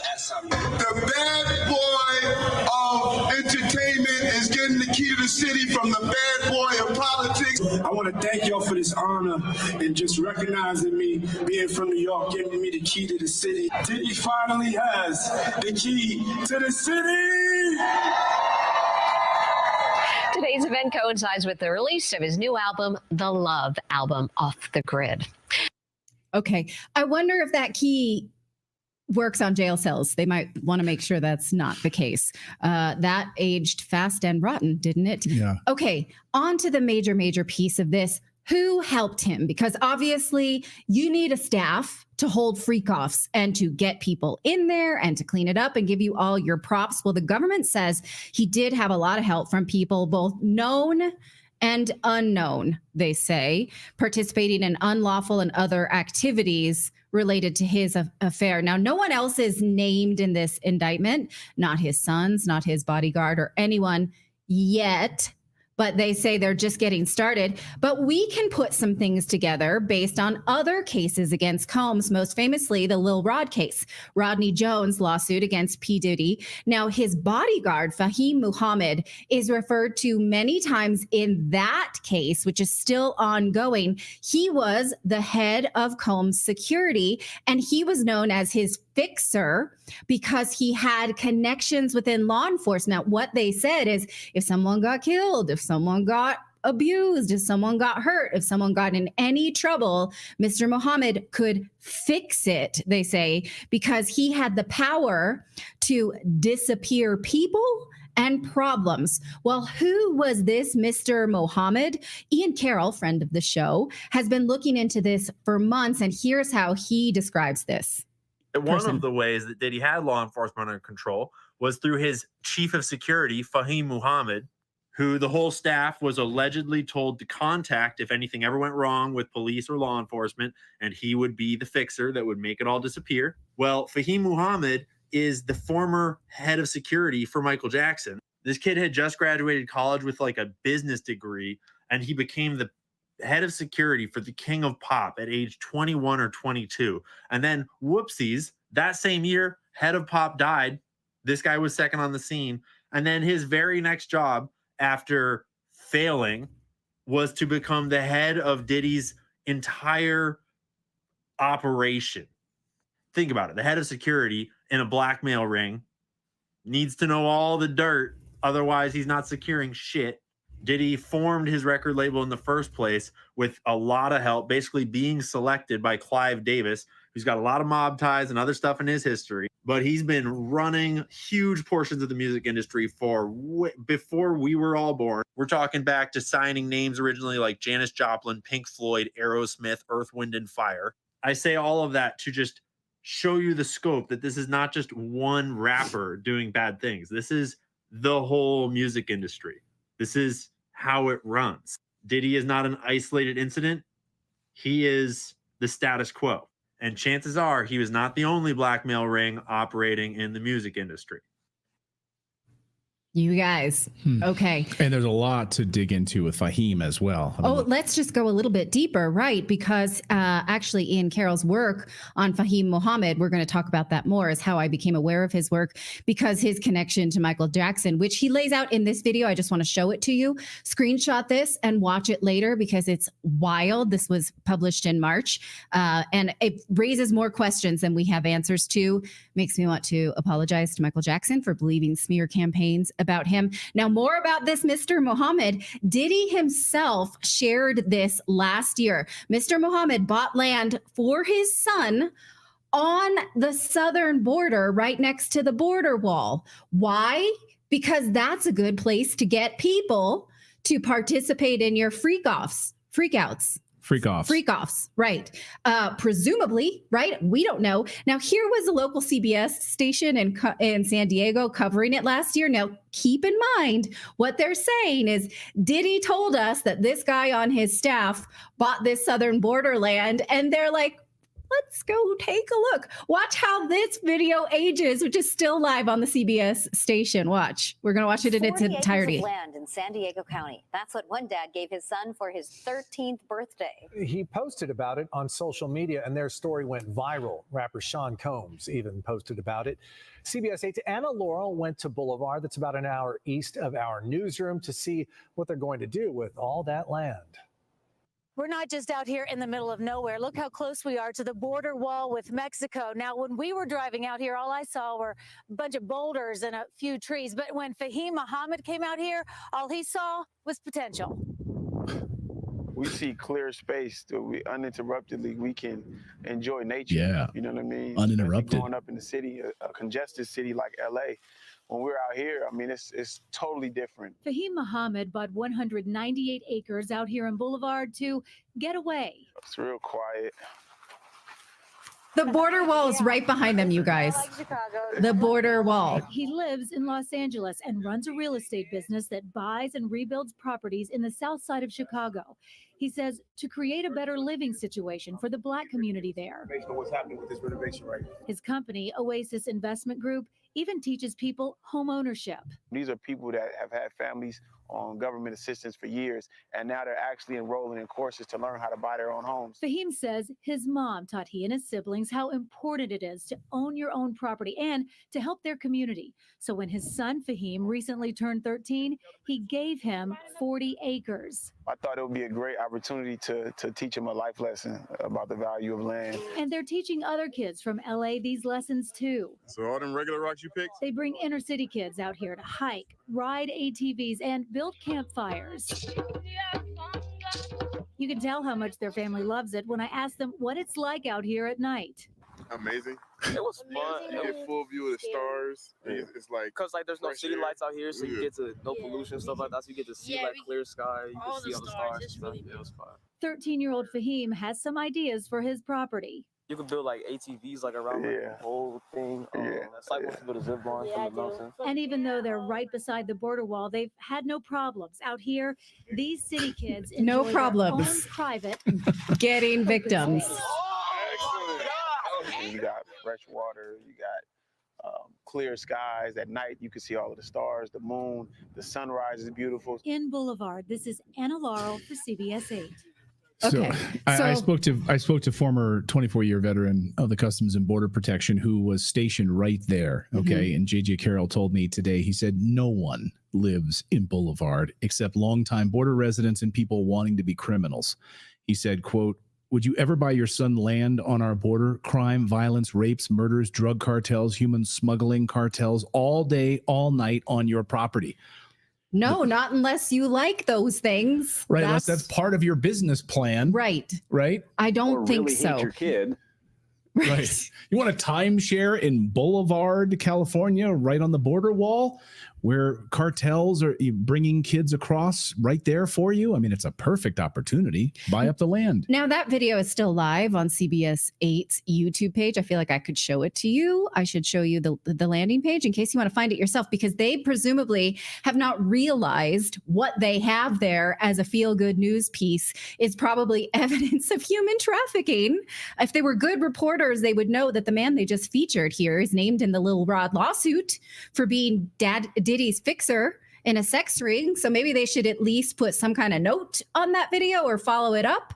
I left a comment I'm there. glad it's still there. Most of the alerting time, them to it. Most of the time, these news organizations try to hide the fact and they delete it and get rid of it. Oh, So- I downloaded it. So we have there it. we have go. it saved. Yeah. Okay, so what we're dealing with here is deep and extensive and an old conspiracy, not a theory, a real conspiracy to sell your soul to the devil to become famous in the music industry. And who else is connected? Well, Lil Rod's lawsuit names Cuba Gooding Jr. as an active participant in the freak-off parties.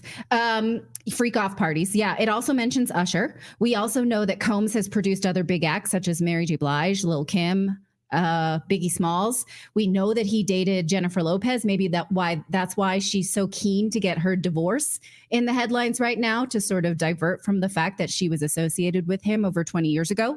Now, Lucian Grange and Universal Music were originally named in the Lil Rod lawsuit, but they were removed as defendants. And the government in the federal indictment does not mention them. But Prosecutor Williams does say that the government is not done here. In fact, he makes it seem as though they are just getting started. So perhaps they will. The government says they have enough here to keep Combs behind bars for a lifetime. They're asking him to forfeit pretty much all of his possessions. The big question here is, how deep will this go? And will Combs live to tell? Will he live to name names? Since he is essentially the Epstein of the music industry, will we ever get a client list? Or will that, like the Epstein list that is buried with him, fizzle out and die? Now, my sort of silver lining here is that maybe this is the government trying to make it right. Maybe if we can find a connection between Epstein and Combs, which it seems like won't be too hard to find, then we get it all. Maybe the bad guys sort of took it from the good guys, and the good guys are saying we get another chance with Diddy. How about that? Maybe this, maybe, right? Maybe. This is a big fat maybe. Combs' lawyer says that, again, he's going to fight for his release. But if he does not get released, he should insist on round-the-clock cameras in his holding cells. Maybe we should all want to watch that just to keep this guy alive. The rest of us should want this too, because we need to see how deep it all goes. And in the meantime, I'm driving in silence. I never want to listen to commercial music again. I don't know what to do with this. This is just dirty and awful. And you know that what we get to see is only a sliver.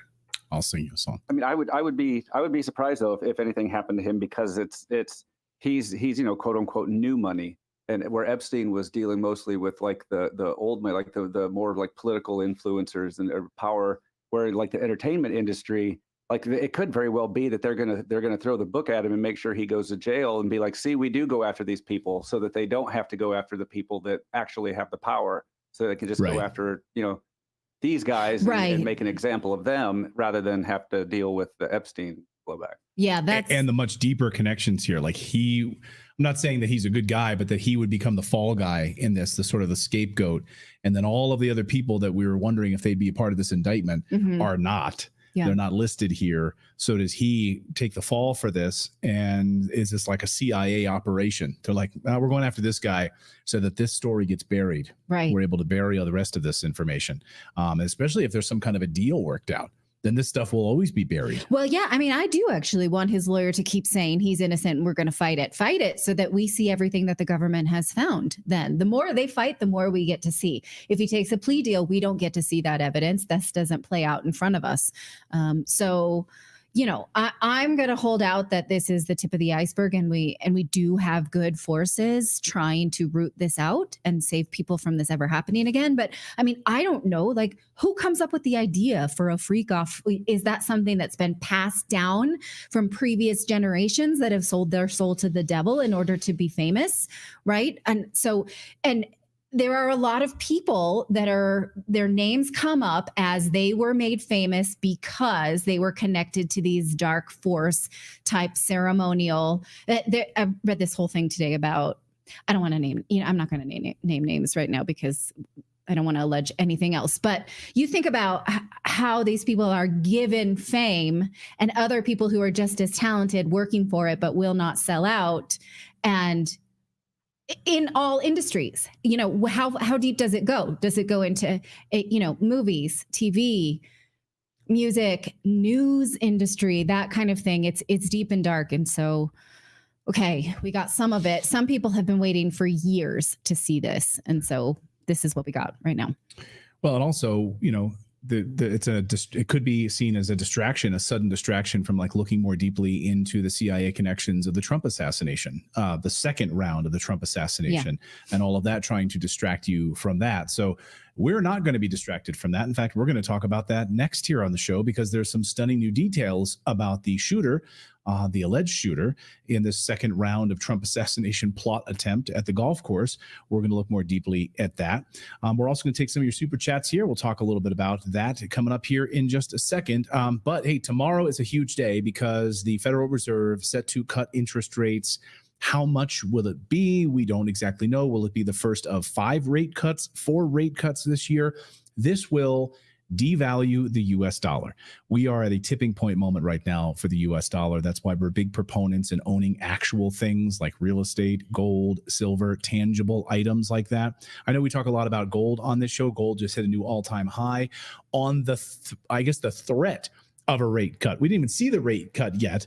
And then suddenly we see a rate cut. We saw the ECB rate cut. So again, just the threat of a rate cut sent gold skyrocketing. Silver, though, also a fantastic investment and relatively inexpensive compared to gold right now. But we just bought a bunch of gold and silver, about 60% silver, 40% gold right now. And it's a hugely important industrial metal. Silver is, of course, it's everything from phone batteries to electronics, solar electrics, but it's all, but of course, it's also a commodity. Our friends over at Lear Capital can help you get set up right now and actually investing in precious metal. Morning, including that he had a book out that you can read if you'd like, his self-published book. It's called Ukraine's Unwinnable War, in which he urged Iran to assassinate Donald Trump. But that's just the tip of the iceberg. The very first Twitter account that followed his Twitter account is an ex-CIA agent. Was this his handler? We don't know. The deep state constantly uses useful idiots like Ryan Routh. So what do we know about the CIA and how the CIA deploys these useful idiots? Let's ask a former CIA agent. Michael Scheuer spent 22 years working at the CIA. He's written 4 books on how America needs to get out of these conflicts around the world, including Ukraine and the Middle East, and focus instead on the United States of America. That has to piss off a lot of people at the CIA. And that's why we'd love to have Michael on the show. Michael, welcome back. Good to see you. Thank you, sir. Thank you for having me. So just when you started to see these details emerging about Ryan Routh, he's not some just random lone gunman guy. with an axe to grind. All of these connections are starting to emerge. Did that surprise you, and what do you make of it? Well, I don't think it can surprise us too much. And I think most Americans may be surprised by it, but it's simply because the media doesn't cover it. Both the United States Special Forces and the CIA's paramilitary groups one of their major jobs is training foreigners who we want to help win or want to do a particular job for us. There's a lot of hoo-ha about special forces, paramilitary forces in the United States. They can't win wars. Their fighting is important in certain tactical instances, like killing bin Laden, if that happened. But what they mostly used for is for training foreigners in the Ukraine, in Vietnam, everywhere in the world, that there is a chance for the federal government in this country to get us involved in somebody's cause that they like. Those people are there. And grooming is mostly just, training. They become proficient in arms, proficient in tactics. But personal friendships is an enormous amount of espionage. And you recruit people as your agents at the agency, at the Defense Intelligence Agency, at Special Forces. One of the characteristics you're looking for is an ability to project themselves as friends, as colleagues. And so it's not all that a complicated process. It's expensive.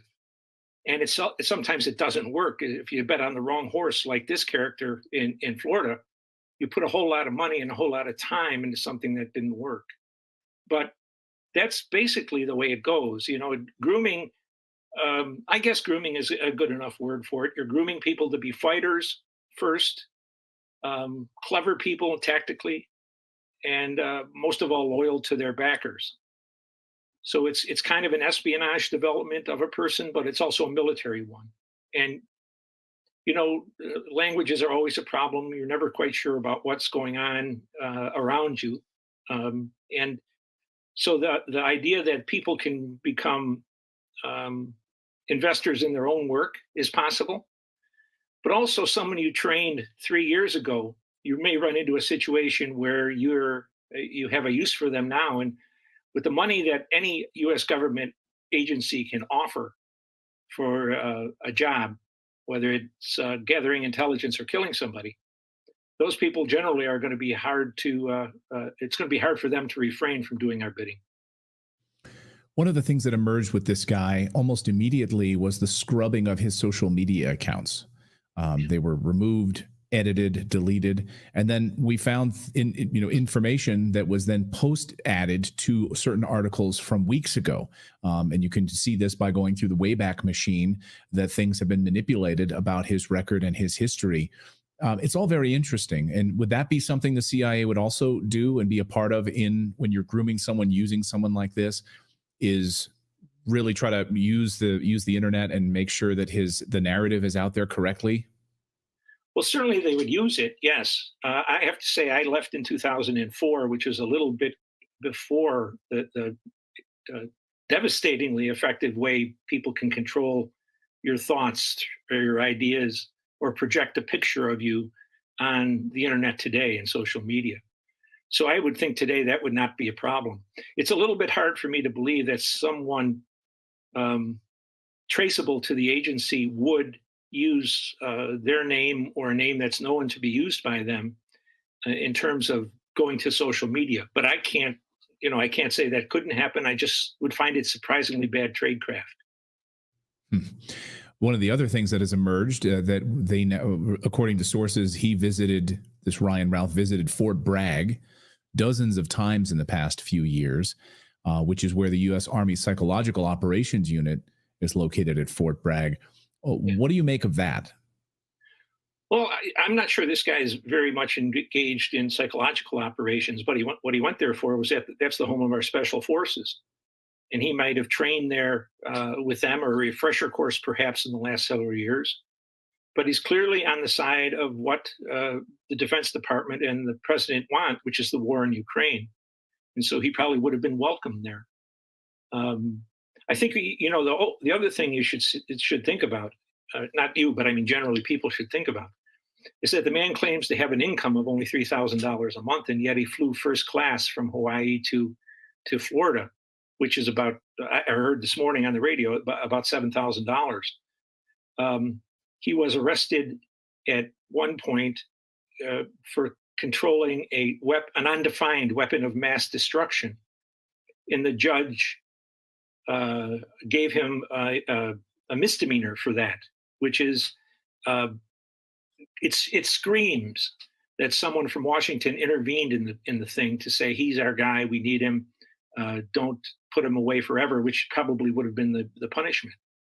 So there's red flags all over the place. I think it's a disgrace, but it's appalling but not surprising, Clayton. It's the way the game is played these days. Deeply disturbing on a day when we have this major attack against Hezbollah in Lebanon and the United States agitating for war both against Russia and Iran. And then conveniently, over the past few weeks, we've heard in the mainstream media that they've broken up a cell that was trying to assassinate President Trump. These were a Pakistani who had ties to Iran.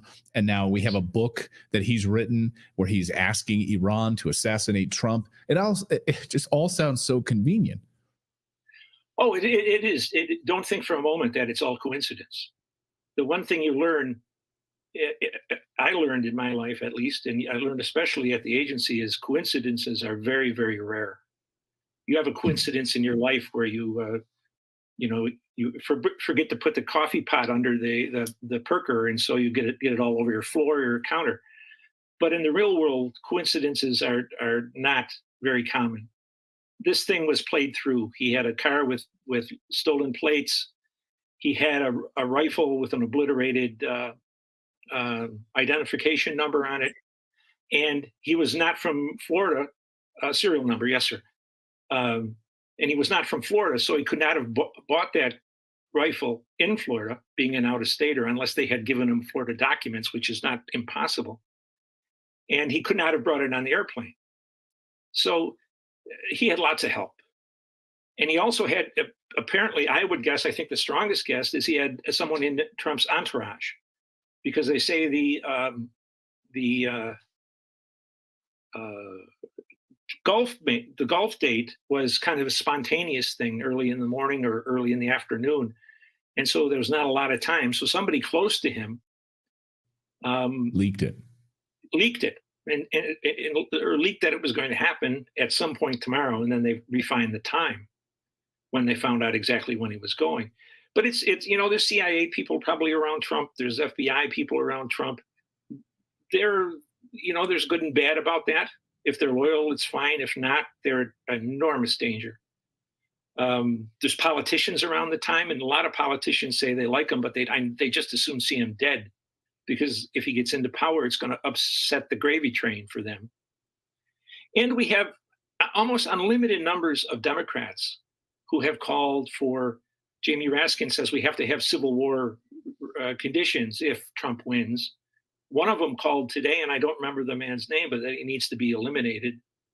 There's been this has been a current refrain in the Democratic Party and in the mainstream media since Trump entered the race in 2016. So it's hardly surprising. What is surprising is the failure to protect him. Not only is he a presidential candidate, but he's the presumed next president at the time, given the information we have from polling and that kind of thing. The polling right now looks absolutely like a landslide in the Electoral College right now for Trump, in Trump's favor. They are deeply scared about this. And as they should. They are an evil, criminal bunch. And the price for that should be prison, and in some cases, if you can prove treason, which is hard to do, hanging. I would prefer public hanging to make the message clear to a lot of people that we don't fool around with overthrowing presidents or killing presidents or overthrowing governments. We're in the middle, Clayton, in a way, of a very fine civics lesson for the American people about how this system needs to be cleared up. And whether that message comes through loud and clear, I don't know. But I think this is a key break in the deep state's armor, because the signs are everywhere. It's going to be hard to corral them first and then bury them, because they seem to be popping up with some regularity. And I have to say, the policeman and the police officer, the chief in Florida, really called, without being very blatant about it, really called the tune, that there's too many things here to make it a lone gunner. Right. I think it's clear. You know, when we first started reporting this story, someone in our chat room said they're going to make it a conspiracy. So we're not making it a conspiracy. All of these signs point that it is a conspiracy. And the real concern to know what's going on here, sir. You know, you don't have to be Sherlock. It is clear as hell. And one of the reasons they're screaming about it so much is because they know it's clear as hell. And I'm concerned as we head into October that they're not finished yet trying this. They've tried it in Butler. They may be finished, Clayton, with shooters, but not with a truck bomb or an aerial weapon of some kind. And they can blame it on anybody. They've got all the gangsters in the country they need, and they can set them up. The FBI specialty is setting up Muslim terrorists. They get one not very bright Muslim suggest an operation. He goes out and gets some dumber Muslims, and then at the last moment, the FBI picks him up and calls it a victory against terrorism. So there's lots of other options out there, and it depends on how many people they're willing to kill as to what option. Right now, they seem focused just on him. But if it's his family, if it's his children, if it's a bunch of people who just work for him, I think there's no hesitation on the part of the Democrats to preserve what they have, to killing more than one person. It's deeply disturbing. And when you know the history of what they've done to JFK and what they've done to Martin Luther King, you know, the list is fairly endless at this point, and they will not stop. I hate to keep saying it, but you're seeing it. The evidence is overwhelming at this point that they will do whatever they can to keep Trump from winning. They're going to pull out all the stops. It all flows, Clayton, from the decision made after the Second World War that we were going to control the affairs of the world, and that we were going to call the tune for third world countries and European countries. It all comes out of war. Americans are so used to war that they allow the government to do whatever it says is necessary to do overseas. Ukraine, we don't have a single interest in Ukraine except for what the elites want. They want what the guy from South Carolina, the senator, said, $12 billion worth of rare minerals in the ground there. We want to push the Russians into starting a war, and we succeeded in doing that. So the American people really have to get the idea that we don't have presidents anymore. We have warlords. Warlords who can take this country, all $360 million, into a war, a little one or a huge one, anytime he wants, because the Congress has abdicated its sole responsibility under the Constitution for declaring war. They pass a bill that says we give you the power. Well, that's not delegatable according to the Constitution, but it allows the Congress to say, well, we warned him against it, but he did it anyway. Or if we win, the Congress can say, hurrah, we supported him and he wouldn't have done this without us. No good. We have not had a constitutional conflict in this country since December the 8th, 1941. They all have been anti-constitutional, non-constitutional, in fact. Much more dreaded power than a simple, a corrupted policeman or a corrupted general or whatever, or something like that, a normal everyday thing. When you have a president that can take you to war without any checks or balances, and to accelerate that war as Biden and his people have done gradually in the Ukraine, you're not a free country. You're in the chains of a warlord. And it's time that Americans face it. And hope Americans wake up. I hope people vote. I hope we can make an effect a massive change in this country. Michael Scheuer, we appreciate you joining us. I think your expertise in this is second to none, and we are in very, very scary times as they try to drag us into war with Russia and Iran simultaneously. Michael, You're right. great to see you. A pleasure, sir. Thank you kindly for having me. My pleasure. Thanks so much, Michael. Appreciate it. And I guess we could bring up the poll here. We still have it going after just talking to Michael here. Do you support the U.S. getting more involved in the Middle East? 92% of you on our YouTube poll say no. 8% say yes. So you guys can still vote. About 8,400 votes right now. Still 8%. You're always going to have to think those are trolls. Some of them, like people are just like, maybe someone just being like, I'm just going to be a dick. I mean, but disruptive. I don't know, because it's like, is with people, like, they're just people that will support Israel no matter what. And I think that's those people. Like, it just wouldn't matter what they did. Yeah, maybe. I mean, there'll be people like a story that really is not about, it's about going into a massive war, but they'll still say, you need to get the other side of the story out there, of course, which is what we do. But what other side is there to a massive war? I mean, we've been covering it for years on this show. I mean, it goes back to 1947. This is a tinderbox waiting to happen. And do you want the United States has no vested interest in that area at all? There's none. And you can't point to any. Just read John Mearsheimer's great book on the subject. There's none. He couldn't find any. If you can say that there's a vested interest that Americans should go die in the Middle East, I'd like to hear it. Like, what is the incentive for that to happen? American sons and daughters right now, $35 trillion in debt. By the way, did you guys see this today?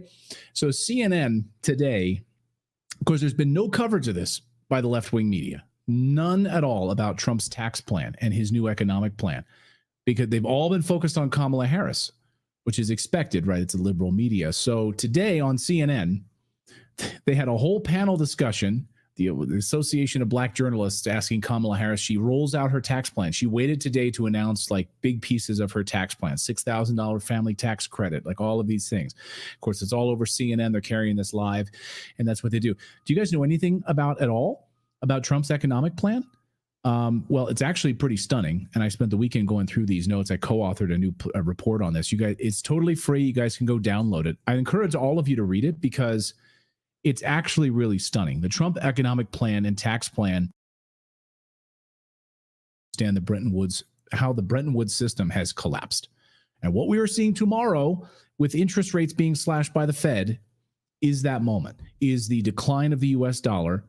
And really, it's going to, if we go through these 4 or 5 rate cuts that start tomorrow with the Federal Reserve, we are at the end of the US dollar hegemony in the world as the world's reserve currency, as the leading dollar, as the leading power in the world. The US dollar will decline in value. Inflation will continue to go up.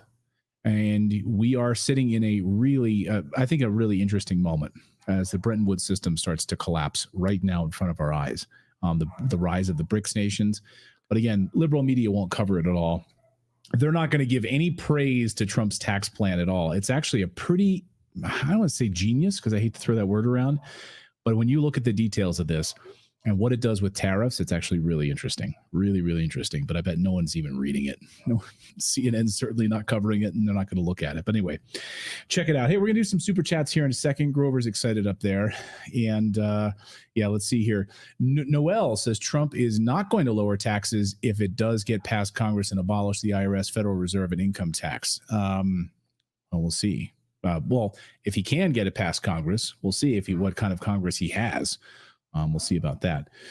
Eric says, unless there's no taxes on my wages, period, removal of the illegal Fed and IRS. Yeah, remove the Fed and the IRS. Can we abolish the IRS? We'll see. Tariffs always fall on the customer. But if it's a lot of Chinese imports, right now we're running a massive trade deficit, massive. So we are sending out, we are taking in way more than we're sending out to these other countries.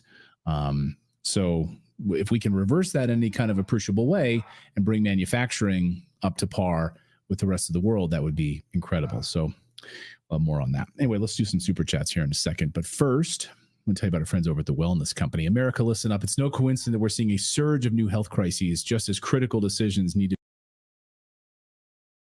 Were you prepared for the last pandemic? 48% of Americans don't have any emergency supplies ready in their house, according to the National Center for Disaster Preparedness. We saw how the medical and pharmaceutical industries failed us the last time. They left us to fend for ourselves. Do you really want to count on them again?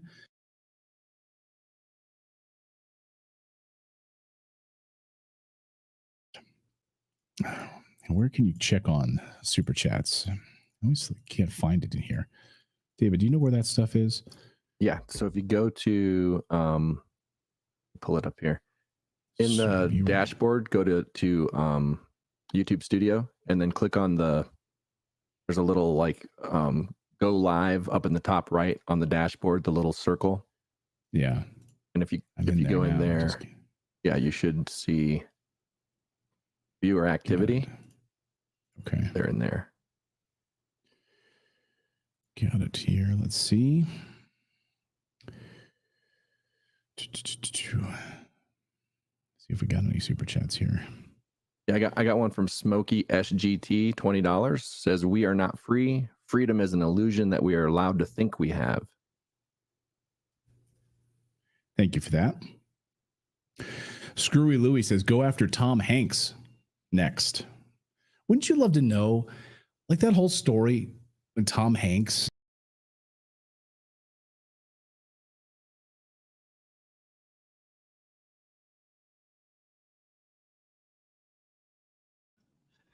We're not going to go through their super chats. That's their business, not ours. But interesting redacted today. Wouldn't you say, Mellows?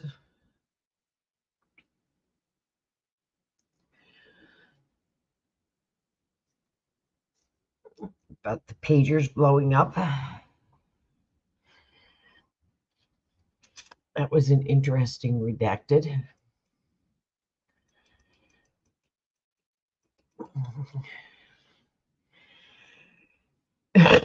I didn't know about that.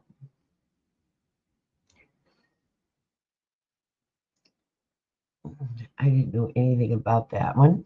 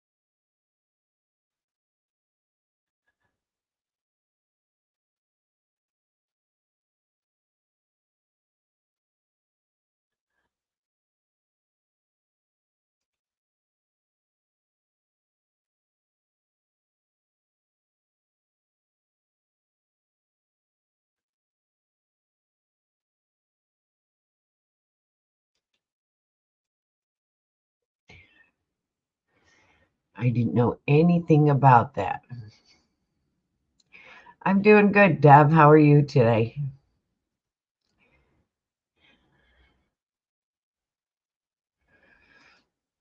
Those songs that were put up today, those were inspired by Mellows.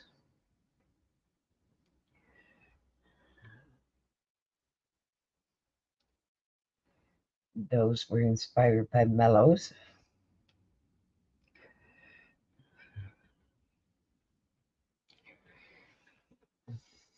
Did a very good job. I am going to look and see what I can find out about those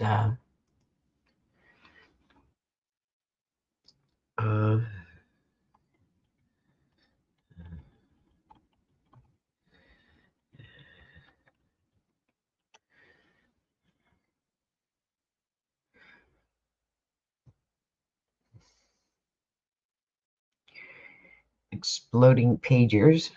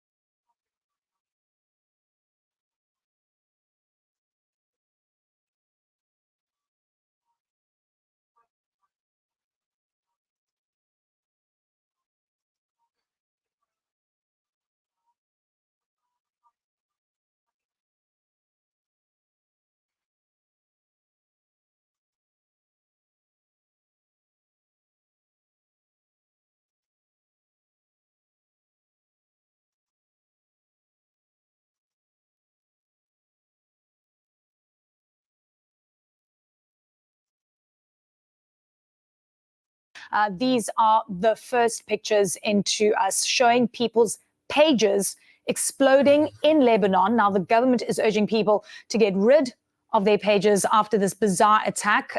Sources say pages belonging to members of the Iran-backed Hezbollah began exploding in areas where the group operates. Let's just watch this video again. This is video just into CNN.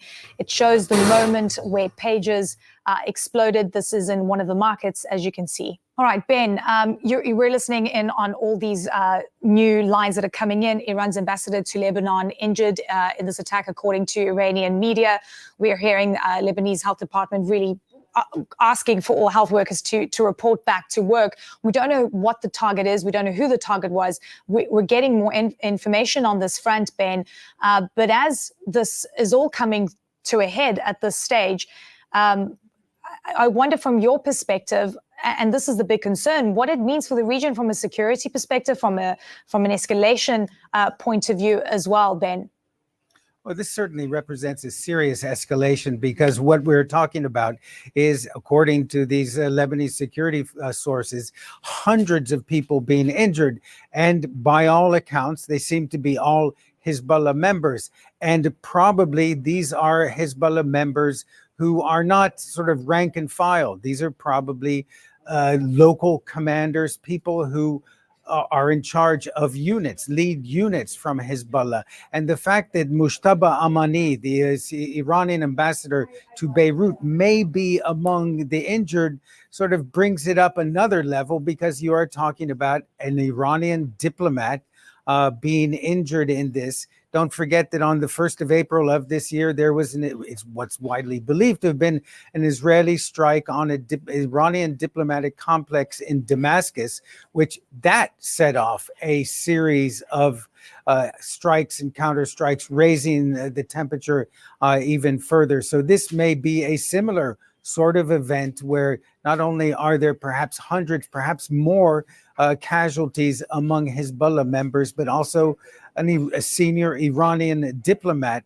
as well. So certainly this sets the stage for a major escalation between not only Hezbollah and Israel, but perhaps Iran as well. All right, Ben Wiedemann, thank you so much. Joining us now, we've got Firaz Maqsad, who is the Director of Outreach at the Middle East Institute in Washington, as we're getting this breaking news in with hundreds of people injured, specifically Hezbollah members, after their pages exploded. Firaz, great to have you with us. What is your initial response to this news? No doubt a major operation and a wonderful, maybe wonderful is the wrong word, but an exceptional breakthrough for Israeli intelligence there to be able to penetrate Hezbollah's telecommunication network and blow up hundreds, if not thousands, of pagers all at once. So Firaz, just to interject there, you mentioned Israeli intelligence being behind this. Is that what you're characterizing this as, that Israel was behind this? We don't have confirmation of that, and of course, we're getting information in real time. Why do you assume it's Israel? Absolutely. In the context of all that's happening, there is very little doubt in my mind, and I think in the mind of most Middle East watchers, that Israeli intelligence is behind this. Now, Israel does have a long track record of sometimes, quite often, actually not claiming its operations to allow for some plausible deniability and perhaps allow the other side to de-escalate and not feel that they are compelled to retaliate. But for all practical reasons, everybody here would probably suspect Israel as being behind this operation.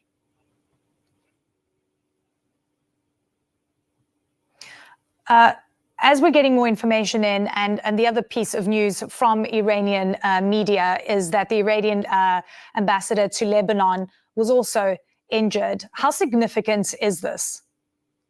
Well, this is very significant because we currently have the American envoy in Israel and in the region, very much for the purpose of de-escalating and preventing Israel from broadening this war, pulling Lebanon into it in a major way, and also in a manner that can also bring in and drag in Iran, Hezbollah's main patron, which perhaps and has threatened before openly not to stand by if Israel launches a major operation in Lebanon. So yes, this has the hallmark of an Israeli operation. it has the propensity, the potentiality to broaden in a way that the American administration has been pushing and trying to thwart through diplomacy for quite some time now, almost a year since October 7th. Juliet, in terms of Iranian's ambassador to Lebanon being part of the injured as well, we've spoken about this for the last few minutes to sort of get a sense and understand what this means in terms of escalation. You've just heard from Faraz. He says this has got the hallmarks of an Israeli attack. We just don't know yet. But how are you going to read into this in terms of what it could mean regionally? Yes. So we don't have to be blind to the idea that, of course, this is Israel. I know it's not proving it, but there's no other entity that has the desire and capability of doing something like this. And they hinted at it yesterday. So this is the Iranians will see this as a direct attack on one of their senior government officials. So one could imagine how Iran is going to react.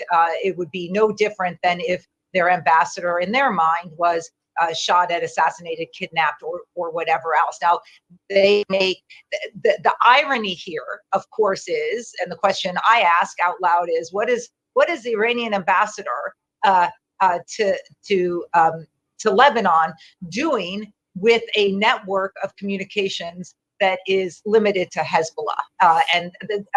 This is we know why, and this is but they're going to have to fess up to that. I think the Iranians will claim that he was on just a usual beeper network, but it's clear the ties between Hezbollah and Iran and leadership flowed through an ambassador or others who had direct ties with Hezbollah. But this is the regional conflict we've been worried about. Every time we get to a moment where things could be triggered into a greater, I'm not minimizing what's already happening there. It's a regional conflict in some respects, but it's not a regional war. This is the question is are we over the brink now, or can all entities bring it back?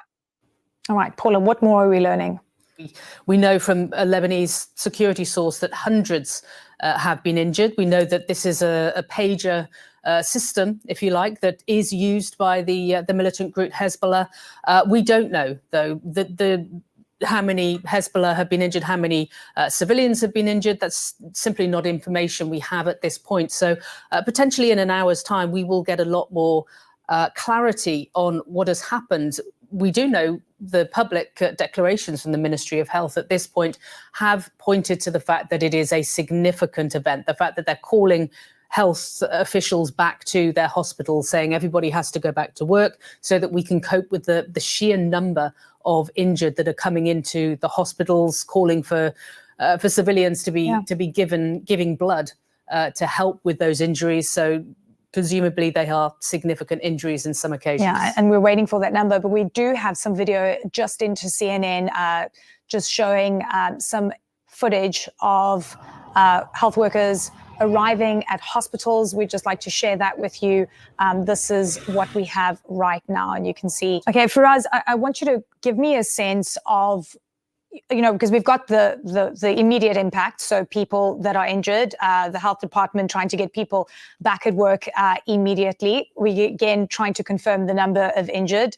We know that it was Hezbollah pages for now, still waiting for that. But there's a political element to this. And it's a really big one at a time where you've got incredible tension in the region. You have a war that is raging between Hamas and Israel, and of course that's spilling over into Lebanon, and the huge ramifications of an attack of this nature. Yeah, no doubt that today's attack is a watershed moment in this conflict that's been raging now for almost a year between Hezbollah and Israel.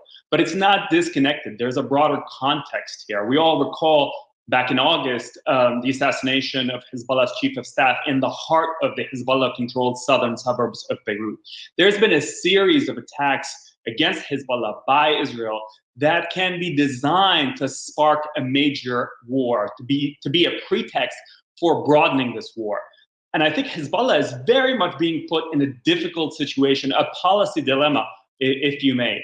if they respond and respond forcibly to such attacks, this being the latest and perhaps arguably the biggest, then it risks giving Bibi Netanyahu, the Israeli prime minister, the pretext he is looking for to broaden this war with Lebanon and potentially pull in Iran. But if they don't, they lose and hemorrhage their deterrence, inviting Israel and Netanyahu to conduct further operations as we see today. There's a third option, and really, I mean, my sense is, particularly with US diplomacy active on this and the presidential envoy in the region, Hezbollah can very much make that decision still to unbuckle the Lebanon front from the Gaza front. That support front, which Hezbollah launched in support of Hamas in October 8th, has run its course and really has very much yielded very little in terms of returns for both Lebanon and Hezbollah and the Iranian axis. So there is a third path here to de-escalate. I'm just not too sure Hezbollah will take it. Good, Joe. Thanks, Green. A couple follow-ups. Is the White House, is the president concerned about additional escalation in the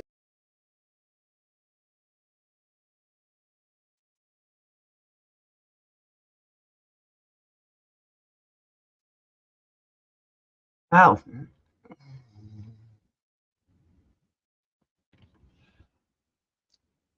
That's interesting. I wonder how they were able to activate so many pagers.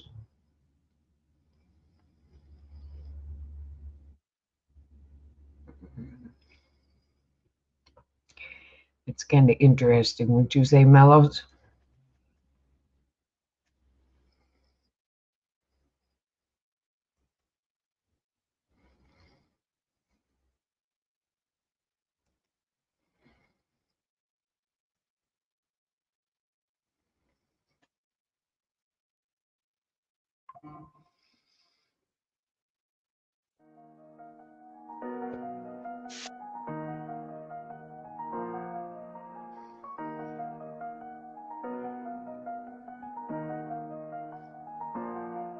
I be so sick of you niggas, y'all contradicting.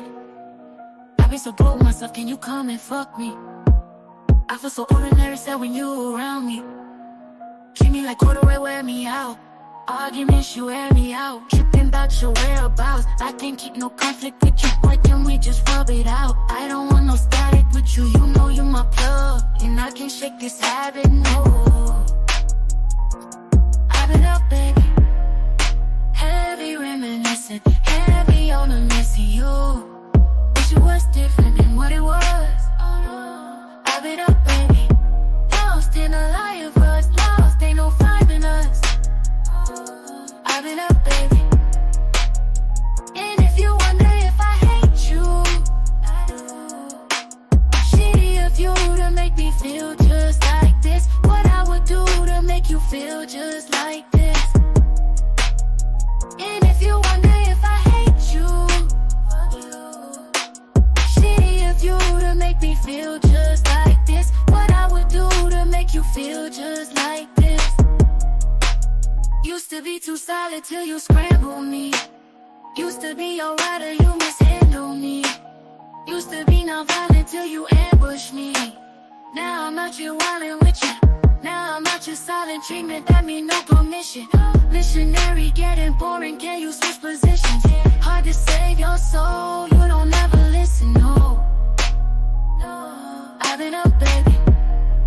Heavy reminiscing, heavy on the messy you. Wish it was different than what it was. I've been up, baby. Lost in a lie of us, lost, ain't no finding us. I've been up, baby. And if you wonder if I hate you, I do. Shitty of you to make me feel just like this. What I would do to make you feel just like this. And if you wonder if I hate you, fuck you. Shitty of you to make me feel just like this. What I would do to make you feel just like this.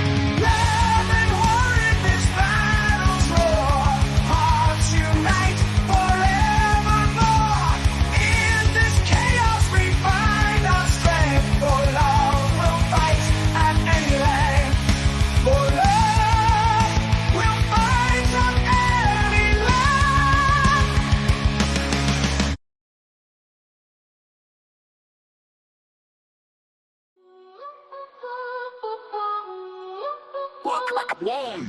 But how you tried to cut me down to size, telling dirty lies to my friends. But my own father said, give her up, don't bother, the world isn't coming to an end. He said, walk like a man, talk like a man, walk like a man, my son. No woman's worth calling on the earth, so walk like a man, my son.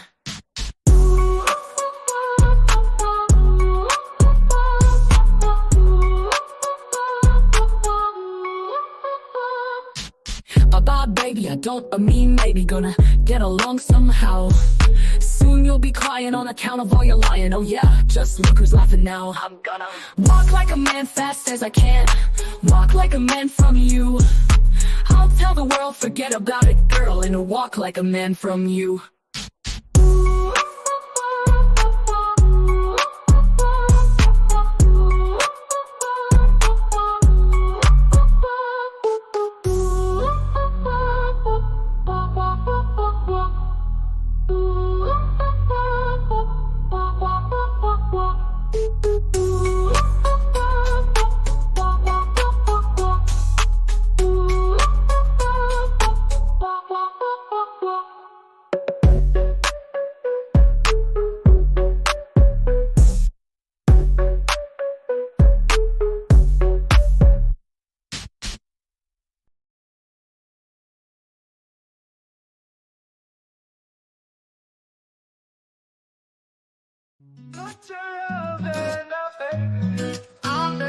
I'm begging you, put your loving hand out, baby.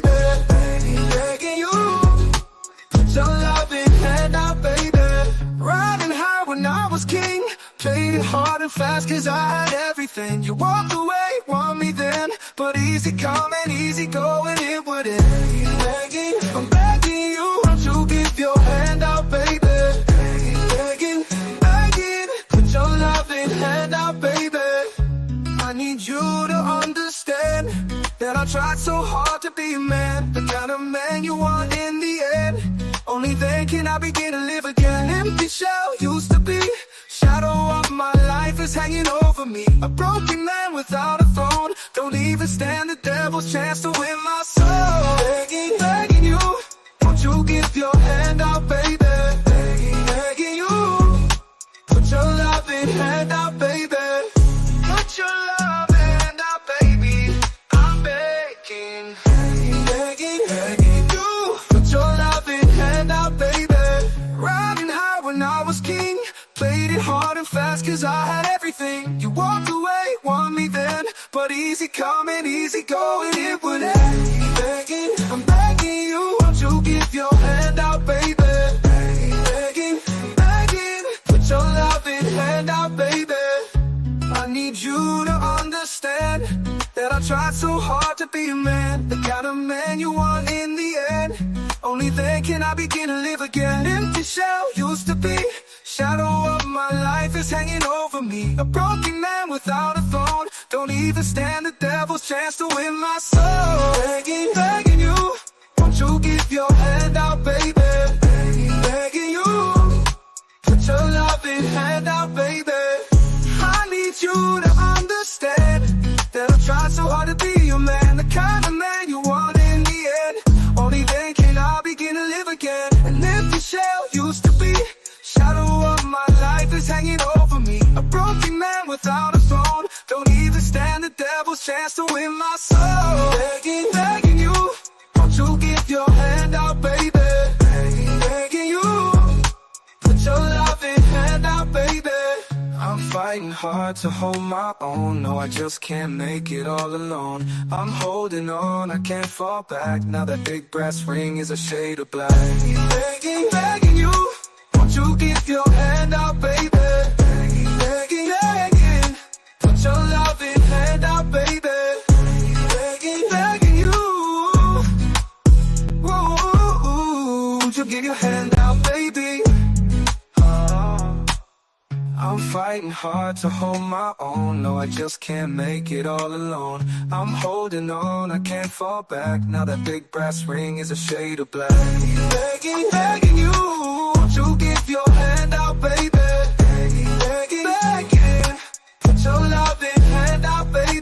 Begging, begging, begging, won't Give your hand out, baby.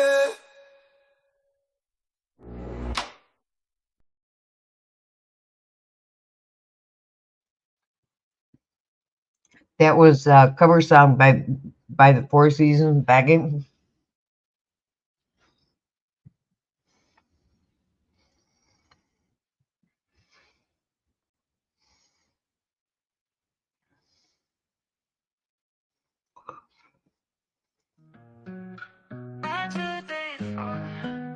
How could we know that there wouldn't be tomorrow? No birds will sing, but the bells will ring for you.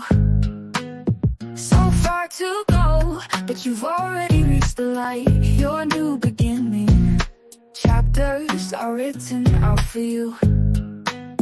Down here they're hurting from a broken heart, trying to figure out how this is real. 'Cause they're never coming back down. They belong to the stars and the clouds. Goodbyes, good times, L-O-V-E was all for you. If you didn't say goodbyes, don't worry, love will power through. 'Cause they're never coming back down. They belong to the stars and the clouds. How do we grow if you're not moving with us? Constantly dark, time will move in our favor. They'll never know, but they just keep on asking when. We're down here hurting from our broken heart, trying to figure out how this is real. 'Cause you're never coming back down. They belong to the stars and the clouds. Goodbyes, good times, L-O-V-E was all for you. If you didn't say goodbyes, don't worry, love will power through. I'm sorry that I never replied. How was I to know this would be our last goodbye? We can't look at the world with tears in our eyes. Don't cry, don't cry, don't cry, don't cry. Just think of the good times you've left behind. L-O-V-E was all for you. No, no. If you didn't say your goodbyes, don't worry, love will power through. No, no, no. 'Cause you're never coming back down. They belong to the stars and the clouds.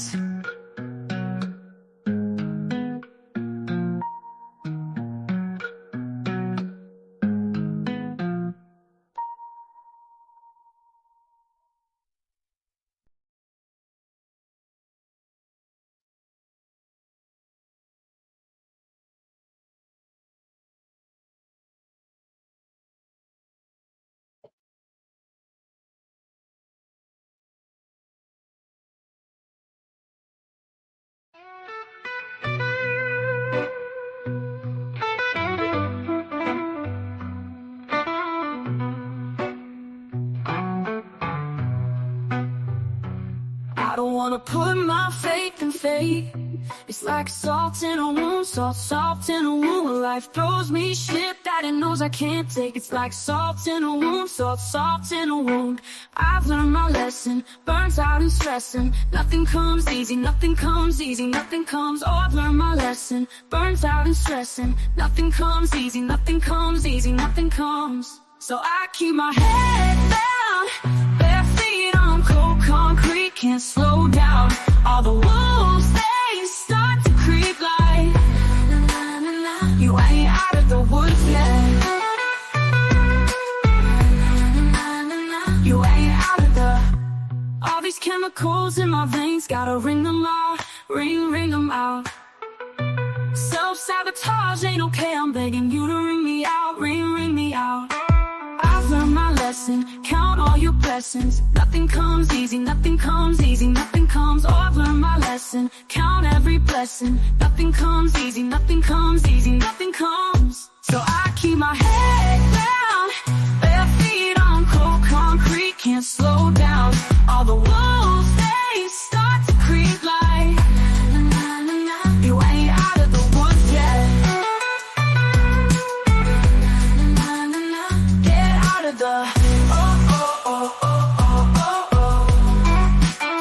you ain't out of the woods yet. graveside. Wish that I could say it was the first time. Gotta run, gotta run, gotta run, gotta run. Wolves are all around me now, I can't be done. Gotta run, gotta run, gotta run, gotta run. Wolves are all around. So I keep my head down, bare feet on cold concrete, can't slow down. All the wolves, they start to creep like, you ain't out of the woods yet. Get out of the, get out of the, yeah. You ain't out of the woods yet.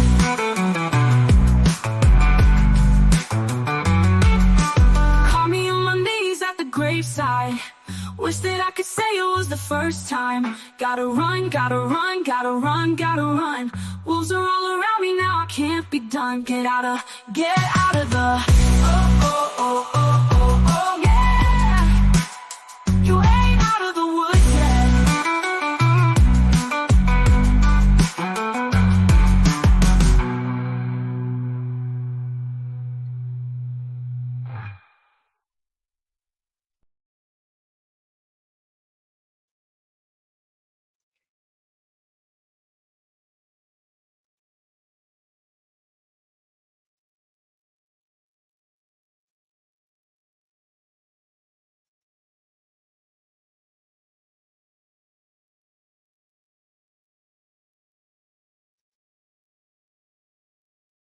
Is just how tyrannical is it going to get here in the United States of America, the land of the free, home of the brave, before it's all over. The FBI just today visited one of our fellow Americans simply for a post that he submitted online. Came to his house, guys. If it can happen to this guy, it can happen to anybody. This guy's name is Jeremy Kauffman. You might wonder, who is Jeremy Kauffman? He is the one, this is him right here. There's a picture of him. And he's the one who created the Odyssey open source video sharing website that uses the library network. I am on library/Odyssey under High Impact TV. If you want to visit me, I'll leave that link in the description below. But I want to show you this interaction between these two supposed FBI agents and one of our fellow Americans. And I want to follow it up. You're going to want to stay tuned because you're going to want to see what the implications are here. Check this out. Hey, how can I help you?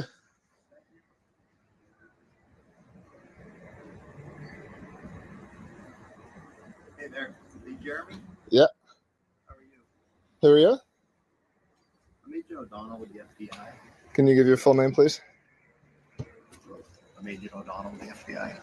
Is that sufficient to identify as the only one O'Donnell affiliated with the FBI? In New Hampshire, yes. Could you please state your full name, sir? Could you please stop recording? No. It's First Amendment right. Okay. What's your name, sir? Could you stop recording, please? Absolutely not. You can show me your name and identification, or I'm going to go back inside my house. Okay. I don't really want to broadcast my. Oh, this is going out right after you guys walk away. So you can show me your name or ID. You can walk away. Yeah, so right now, Jeremy is being completely transparent, but the FBI agents want to walk in darkness and they want to infringe upon his First Amendment right. You know, unless I'm wrong, I'm not sure about the FBI. I know about law enforcement. I know about Secret Service. I know about Sheriff's Department, that they have to take an oath to protect and defend the Constitution of the United States of America, which includes the Bill of Rights, which includes the First Amendment, which includes freedom of speech. Do the FBI agents also take that same oath? I think they do. And if they do, they're in the process of violating their oath by telling Jeremy to turn off the light because they want to walk in the darkness. We just want to talk. I'm not going to talk to people who claim to be federal agents unless they can show me identification. Okay. Well, you see our badges. I need to see. Is your full name on that badge? No. I'd like to see something with your full name, or I'm not going to talk to you. I prefer you not to broadcast it. This will be going online as soon as you walk away.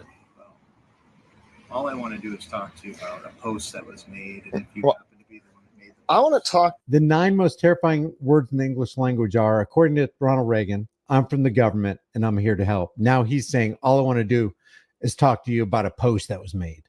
Those are the most shameful words in the English language, coming from law enforcement agents, the FBI, who are supposed to be protecting the rights of a person they're trying to infringe upon. to you about you guys coming here. Say you make a salary of, I don't know what, low 100K? You guys making six figures? Factor in 50% expenses, overhead, maybe 100% expenses. Talking about burning a couple $100 an hour just here, let alone all the time you guys are spending to investigate something that you know is not against the law, right? Like you're familiar with. So then why would you come? Because we wanted to make sure that there weren't any. No, you're coming because you're part of a regime that does this kind of thing when you know laws aren't being broken, and that's an embarrassment, man. Didn't you guys read the Constitution? Do you not believe in America? Like, how do you do your jobs and go home? We appreciate it. You're walking away because nothing we did is against the law, and you guys are heads that try to act like bullies. And I hope you go home and are embarrassed. You can't even say your name on camera because you know that what you're doing is embarrassing. By the way, is this one of the long lost Krasenstein brothers from Twitter? I don't know. Maybe. I've just learned today that they're agents. They're being paid shills to stir up division and strife. And of course we get paid, you know, of course those higher ups pay us. So you're paid for this? It's not just like something you do because for your love of country? Yeah, I mean, people pay us. They want us to help sow the division and to take over Trump's Twitter feed. When he makes a post, they want our tweets to be up there. They don't want other people to, like Trump supporters, to be seen. You know, Americans that believe in the Constitution think you're laughable. And you go home and you think about what you did today. Go home and think about it, you cowards. And think about this. If it was really that important for them to travel however far they traveled, you know, they probably got a hotel stay. They looks like they rented this vehicle. We're going to look at the license plate in a second. There's not federal plates on it. But think about it. If it was really that important for them to spend this much time and resources to go to Jeremy's house, it was that easy to get rid of the FBI. They were investigating and they're like, oh, I guess we're not going to investigate now because we got just a little bit of pushback from a guy who doesn't want to comply with tyranny. Drive away. Drive away. Thank you for your time. You're not welcome. You should be embarrassed. Embarrassing. You guys are embarrassing. No federal plate, so maybe it was a rental vehicle. 292-5231. Internet, do your magic. 292-5231.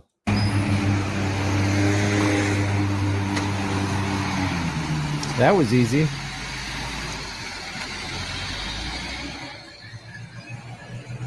Keeping America safe, one violation at a time. Jeremy says the FBI visited my house today for free speech acts they knew were not crimes. You can see the shame on their faces. This is the Democratic regime manifest. Gunter Eagleman says our FBI is pathetic. Hodge twins say that's how you handle tyrants. I like this post right here. I haven't seen this in a long, long time. Ron Paul warned against losers like this in 1988. The FBI is so beyond reform and isn't even funny. You want to destroy the FBI, for instance. Why? Well, we could point out first that the first 125 years of this country existed without an FBI. You know, that came about, I believe, during the First World War. The FBI is not a perfect institution, and they've also been known to violate civil liberties. They run sting operations, and of course, they spy on citizens. I think of what the FBI did with Martin Luther King, which was strictly an unconstitutional act to develop all this information on a lot of private citizens where there's no threat. Now, you might wonder, what was the post that Jeremy released out into the ether that got the attention of the FBI? And that's the question of Andy No right here. What post or posts do you think they wanted to speak to you about? This person says that he posted, it's weird that no one ever tries to, you know what, the actual president. Isn't that the guy in charge of everything? Somebody else said apparently it was these posts, because I don't know if he does or not, but people are saying that he posts under Libertarian Party in New Hampshire. It says anyone who, you know what, Kamala Harris would be an American hero. And this one right here, when Kamala Harris put out a tweet saying Congress must renew the assault weapons ban, which means Congress must create a criminal class out of innocent Americans who happen to own firearms that psychopaths use to shoot up schools and post office and federal buildings. And Libertarian Party New Hampshire says Second Amendment problems require Second Amendment solutions. So people are asserting that those are the posts that got the FBI's attention. It's also interesting to hear the thoughts of Edward Snowden about the FBI. They abused their powers repeatedly and continuously. They did active harm to domestic politics in the United States. The FBI was spying on Martin Luther King and trying to get Martin Luther King to kill himself before the Nobel Prize was going to be awarded. In fact, after MLK gave his I Have a Dream speech, 2 days later, the FBI classified him as the greatest national security threat in the United States. Some internet sleuths have already determined that this guy right here, this FBI agent O'Donnell, is Scott O'Donnell of Bedford, New Hampshire. Scott O'Donnell spoke to our Rotary Club about his history with the FBI and the FBI activities in New Hampshire on November 4th. Now, I know some people might not like this because of the way it comes across or the way it makes people feel, but the spirit of America is the spirit of resistance and rebellion to authority, to people who want to control you, to people who want to say, you can't say that. And if you do say that, you're going to be punished. You're going to be under investigation. We're going to document you. One of the unalienable rights of Americans is the right to freedom of speech. If you can't say what you want to say, when you want to say it without being punished by the authorities, then this isn't the land of the free, home of the brave. So far, we haven't been able to identify this guy, but he definitely made himself a meme by saying, hey, need you to stop recording. And I just want to end with this. If we want to keep on tiptoeing down the totalitarian path, this is what's going to happen to America. Is the message that got you into such trouble? Zhang Aija, a former school counselor, showed us the message she reposted on social media, which cost her her job, even her home. Now, I don't want to play too much of this because there may be a copyright on this from CBS this morning, but it says in China, a single social media post that criticizes the government can cost you 50 social credit points, leading to arrest and blacklisting. And even before it gets to the arrest point or blacklisting, you can have your utilities cut off.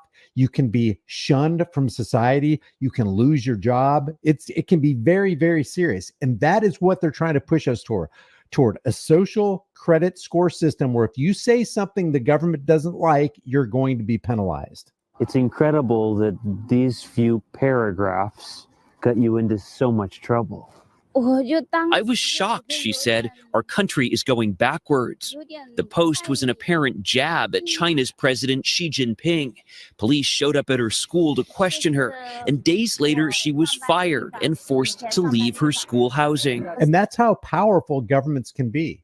They want to force you into a box. And if you don't comply with them, if you don't act like a good little boy or a good little girl under their umbrella of protection, then you're going to be ousted some way, somehow. That's what they did with the Convid 1984 by George Orwell Jabberino nonsense.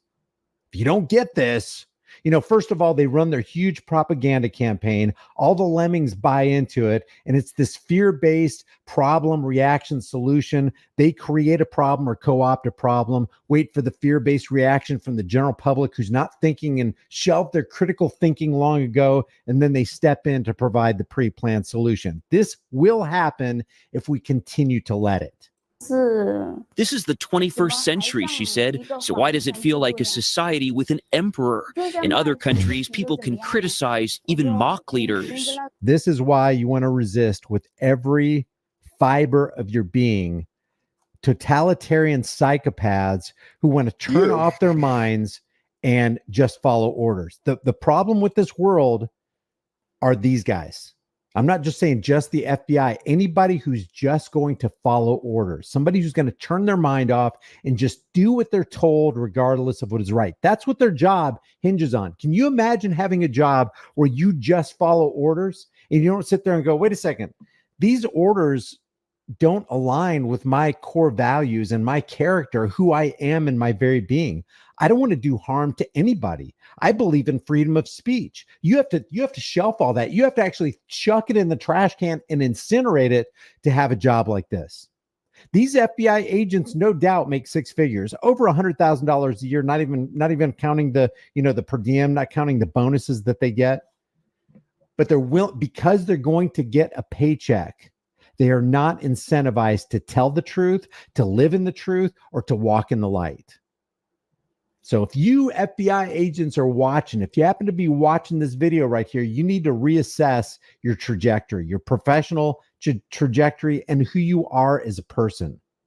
Stop terrorizing innocent Americans who decide to exercise their freedom of speech, and maybe honor your oath.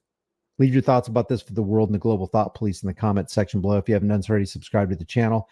Hit the bell notification icon, give it a thumbs up, share it with everybody you know. Don't forget to subscribe to my email list through my website, highimpactflix.com. Remember, the price of freedom is now and will always be eternal vigilance. And indifference to this notion is the means by which the people have and will secure their own oppression. I will see you in the next video.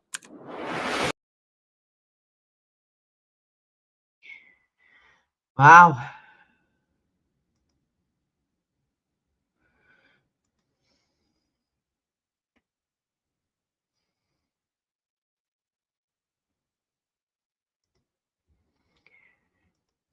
Unbelievable.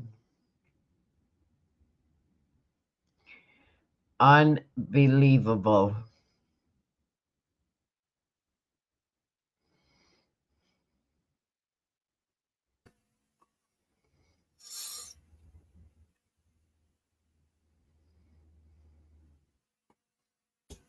All right. What's the time now?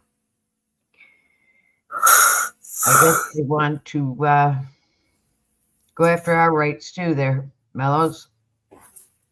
Of course.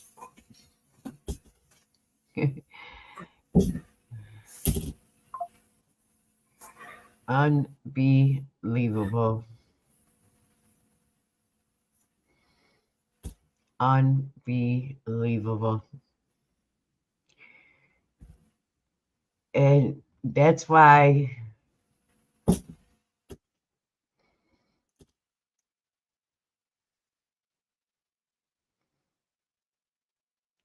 you have to know your rights. Here in the U.S., they're taking the rights, as we have seen in the U.K. People are being arrested and jailed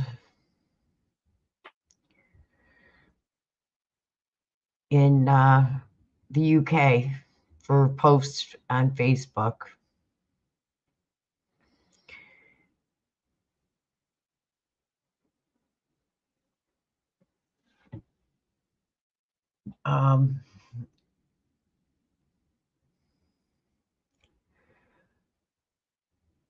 And it's unbelievable.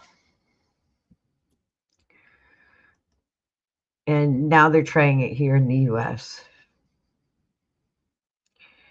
And unlike, we have the rights here more than what they have in the UK.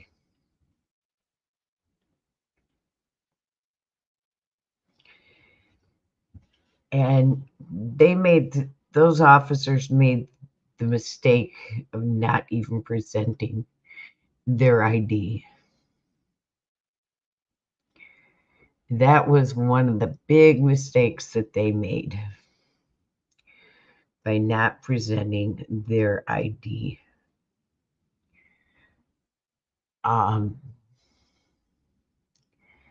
They made the biggest mistake by not presenting ID.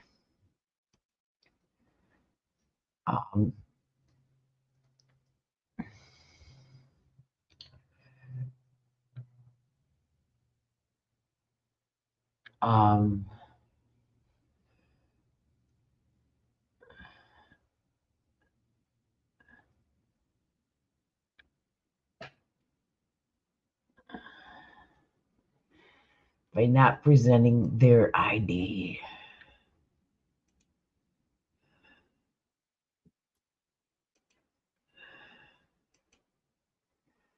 by not presenting any ID whatsoever.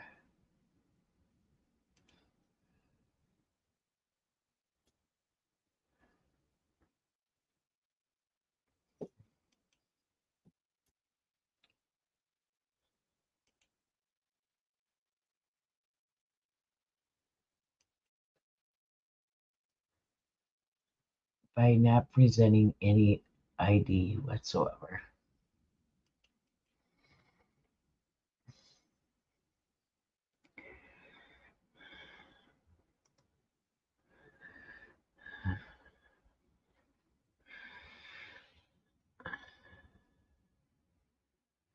No, Deb, they did not show any ID. He showed him his badge and he said to have them, that doesn't show your ID. And the other guy refused to show any ID at all.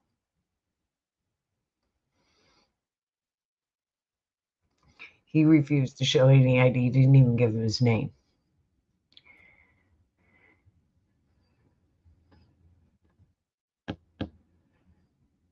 Didn't even give him his name.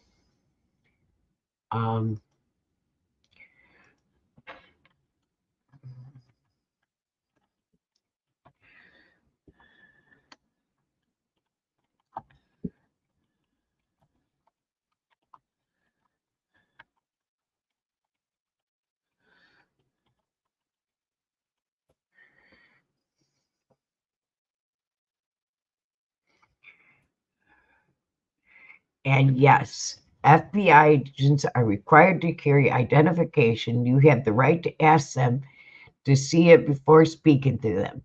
You can request to see their badges, identification card, name, agency, and contact information.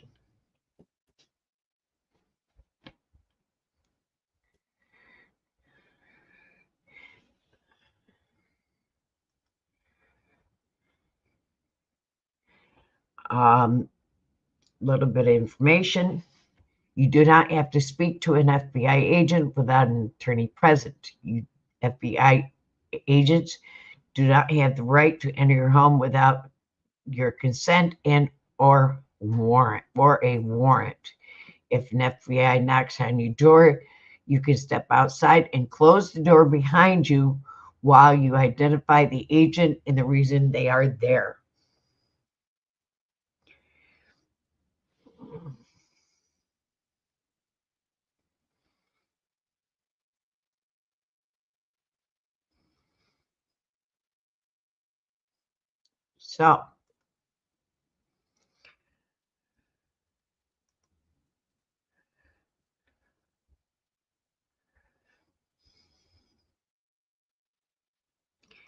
So, an FBI agent has to show you ID. Just like a police officer. You ask them, they have to. So, if they come to talk to you, you do not have to let them in your door. You step outside and close your door. Know your rights.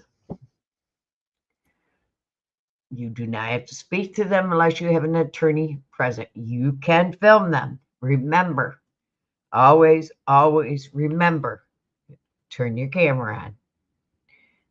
Film your interaction with law enforcement, regardless of who they are. Turn your camera on. Film your interaction with them. Key thing, turn your camera on.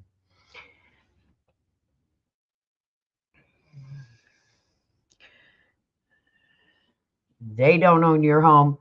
You own it. It's your castle, their castle. Remember that. If they have a search warrant in their hand, they cannot enter your home.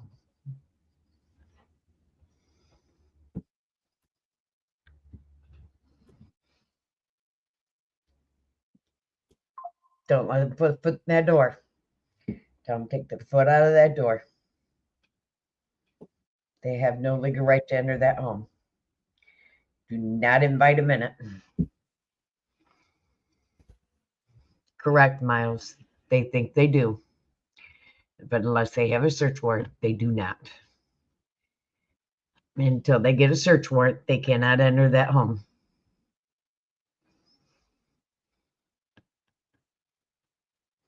They stand outside of private property.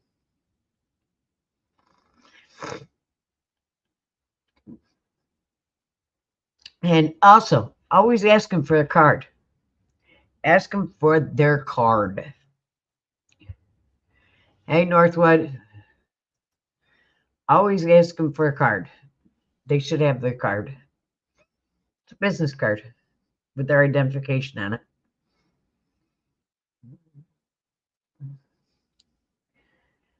And if they've tried it with him, how many others of us in the United States are they going to try it with?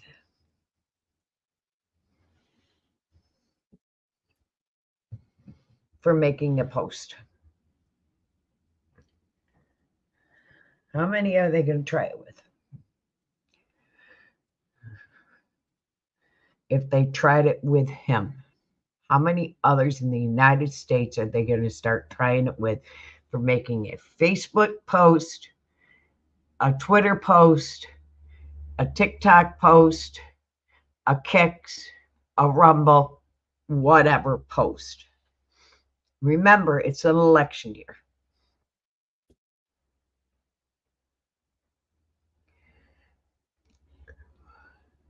So if they're starting it with one, they're going to start doing it with more.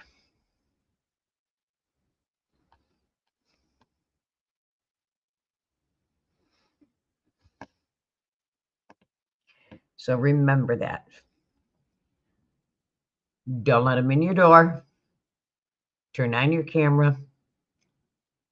Ask for ID. Verify they are actual police. And remember, if you can, go live. Go live. Go live. Push that live button. Go live.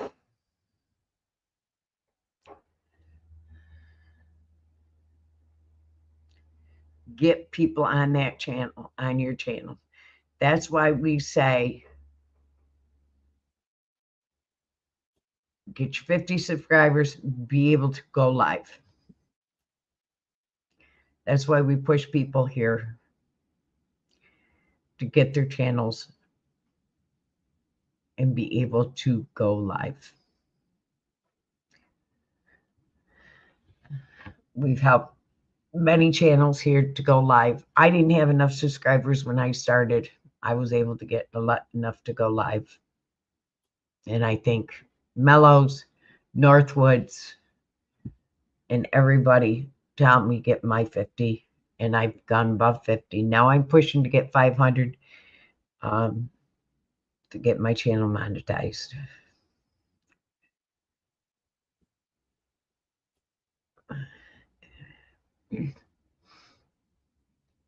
So, you with us, Mellows? Yeah. So, you got anything to add to that?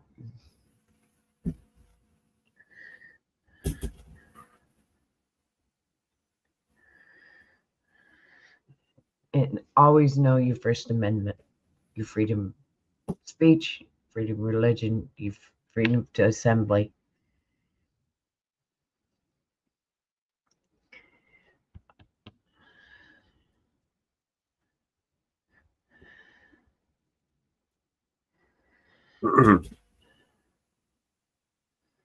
So, always know your rights.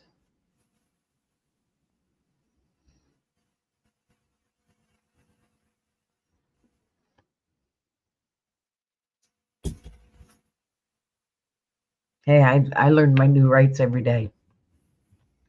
Every day I find out something new.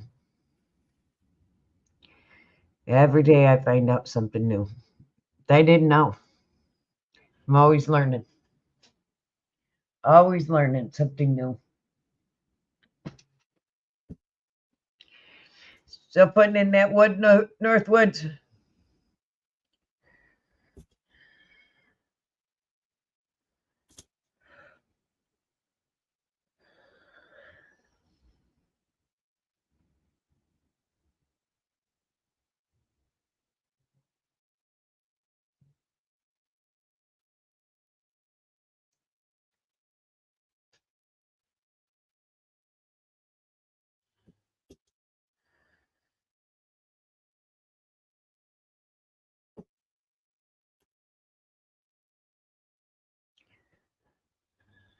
God, I can't believe we've already done 6 hours.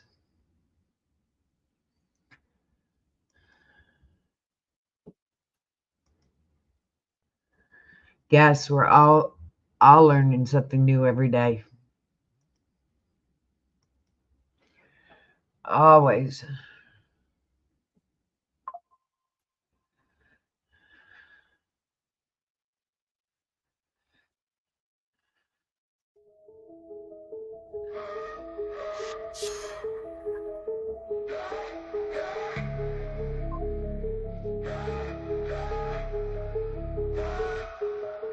I admit it, I'm afraid they gon' kill me for this. Probably put me in my grave for the lyrics I spit. Been exposing the truth and all the secrets they cover. And if I die, it was big pharma, the government. Been putting too much truth in my songs. They gon' stage a suicide and say I chose to move on. Probably cutting my brakes, so when I tour too long, I'll die in a crash, say I was driving and drunk. Look, the Illuminati real. They're trying to make you dumb, trying to numb you out with pills, trying to make you broke, trying to tell you it's a deal. Processing your food, so now none of it is real. You eating super good, but you still be getting ill. You working super hard, but you still can't pay the bills. Silencing the visionaries, revising their dictionaries. Now you just can't find the right words to say and express how you feel. Target on my back, I think they're coming for my head. I know I recognize that then, I bet they wanna see me dead. They're gonna kill me if I leave my room. They're gonna kill me if I go too soon. You should know, I said they would kill me.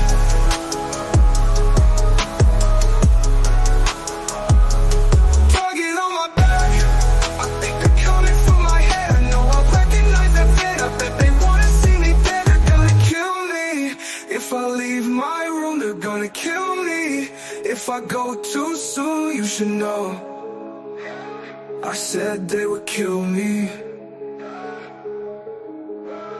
I admit it, I'm afraid they gon' murder me. Wouldn't be a problem if nobody ever heard of me. But I'm famous, so they'll probably try erasing me with urgency. Infect me with a sickness and deny me any surgeries. Stop me from exposing all the medicine and currency. And terrorism always been controlling us so perfectly. I'm telling you with certainty, they say it's for security. They monitor our lives like we live in Nazi Germany. They wanna microchip all the people, you won't believe it. Your fingerprint unlocking your phone, oh how convenient. They trick you to believe it, all the angels and demons, and say you'll go to hell if you ever go disappoint Jesus. I got a backbone and a platform and a tap phone. Never asked for it to be that known. Take my passport to my dad's boat, use the back door to escape this place. It's the Truman Show.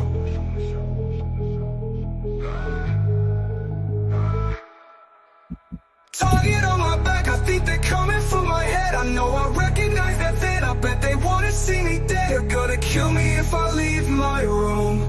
They're gonna kill me if I go too soon. You should know, I said they would kill me.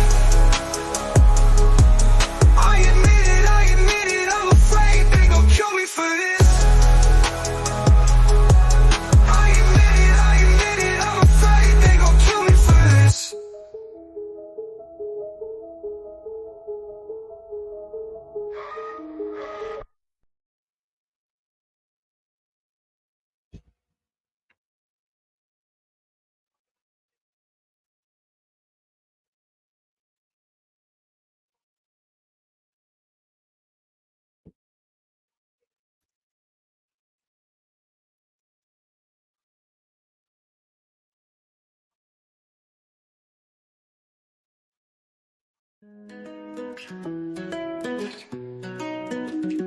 In this dirty old part of the city where the sun refused to shine, people tell me there ain't no use in trying.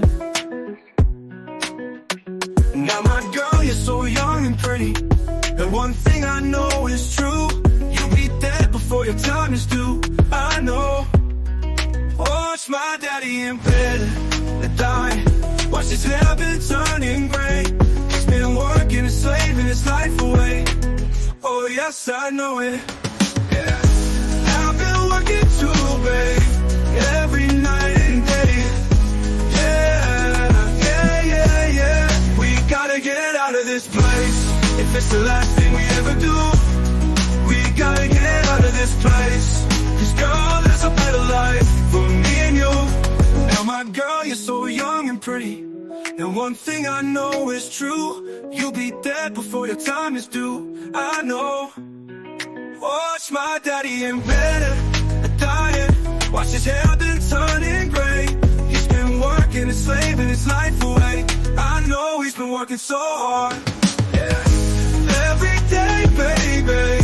Whoa, oh, yeah. We gotta get out of this place. If it's the last thing we ever do, we gotta get out of this place. 'Cause girl, there's a better life for me and you. Now meet me, baby. Somehow I know it, baby. Oh, get up and out of this place. If it's the last thing we ever do, we gotta get out of this place. Girl, there's a better life for me and you. Believe me, baby. I know it, baby. You know it too.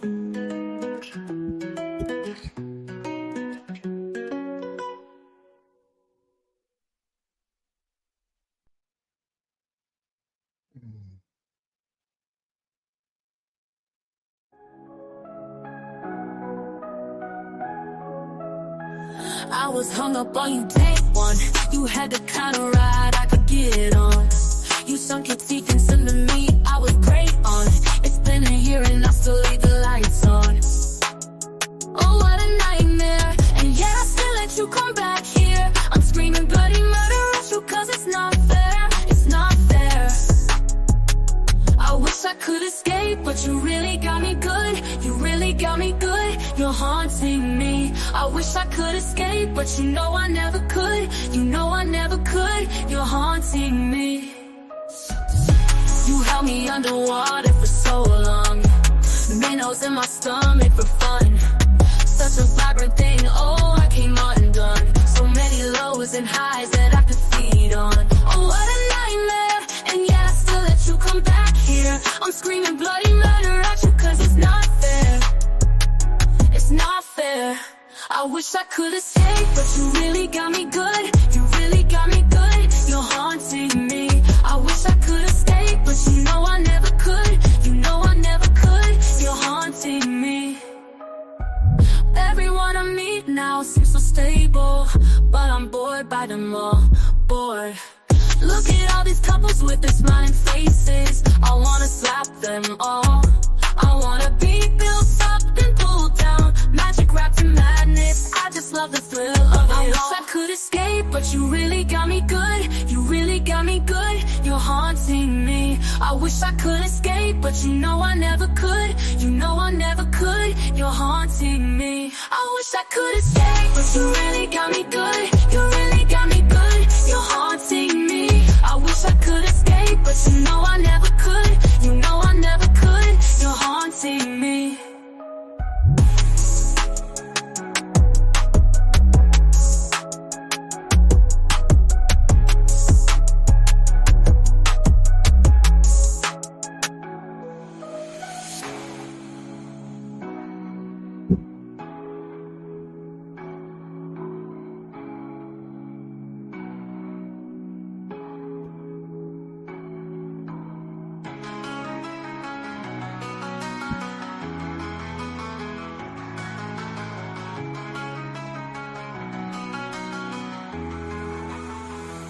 You held me underwater for so long. Minnows in my stomach for fun. Such a vibrant thing, oh, I came undone. So many lows and highs that I could feed on. Oh, what a nightmare.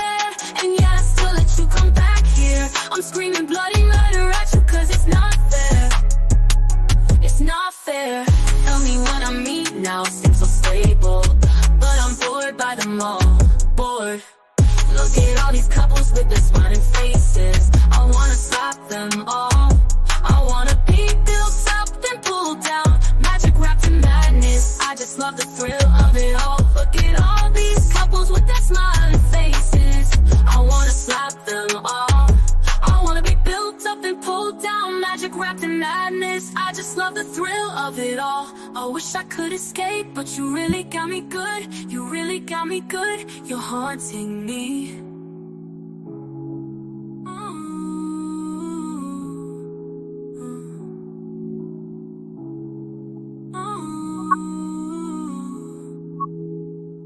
I wish I could escape.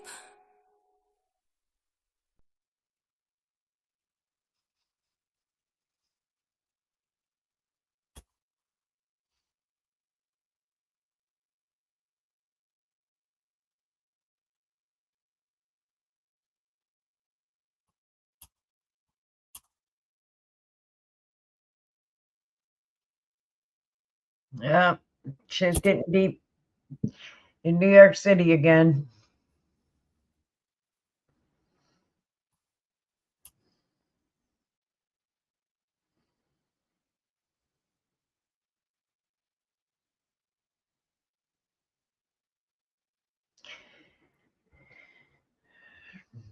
Yeah, shooting in New York City. Cop shot a guy over a $2.90 subway fee.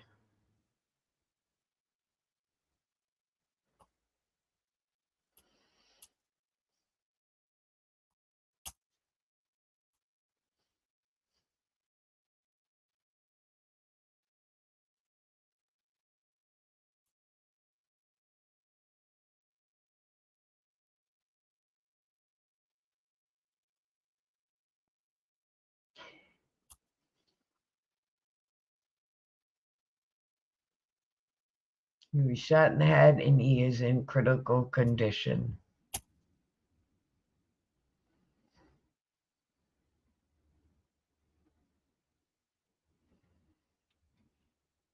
And there is multiple protests around the city.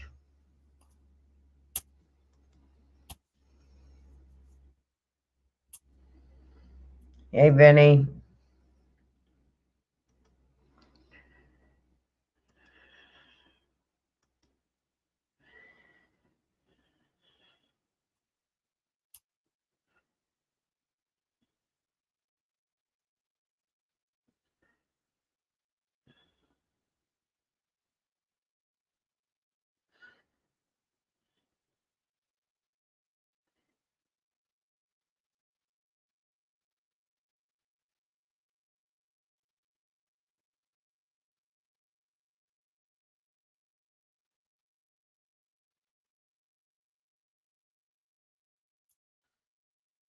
So now I see why.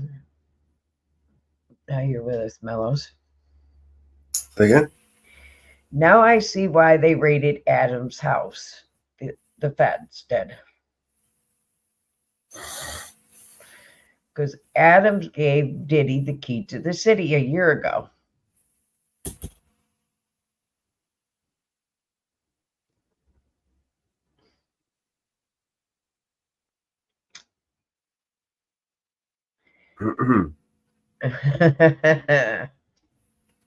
Okay. Adams issued Diddy a key to the city. Okay.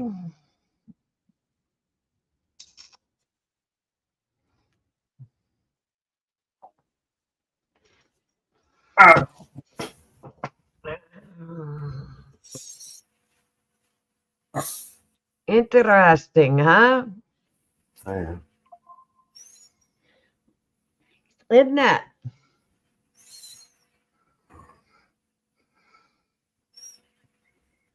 Interesting, huh?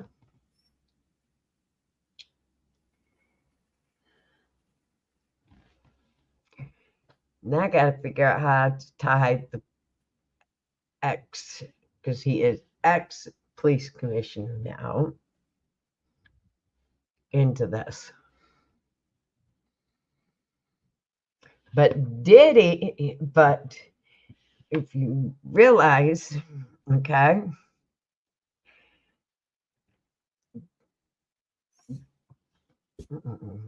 the mayor has been at a lot of fashion shows lately. When he first got elected, he went to a lot of fashion shows. He flew to California. He flew to Miami. He all of a sudden got a lot of money for a lot of fake, good, trendy clothes.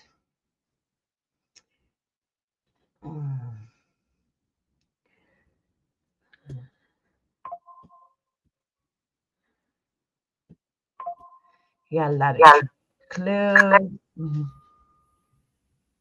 Interesting. He did a high lot of fashion clothes shopping.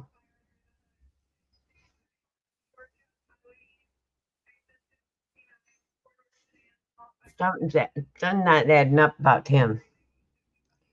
So now I'm wondering, now it's starting to put pieces together about why Adams and his crew all got FBI warrants. Interesting.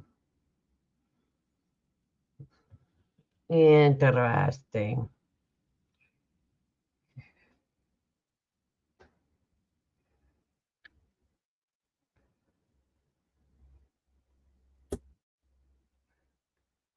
Interesting. Starting to put pieces together.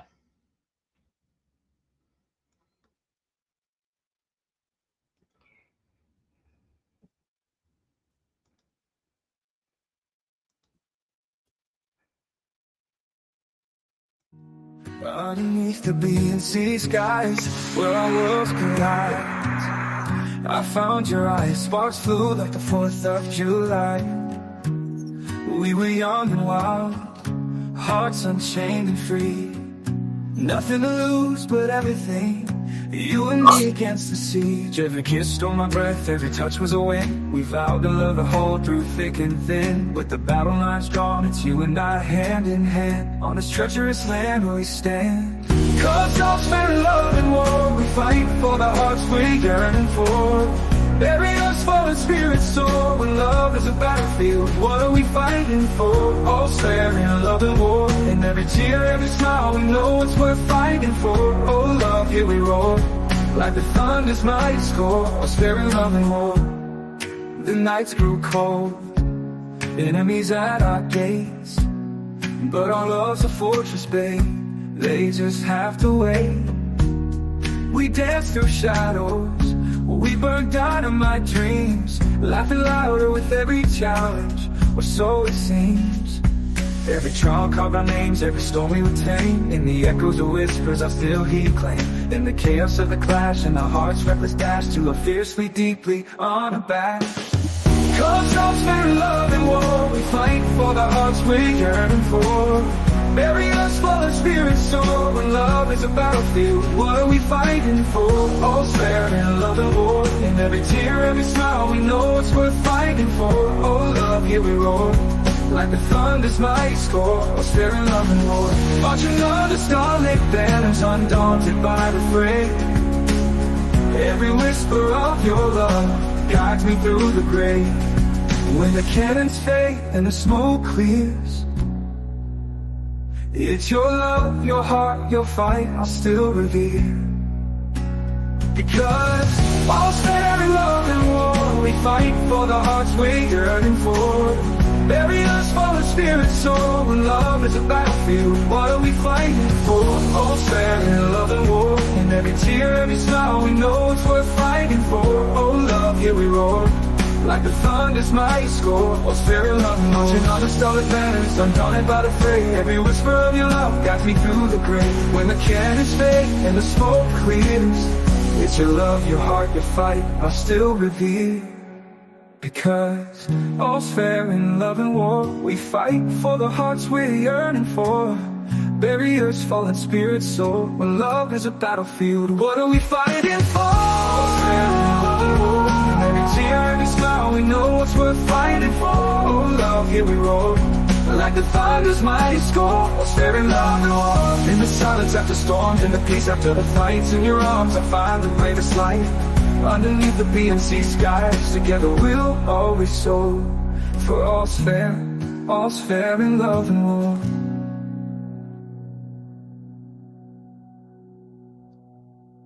Hi, Vinny.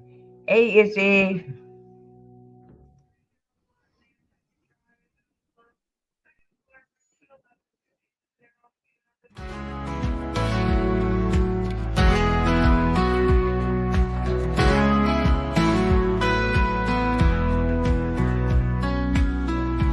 In the night we dream alone, battlefields we call our own. Whispers in the dark they call, fight or fall we give our all. Hearts collide and spirits clash, broken dreams in every flash. Tears like bullets hit the ground. In this war, love's courage found. Love and war, they're all the same. In the fight we take our claim. Through the fire, through the rain. Love and war, no one's to blame. Each embrace a battlefield, every kiss is like a shield. Tender moments turn to dust. Hold on tight to love we trust. Love and war, they're all the same. In the fight we take our claim.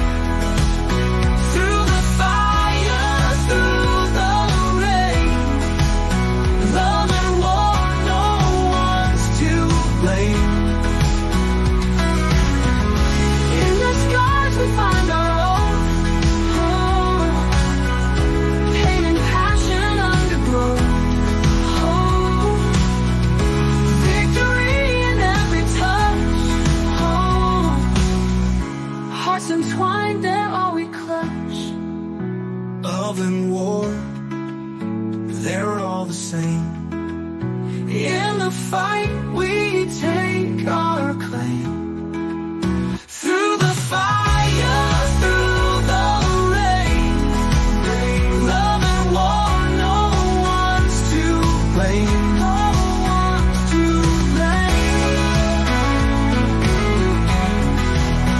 Yeah.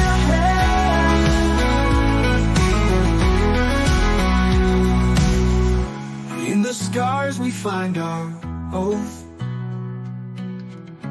Pain and passion undergrowth. Victory in every touch. Hearts entwined, they're all we clutch. Well, Florida people will be happy. There is a whole lot of less Burmese pythons in the state of Florida as of this week. Hunters removed 195 of them this week in a 10-day hunt.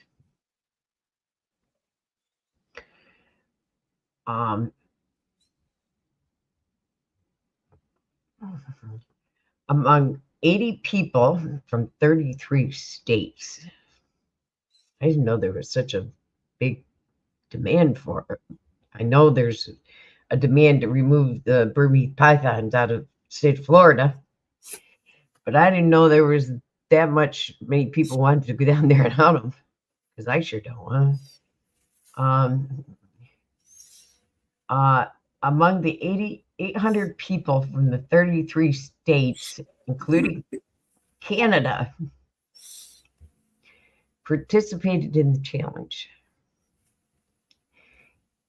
Hunters removed 195 pythons from the wild.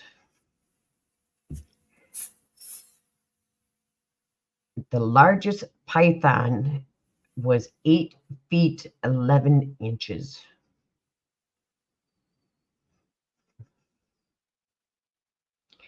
That's a big snake.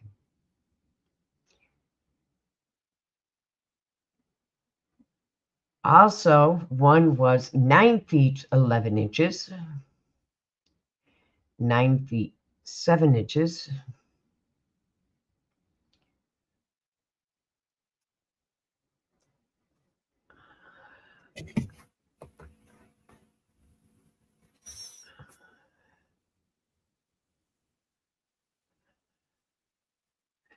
one female python that was caught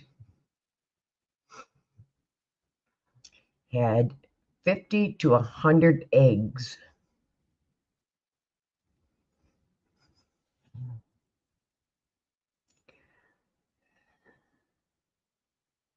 So far, they have caught about 22,000 pythons since 2000.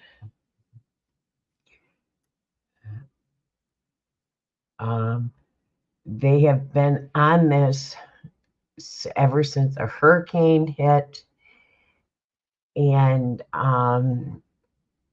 back, I can't remember what year it was,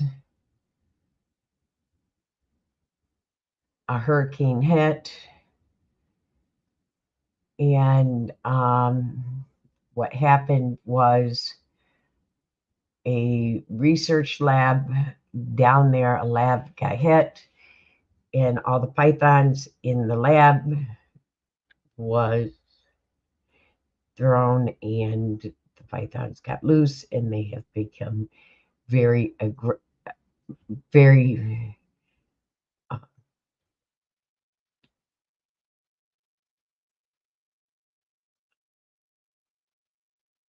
aggressive. And since this program of having the trappers come in and remove these, Florida Water Management District has contracted with this and started doing this. They have successfully removed 14,000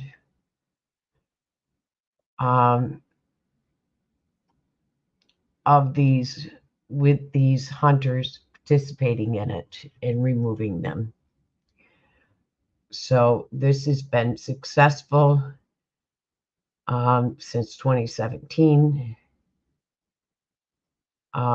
In doing this program and removing these from the Everglades and getting them removed. So it's been a successful program in getting them removed out of Florida. So, hey, Northwoods.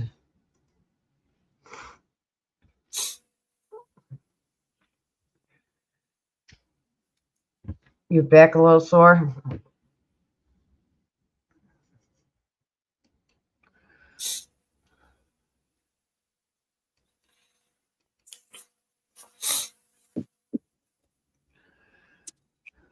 Woo woo. Anybody hear me?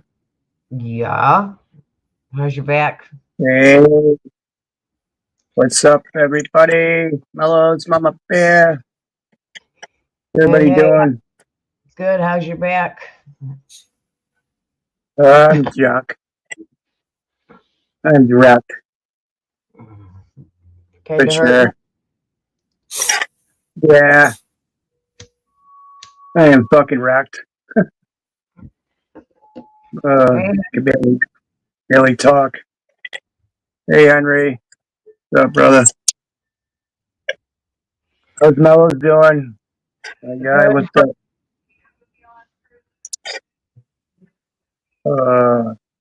Kind of pushing him. Yeah. You know, he's getting ready to go to London. Yeah. Ready to zonk out. He's Me too. final arrangements have come through. Oh, okay. So he'll be heading to London the first of the week next week. Wow. So It's going to be a journey. no, so he's getting prepared to go for that. So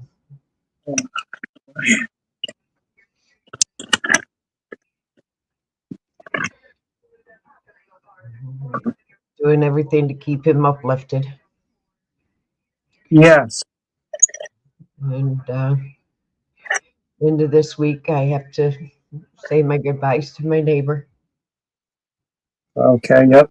Yeah. So trying to keep my spirits up with that. You know, we've done a lot of uplifting. You know, talking about him and keeping the family going. You know, Right. a lot of stories, a lot of good stories about him. So Yep. you know, keeping the good times rolling. Keeping the good. That's what he would have wanted. That's what he would have wanted. Exactly. The good times rolling. Exactly. You know, keeping what she's seen and I seen, because we were the only two that seen it. You know, Right. we're trying to keep that out of our heads and out of our minds. Yep. Good idea. And you know, his daughter was the closest to it, and I was the second closest to it. And we're trying to keep that out of our minds. That's right. We're trying to keep that out of our minds. And we lost Genuine Sterling too, so Yep. it's been quite a couple weeks, I will say. Yep. We seen the live with his son. We seen the Four live Corners. in Four Corners was on chat earlier. Yep.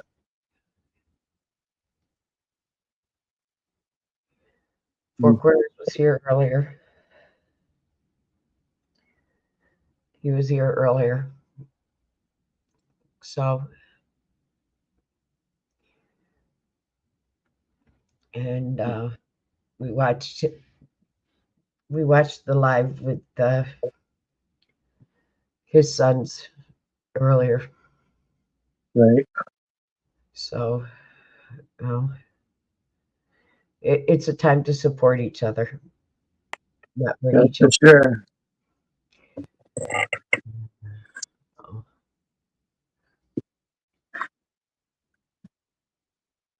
Yeah. It's all we can do. That's right. Oh. It's all we can do.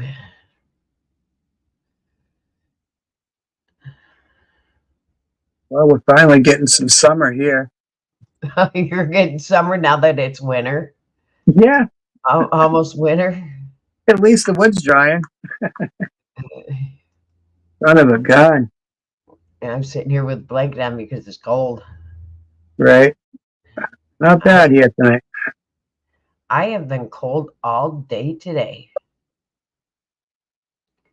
I don't know why, but I What's have the been. temperature? I have no idea. I haven't even looked. But I've been cold all day. Of course, I'm anemic again, so that's a big Right. part. Yep. That's a big part of it. So it's only 65. Well, we got the last bucket up tonight, so I got 3/4 unloaded. But I'll have to stack some of it, restack some of it that I just put in front of the other piles. Yeah. And I got a little bit left in the bucket, so Yeah. that'll be the last one of that for now. Yeah. But I got all that moved down there, so. Well, it's just been cold all day today. I have just been cold all day today. Right. Oh, here's another good song. I love this song.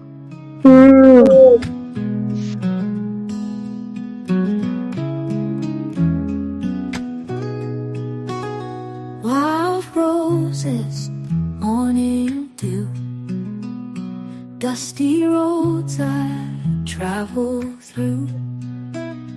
Mother Nature guides my way, mountain mountaintops where I will stay. Meadows wide, fields of gold, clear mountain lakes, icy cold, burning wood on a fire bright. Oh yeah. Whiskey warms this chilly night. Oh. Wild roses bloom a story new. Morning light and sky so blue. Dusty roads where dreams unfold. Fields of gold and secrets told.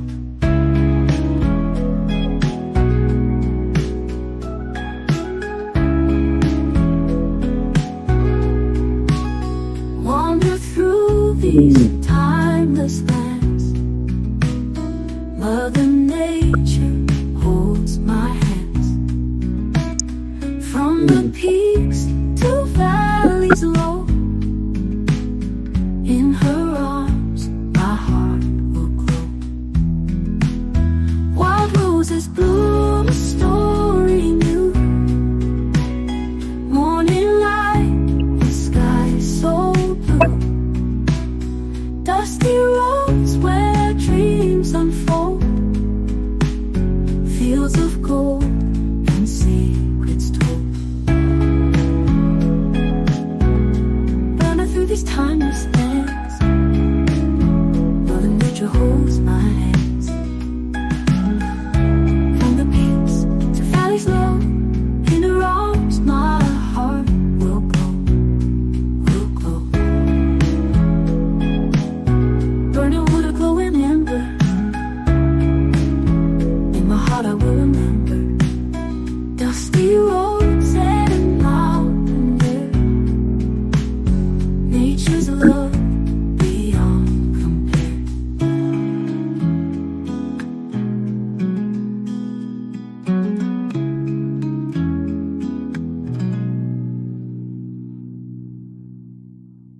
You played the perfect song, Mama.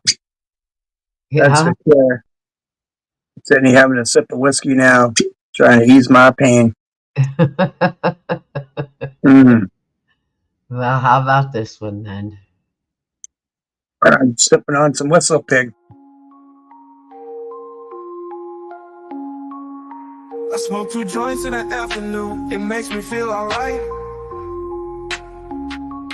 I smoke 2 joints in time of peace, and 2 in time of war. I smoke 2 joints before I smoke 2 joints, and then I smoke 2 more. Oh, my daddy, he once told me, son, you'll be hardworking, man.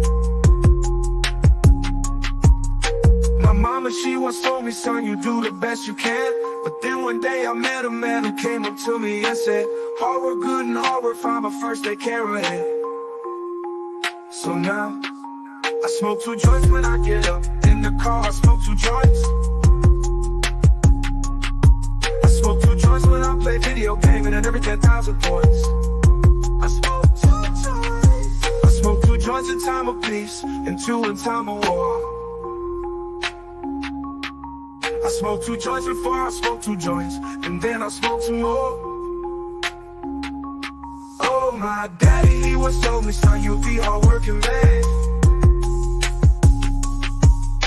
My mama, she once told me, son, you do the best you can. But then one day I met a man who came up to me and said, hard work good and hard work fine, but first take care of it. So now, I smoke 2 joints in the morning, I smoke 2 joints at night. I smoke 2 joints in the afternoon, it makes me feel alright. I smoke 2 joints in time of peace, and 2 in time of war. I smoke 2 joints before I smoke 2 joints, and then I smoke 2 more. Smoke 2 joints, that's what I do. Smoke 2 joints, come smoke 2 joints with me in the morning. Smoke 2 joints, come smoke 2 joints with me in the afternoon. Yeah.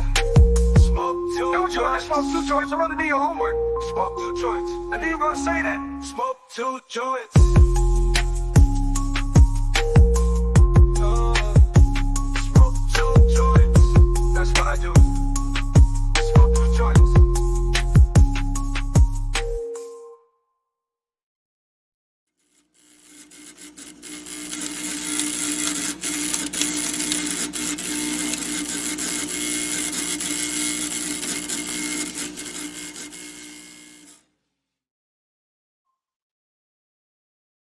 Hell yeah. Oh. Shit's hitting the fan in Canada. Going on in Canada. Trudeau. Liberal loses a long-held seat. Oh, yeah? Yeah. They're under pressure. Loses a closely watched Montreal by-election. Trudeau under pressure after his party loses Montreal election. So is he out? I don't know. I'm looking it up.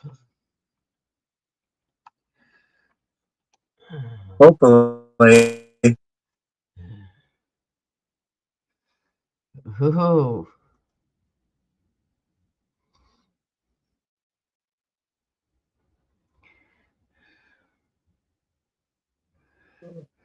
Boy.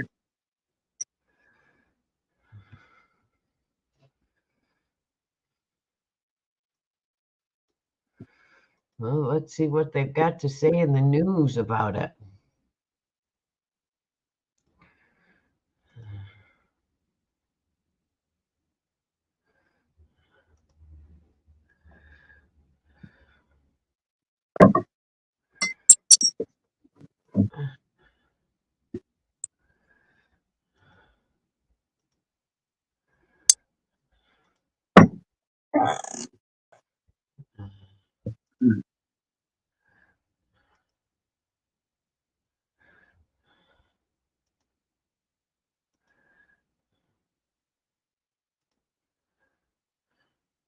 Time in 2024, Justin Trudeau has suffered a crushing by-election loss. This time, the Liberals losing in downtown Montreal. It's a seat the Liberals have held for a number of years. It used to be former Justice Minister David Lamette's, but is now the Bloc Québécois. It was a tight three-way race. It wasn't decided until roughly 3 a.m. There were 91 people on the ballot. Protests over electoral reform saw many independent candidates sign up. That held Elections Canada up in counting the votes, but it was the Bloc Québécois who came forward with the victory. It was tight. The Liberals finished second. The NDP were a close third as well. But this is yet another crushing by-election loss for Justin Trudeau. In June, the Liberals lost in Toronto, St. Paul's, a downtown riding they had held for over 30 years. And this now begs the question. If the Liberals under Mr. Trudeau cannot win in downtown Toronto and downtown Montreal, two key areas for his coalition since he's been elected prime minister, where can they win? There was also a by-election in Winnipeg. The Liberals performed very poorly there as well, with roughly around 5% of the vote. But it was the NDP who held that seat in Elmwood, Transcona.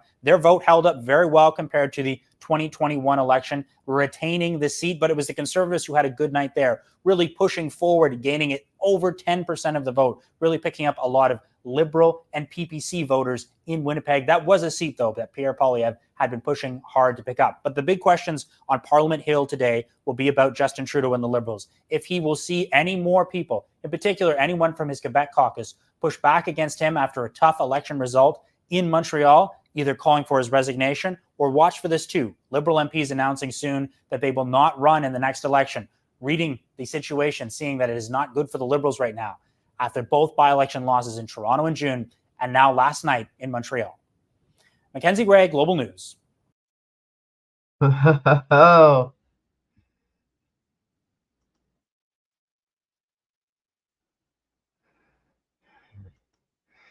They are getting sick of Trudeau in Canada.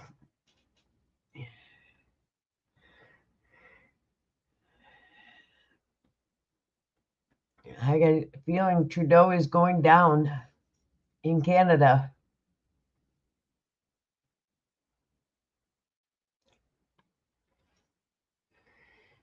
I have a feeling he is going down in Canada.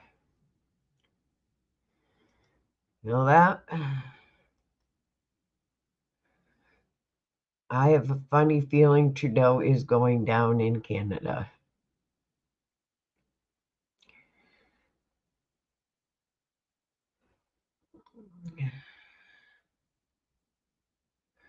Slowly but surely, Trudeau is going down in Canada.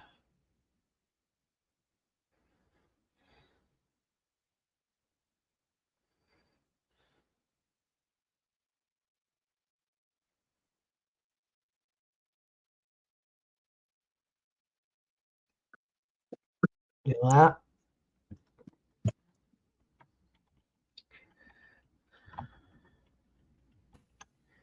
Trudeau's got to go. Huh? Trudeau's got to go. I have a feeling he is going down.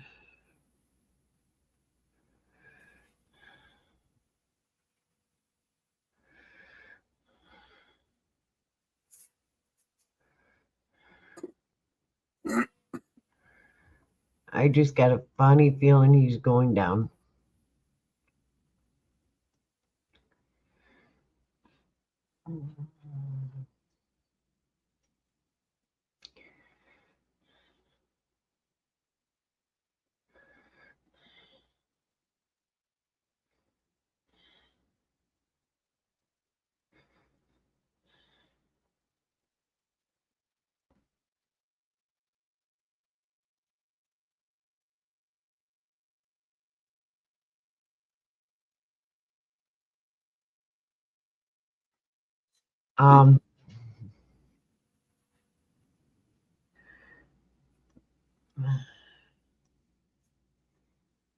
They have been having hearings. I've been watching hearings on and off all day today.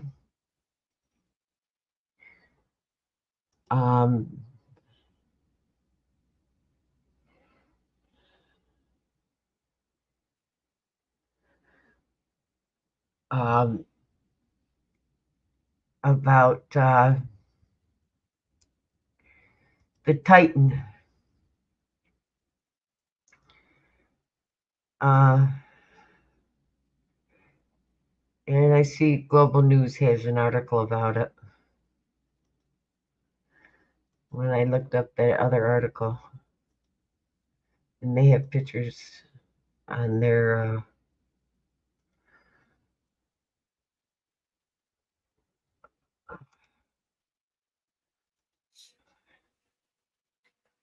ones I was telling you about earlier, Mellos. Yeah. They have pictures on there. This is the haunting final image of the Titan submersible, its tail cone resting on the ocean floor, an image taken June 22nd, 2023, shared by the U.S. Coast Guard Monday, 4 days after the vessel and its 5 passengers went missing on their ill-fated deep-sea dive to the Titanic. Among the new revelations, text of the last communications from the Titan to its support ship, including this at 10:16 a.m. local time. All good here. The Titan's final message at 10:47 simply dropped 2 weights, then silence. I stopped the 2019 Titanic dive because the data, and I was fired for it. Tony Nissen is OceanGate's former head of engineering. He described founder Stockton Rush as hard to work for, a man who believed seeking industry certification for the Titan would stifle innovation. Rush would die on board Titan, taking 4 paying customers with him. Nissen says Rush ignored his warnings about Titan's carbon fiber hull. In 2019, it had cracked. He told Rush to cancel OceanGate's planned dive that year. We didn't have a home. OceanGate told the public it called off the dive because of a lack of secondary vessel support.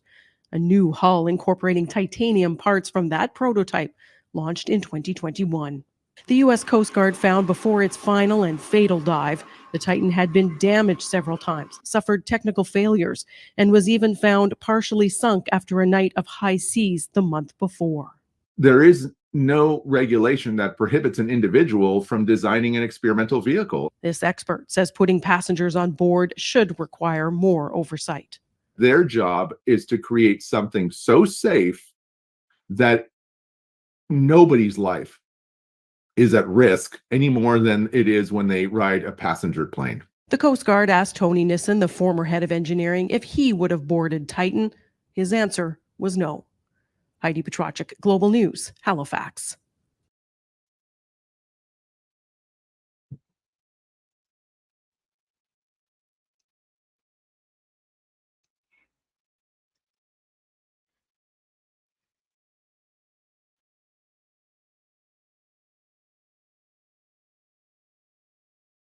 I don't know anything about it, Henry.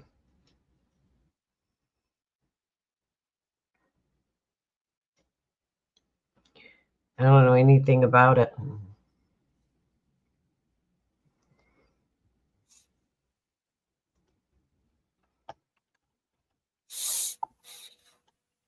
You know anything about it, Mellows?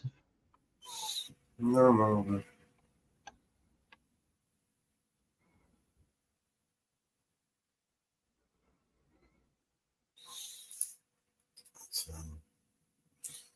Oh, I'm tired. It's time.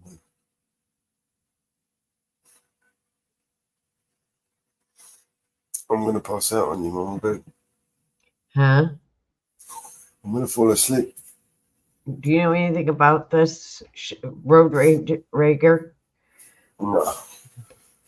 in Littleton? Nope. Imagine that would be a daily occurrence.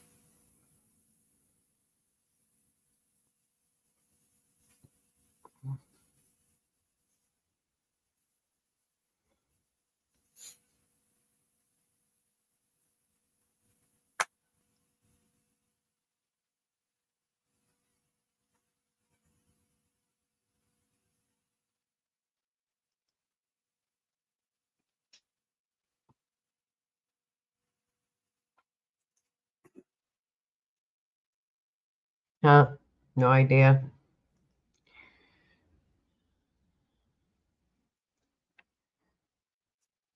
Well, we've been almost live for 7 hours. We can call it now.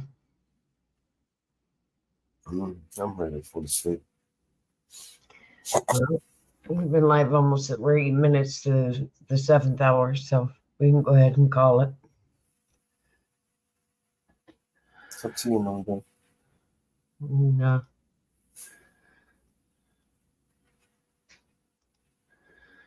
No. What do you say?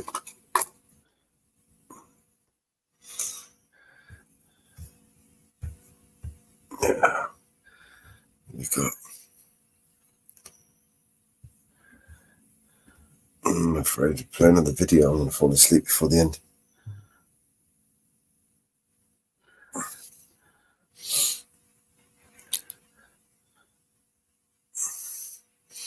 All right, let's call this day. Let's go there.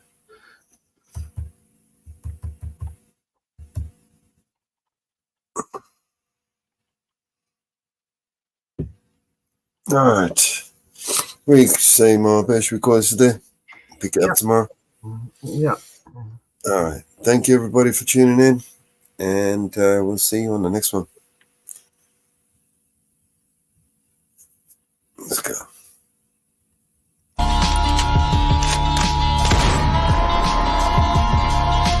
This is your emergency broadcast system. All civil unrest has gone global. All Capitol buildings and cities are under siege by the United States government to quell the domestic terrorist threat. All residents of urban neighborhoods and cities are being ordered to stay in their homes until the threats are eliminated. If you disobey orders, you could be shot on sight by rogue agents, federal forces, and domestic terrorist militias. This is your emergency broadcast system. This is a national alert. Imminent threat is nationwide. You must stay in sight of your homes or risk being shot on sight. The conspiracy is upon you. Your conspiracy friends were right all along. Now you must learn to survive. If you hear this, you are the resistance. This is your emergency broadcast system. End of broadcast.